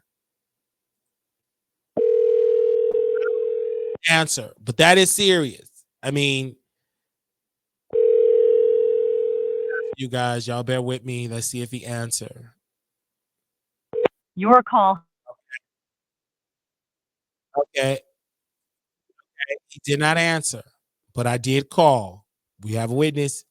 I think it was like 400. Some of y'all watching on all the social media pages, including YouTube, Facebook, Twitch, Twitter, AKX, and all of that. Let me go to Jedidiah page here. And give me a second. And I'm research purposes only.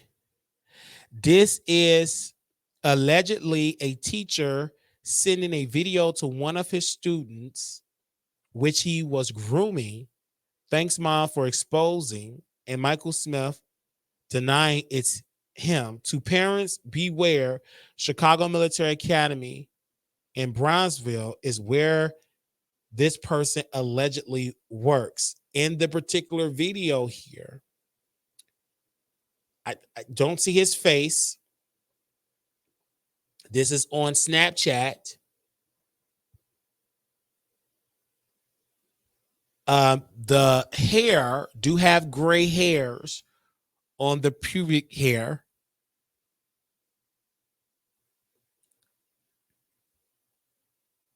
Let me go back.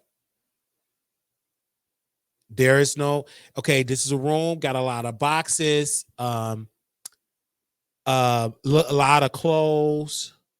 I cannot say it's him because there's no face.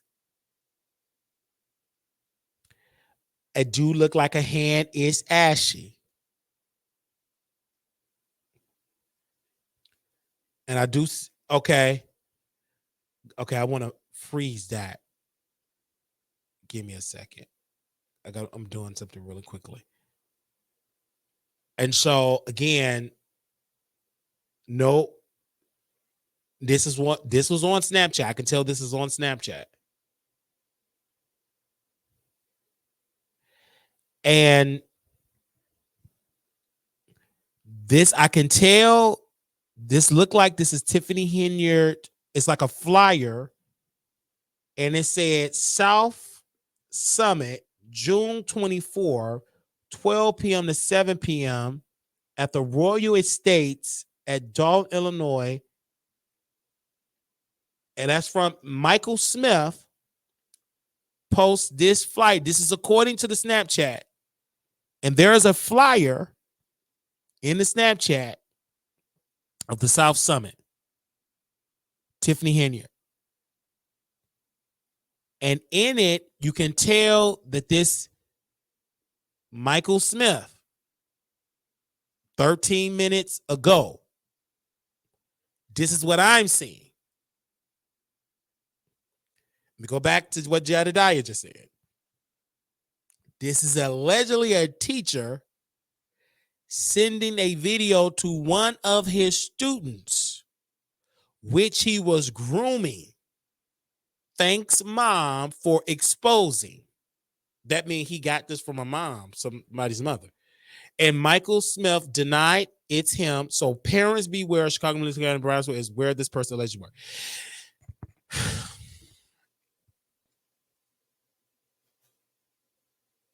I'm literally seeing this. And clearly, this say Michael Smith.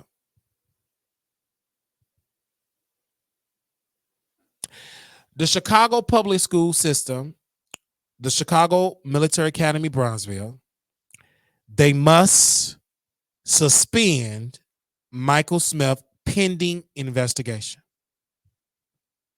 And the reason why I say that, my spirit is saying that, you need to suspend pending investigation. Because you cannot tell me that apparently, again, I will have to talk to Jedidiah when I'm assuming just reading this tweet here, that a mom of a student send this Snapchat to Jedidiah. And then you got Dr. Nikita saying to confirm, not particularly this video, but he have a history of grooming. And I am looking at, if you go to Jedidiah, okay, everybody here, Jedidiah Twitter is Live Life Free. LIVE FREED.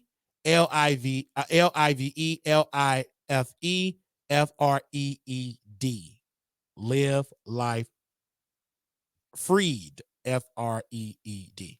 Okay, I'm going to put that in the thing here so you all can look for, you say, again, there's no children in this video. This is a grown man. Again, they're saying, Jedidiah is saying that it is him, that it is this guy on the screen, that is him that you see on the screen here. Okay, and the thing, and I'm talking about Michael A. Smith. This is what they're alleging again, alleging that this is Michael A. Smith post a video of him pleasuring himself, and he's saying that it was on Snapchat and he sent it to a student. This is alleged that the teacher sent a video to one of his students, which he was grooming. And when you go and you pause, like at the beginning, you see a flyer. This is sad. You see a flyer of an event, and I want to find that flyer. A youth summit, June 24.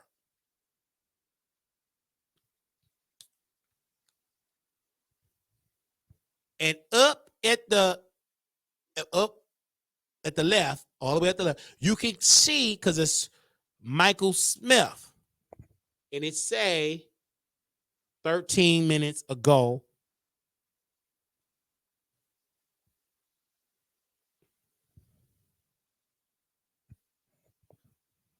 Again, man,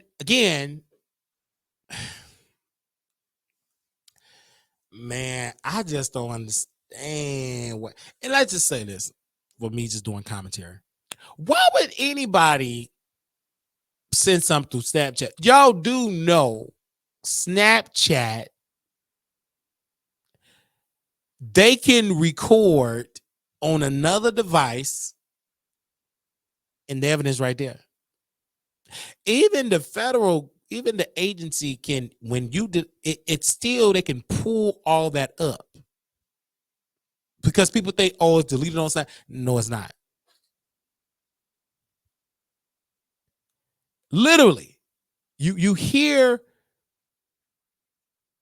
you see it on X. I feel for I Chicago Military Academy, bro. What is the protocol of the internal investigation? Because obviously this ain't. Jedidiah posted this video. This is the one that's not redacted, right?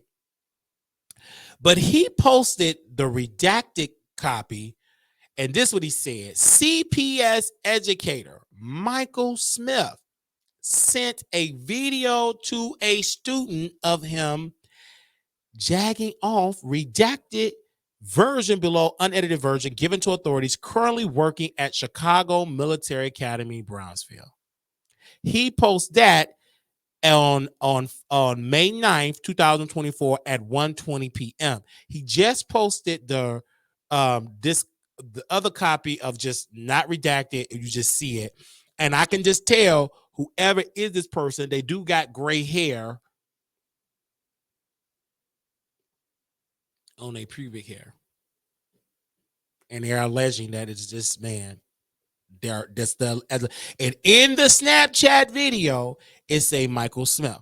Now, if the parent have this, I question the school.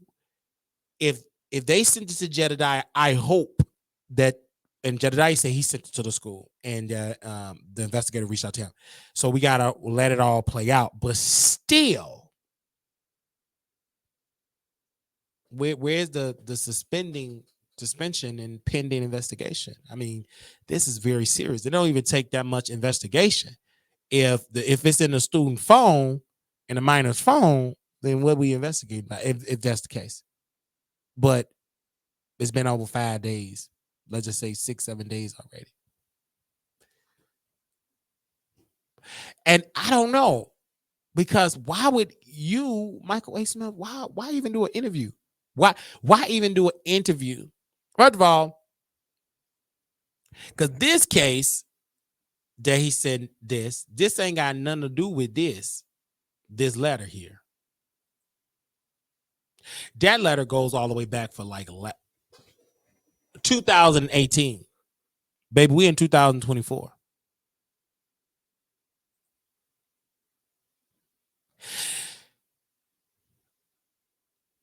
again, the letter that he sent, now this is a unfounded. Okay, if we were just talking about 2018, this would be a solid receipt. Now, I'm not a judge, I'm not a jury, I'm not none of that. I'm just a black man with a platform. Okay, but we are in 2024. 2024. Dr. Nikita is up in this year, said that you sent messages to her about her 13-year-old daughter, to the point this woman stepped out of character. First of all, because I don't see it in my spirit, that wasn't like her, because many people, they was like, wait, Dr. Keaton don't do this. But when you talk about somebody's daughter,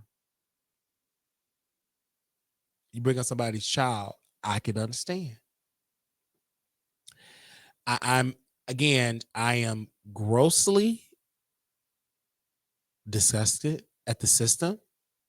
And I'm grossly disgusted that still to this day, when I go on the page here on Chicago Military, let me see if they got okay, that's not the school page. Do they even got a school page? Let me see. I know I'm a part of this group. Hold on, let me see if they got a school page. I know CPS. Okay, no, they don't have a school page. They do, but they don't post on it. Yeah. I need to update that. Yeah, they ain't got no. I guess got pictures. Okay. All right. But we do have a page for the limit. Okay. All right. But this. Let's see if anybody posts some more. People can try to stop. Okay, I understand that. He posting scriptures. I get it. I understand it. I get it. You could post scriptures. I understand it. I get it. He posting scriptures and everything like that. But this, I understand. I get it. You're going to post scriptures, whatever. But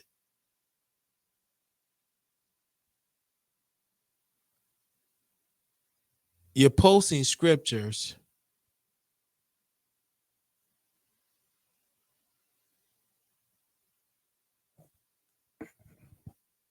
but nobody's denying the video or answering Dr. Nikita's allegations.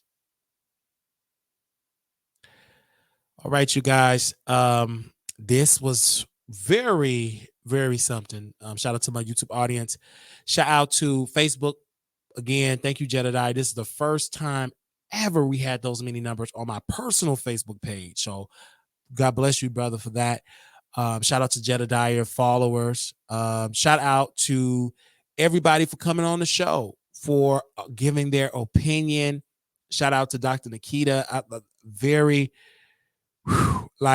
This is why it's important to talk about real issues. And I cannot wait to update you guys on this story. On this, we will update you on this. I'm going to keep my ear to the streets on all parties involved. We are added this whole thing in Dalton to the Wiley Show content. We're going to add it into that because everybody else talking about it. And why not? I was born and raised in Chicago. My mom, they lived in Harvey. So, mom lives in suburbs now, South suburban area now. So I know about that. And now I got to brush off and get more information and learn more about the players here. But I'm also going to be making some emails like, bro, like, what the hell is going on? And I'm still gagging at the fact that Tiffany Henier and Michael A. Smith was getting it. Ain't nothing wrong with that. Nothing wrong with that at all. That's a grown woman.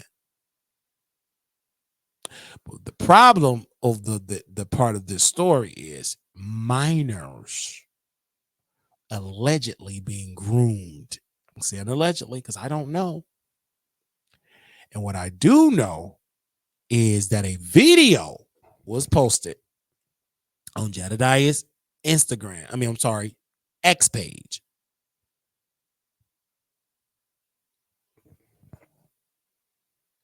Was posted. And he have blatantly said CPS educator Michael Smith sent a video of a student and it's an explicit video. And so again, this is something, and in that Snapchat, it show a flyer of the of Tiffany Henyard having an event. You see her on the flyer. Yikes.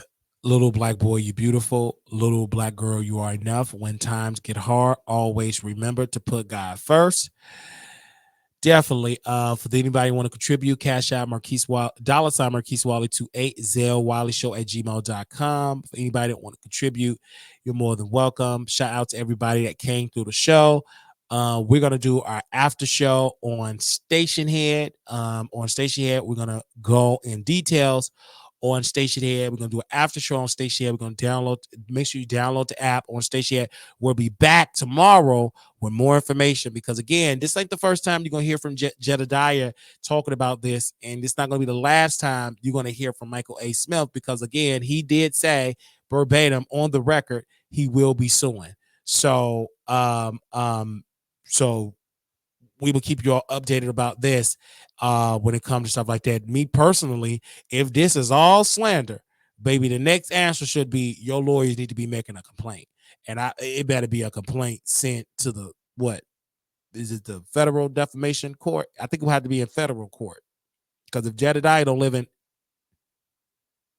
Illinois, he would have to, file it in Texas? I'm not a lawyer. I think, Texas he would have to file it in? Because if Jedidiah don't live in Illinois, you can't file if he don't live here. Don't you have to file it with Jedidiah resign, which that probably will be in federal court in Texas? You have to file in the federal court. I'm not a lawyer here. I also will be reading through all of these receipts. So send me some more receipts. If you have any more receipts, we're going to give a follow-up of the story. I'm going to read through all the documents. I mean, it's a lot. And I want to thank you for Jedidiah team for sending me that, wileyshow@gmail.com. And definitely so many documents this one of his supporters have sent. I mean, pages of stuff.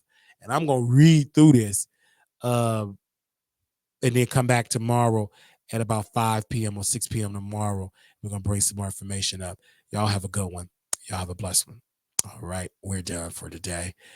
And I will see y'all on Station Head. Peace.